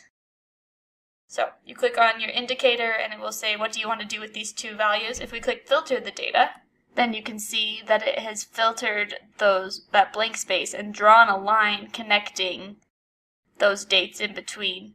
Even though there is no point for the 29th or the 30th, it goes straight from the 28th to the 31st. So what's happening on our visualization is it's adding this filter. If we press the back button, we see that filter disappears. If we come down and select Filter the Data, it adds a filter here that then only includes non-null values. So those are all removed from our visualization. And up to this point, you can see that we have 1 point per day, the 21st, the 22nd, the 23rd, the 24th. But then when we get to the 28th, we don't have a 29th or 30th, and it just draws that line to the 31st. Assuming that during that time period, what we want is a straight line. Now the other option would be, we could also make the assumption that whenever there is a null value, that actually means 0 sales have happened during that time. So that's when you would click Show Data at Default Position. And now it draws those 2 points at the 0 line. And when you hover, it still shows sales null. So, and when you hover here, you can see the actual amount for sales during that time. So if a null in your data means 0, then Show at Default Position is good for you. And if it doesn't necessarily mean 0, then you can filter the data, or you can leave it disconnected like this. Question 20. Find the top product subcategories by sales within each delivery method. Which subcategory is ranked number 2 for first class ship mode? If you'd like to pause the video and work on this on your own and then see if what you did matches what we did, then you're welcome to now at this time, and comment below what your answer is. Okay. So we want to know by subcategory and by ship mode which subcategory ranks the highest for each ship mode. So in sales. So if we take sales onto the visualization, we can see that by the ship mode, it's already split up, and we could see that maybe this one for standard class, it would be chairs. You can kind of look through and kind of, oh, it's not chairs. Chairs isn't number 1 because we have this one, it's phones. So to make it easier, we're going to change sum of sales to a rank table calculation. So we're going to come here and click Add Table Calculation. And we're going to change the calculation type to rank. And it's going to rank them in order of sales. So, but right now, we can see that it's highlighting. That's called Calculation Assistance, helping us understand how it's ranking us. So if I unselect Calculation Assistance, then it gets rid of it. But you can see right now, it's ranking it across the table. So it says accessories has most sales in standard class, then second class, then first class, then same day. And that's not what we want to see. We want to see it up and down. We want to see for first class which subcategory has the highest sales and second highest sales. So let's turn back on our calculation assistants and we're going to click table down. And you can see now it's going up and down. Within first class, what are all the subcategories ranked? So that's what we want. Now, as soon as you click things in the table calculation, it applies it over here, so you don't have an OK button. So you can just close that out. And you can see now we have a rank up and down for the subcategory. So back to the question was which subcategory is ranked second for first class ship mode? Here's first class. Let's find number 2. It's chairs. Question number 21. Find the customer with the lowest overall profit. What is his/her profit ratio? Let's go ahead and build this visualization. Customer profit. And we're going to bring all of our customers on. And then we're going to bring on profit. Let's do it as a visualization, so I'll bring it onto columns. And then let's sort smallest to biggest. So Cindy Stewart is the one who has our lowest profit. And now to figure out her profit ratio, we need to make a calculated field, which I've already made here. So in this calculated field, we take the sum of profit and divide it by the sum of sales. We do this so that it will sum up all of the profit per row. So for Cindy, we want to take all of her profit over all of her transactions and divide it by all of her sales instead of doing it row by row, profit divided by sales, and then summing that up at the end. So we'll take our profit ratio and put it on the label, and we can see what her profit ratio is. And since it's a ratio, here I have it in a percent. If you don't have your profit ratio set up as a percent, it will look like this, -1.65. Question number 22. What is the rank function in Tableau? We got a look at the rank function earlier when we figured out our top product subcategories by sales and what was ranked number 2. So I'm sure you're familiar with what ranking is, which is assigning something a position like first place or second place, usually within a category and usually based on a measure. So Tableau is able to rank in several different ways, where you can do rank or rank dense, rank modified, or rank unique. And we'll take a look at these in a visualization here and talk about the difference. But if you are asked about the rank function in Tableau, it's worth bringing up that there are several different ways to rank, and going into a little bit of detail on those different ways will be helpful for you. So let's build off of this rank example instead. So we're going to bring on our store, and we've got store A, B, C, D, and E. And then we'll bring on our sales. And store A had $10 and E had $40. So now let's create a calculated field. We're going to call it rank. We're going to do a rank calculated field based on sales. We're going to do a rank calculated field based on sum of sales. Perfect. Okay. We'll double click on rank, and we can see first place is the one who had the most sales, and fifth place is the one with the least sales. Now, we had a tie here at 20, and it gave them both third place, and then it skipped fourth place and went to fifth place. And that's how the basic rank function works. So if we duplicate it, and we edit our copy, and we're going to make this one rank dense. You know what? Let's do rank modified second.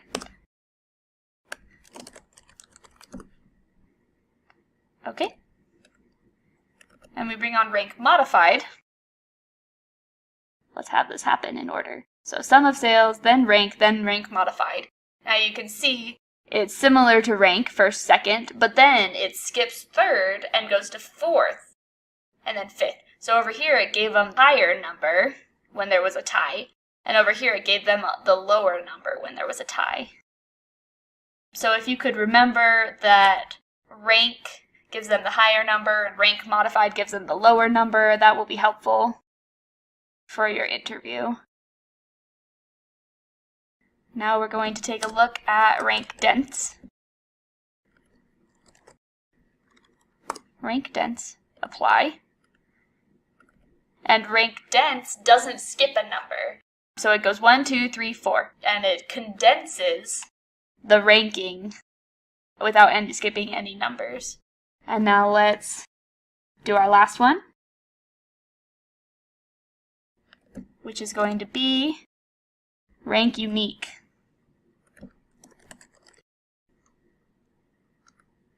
Okay, and with rank unique, it refuses to give two the same rank.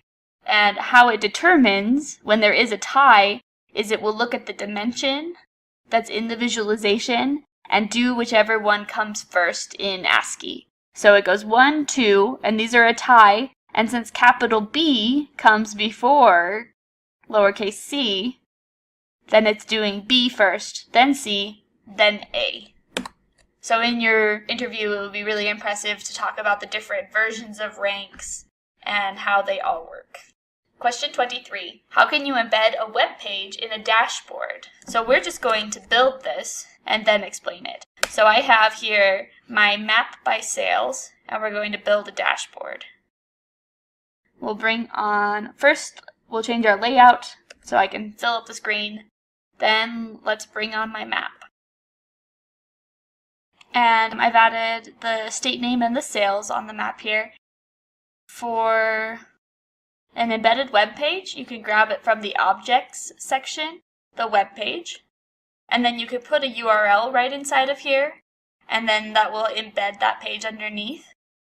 So if we wanted to do Wikipedia or something, we can hit OK, and it will take you to Wikipedia.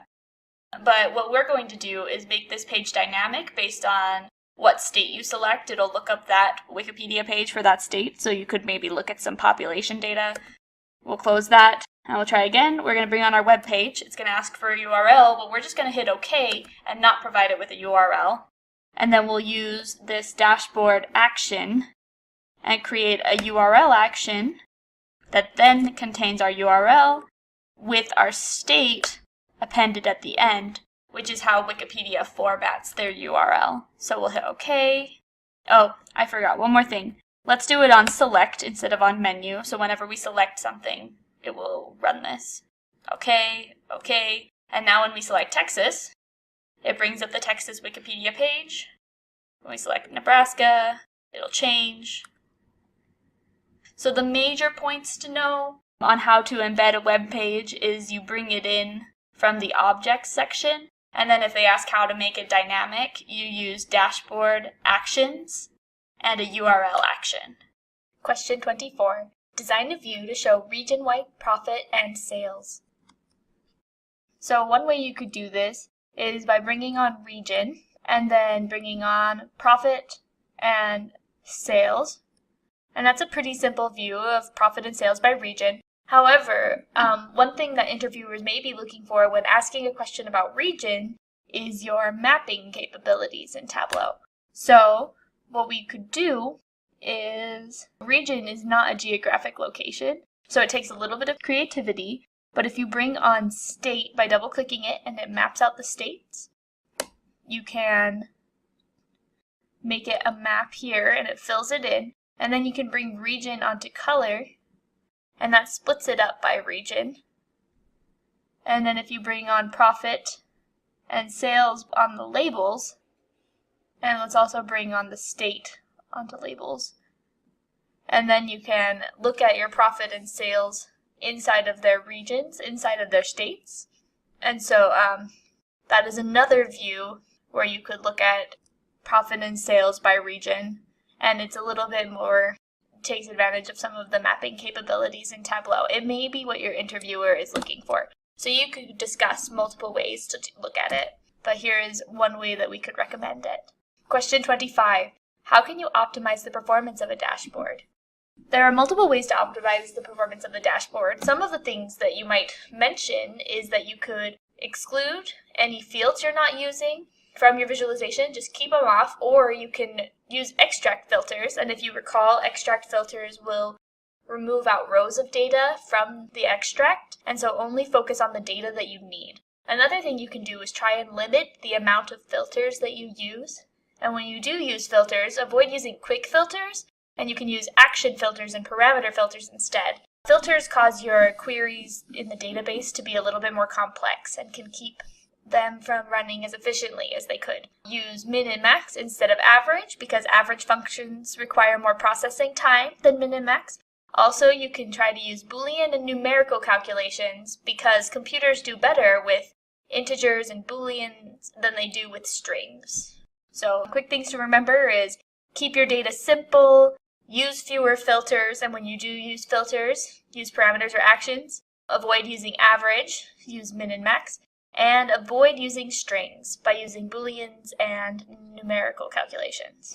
Question 26. Which visualization will be used in the given scenarios? Here we have 3 scenarios of opportunities that you might want to visualize, and there is no perfectly exact answer for these, but there are some visualizations that tend better for certain types of data. However, there sometimes could be different ways to visualize it, and it doesn't mean that these are the very best ways. However, if you want to take a moment, go ahead and pause the video and go through and figure out what your 3 answers are and comment below, and we can discuss what we think the best ways are.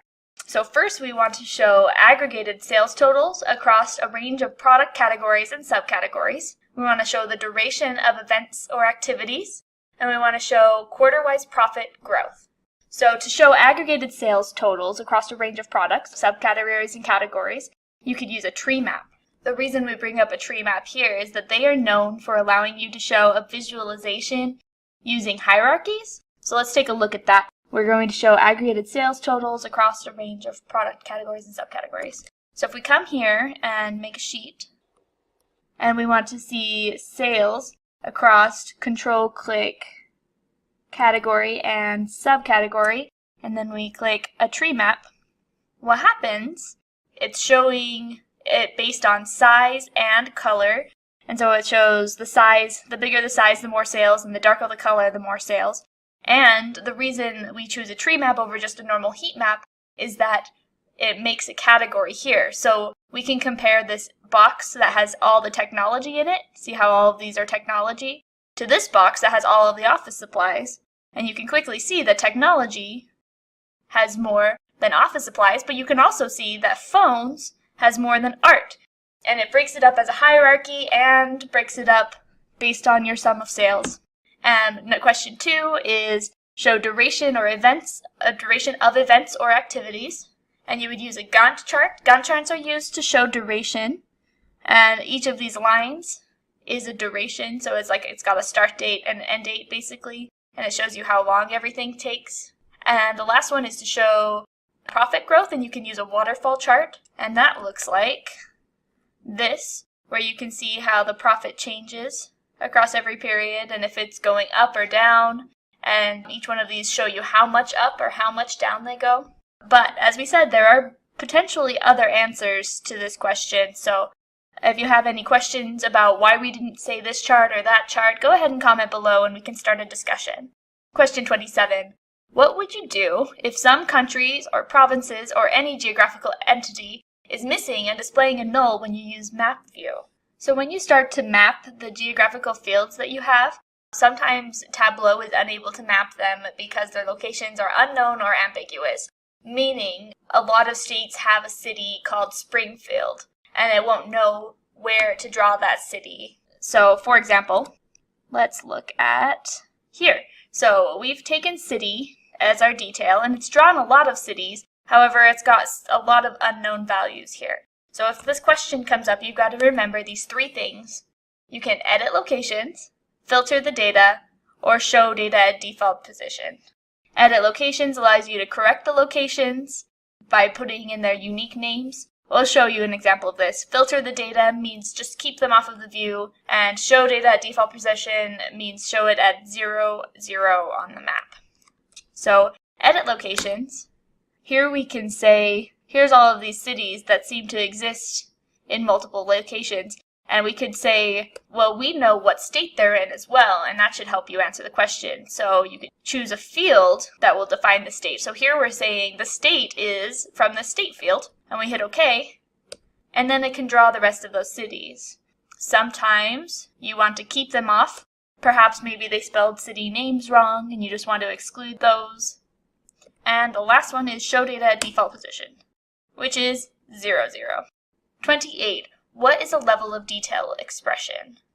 A level of detail expression, or an LOD expression, is maybe the way they will present it to you. And LOD stands for level of detail. So obviously it helps you get to the level of detail that you want in your visualization, but it also is used to run complex queries at the data source level instead of all in the Tableau interface. So we're going to take a look at an example here, which is adding a dimension to an already calculated aggregate field. In our case, we're going to exclude a dimension from a calculated field. So here we have a visualization that I built, and right now it's just looking at sales by category and subcategory. But say we wanted to look at the total sales for furniture and not break it up by the subcategory. So if we take off subcategory, then we get the total sales for furniture. But if we want a side by side, and so that you can see the total sales for furniture and you can see it broken up by subcategory, you can use a level of detail calculation. This, I already made the field for it. I've called it exclude subcategory, so that's right here. Right now it just contains sales, but we're going to use the level of detail calculation exclude, and we're going to tell it what to exclude, which is subcategory, and then we're going to do sum of sales so that it will sum it up for us. And once I apply these changes, it should change it here and our labels. Perfect. So now we can see that it's ignoring the fact that this is chairs and this is tables and this is bookcases. It's just doing the total for furniture and just ignoring these because we told it to exclude. So level of detail helps you to be able to define the level that you want to in your visualization, regardless of what else exists on your visualization. It also moves some of the logic from inside of Tableau to the actual database. And there are 3 level of detail calculations. This will be an important thing to bring up in interviews. They might give you brownie points when you can remember all 3 of the level of detail calculations, which are, we looked at exclude, but we have exclude, include, and fixed.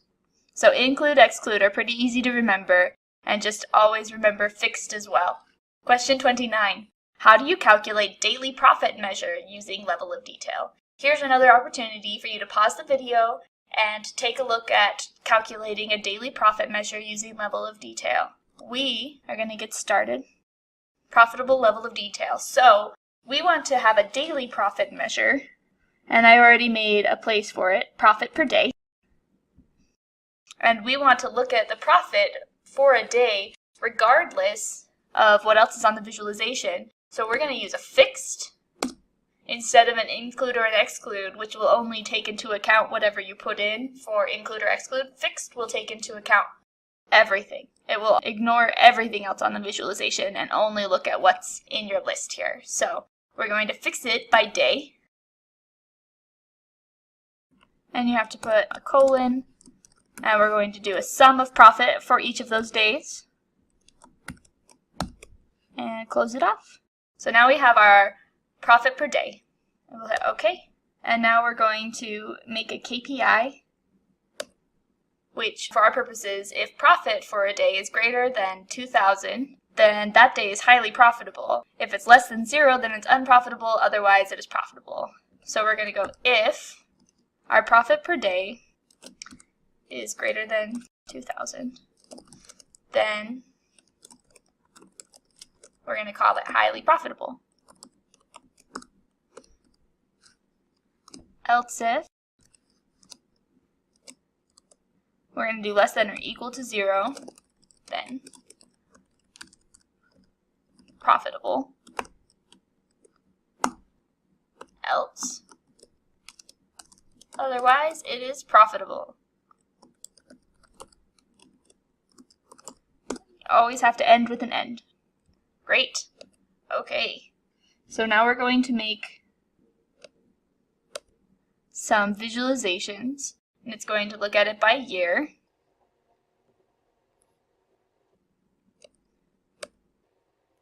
Now it all fits in one view. We can rotate these labels to make it easier to see. And we're going to bring on order ID. But now it's showing like a lot of orders. And so we actually want it to be used as a measure, and we're going to do a count distinct. Great. So now we can see how many orders were on each day.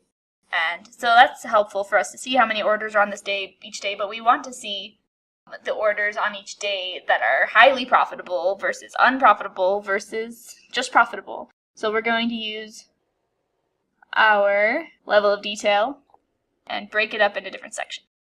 So we have highly profitable, profitable, and unprofitable. Let's also bring this onto our color. Highly profitable, profitable, unprofitable. And now we can see that the profitable ones are going up. Unprofitable ones seem to be going down in 2015, and that's nice, but they are going up. And highly profitable is not very many. Oh, in this case we did area charts instead of just line charts. To make that change, you change it from automatic to area, and that helps you see some of that spatially as well. Comment below if you were able to make this visualization on your own. Question 30. How can you schedule a workbook in Tableau after publishing it?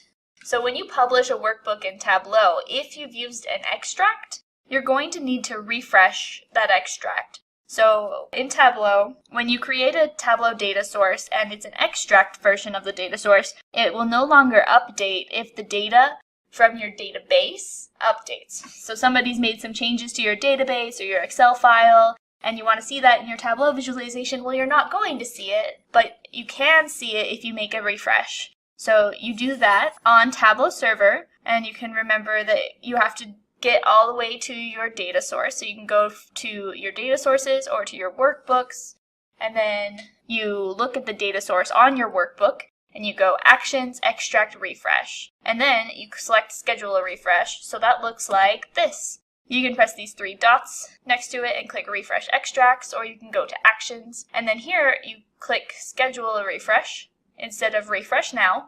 And then oftentimes in Tableau you'll have several different options. You can choose daily at 7 a.m. or every 4 hours. If an interviewer is asking you about how to schedule a refresh, it might be worthwhile bringing up the fact that you only need to schedule a refresh if you are using an extract on your data source, and then that will help them know that you know the difference between live and extracts if they didn't ever ask that question. So with that, we have come to an end of this Tableau Expert Full Course. If you have any queries regarding the topics covered in this session, or if you need the datasets or the code used in this particular tutorial, then please feel free to write us down in the comment section below, and our team of experts will be happy to resolve all your queries. Until next time, thank you, stay safe, and keep learning.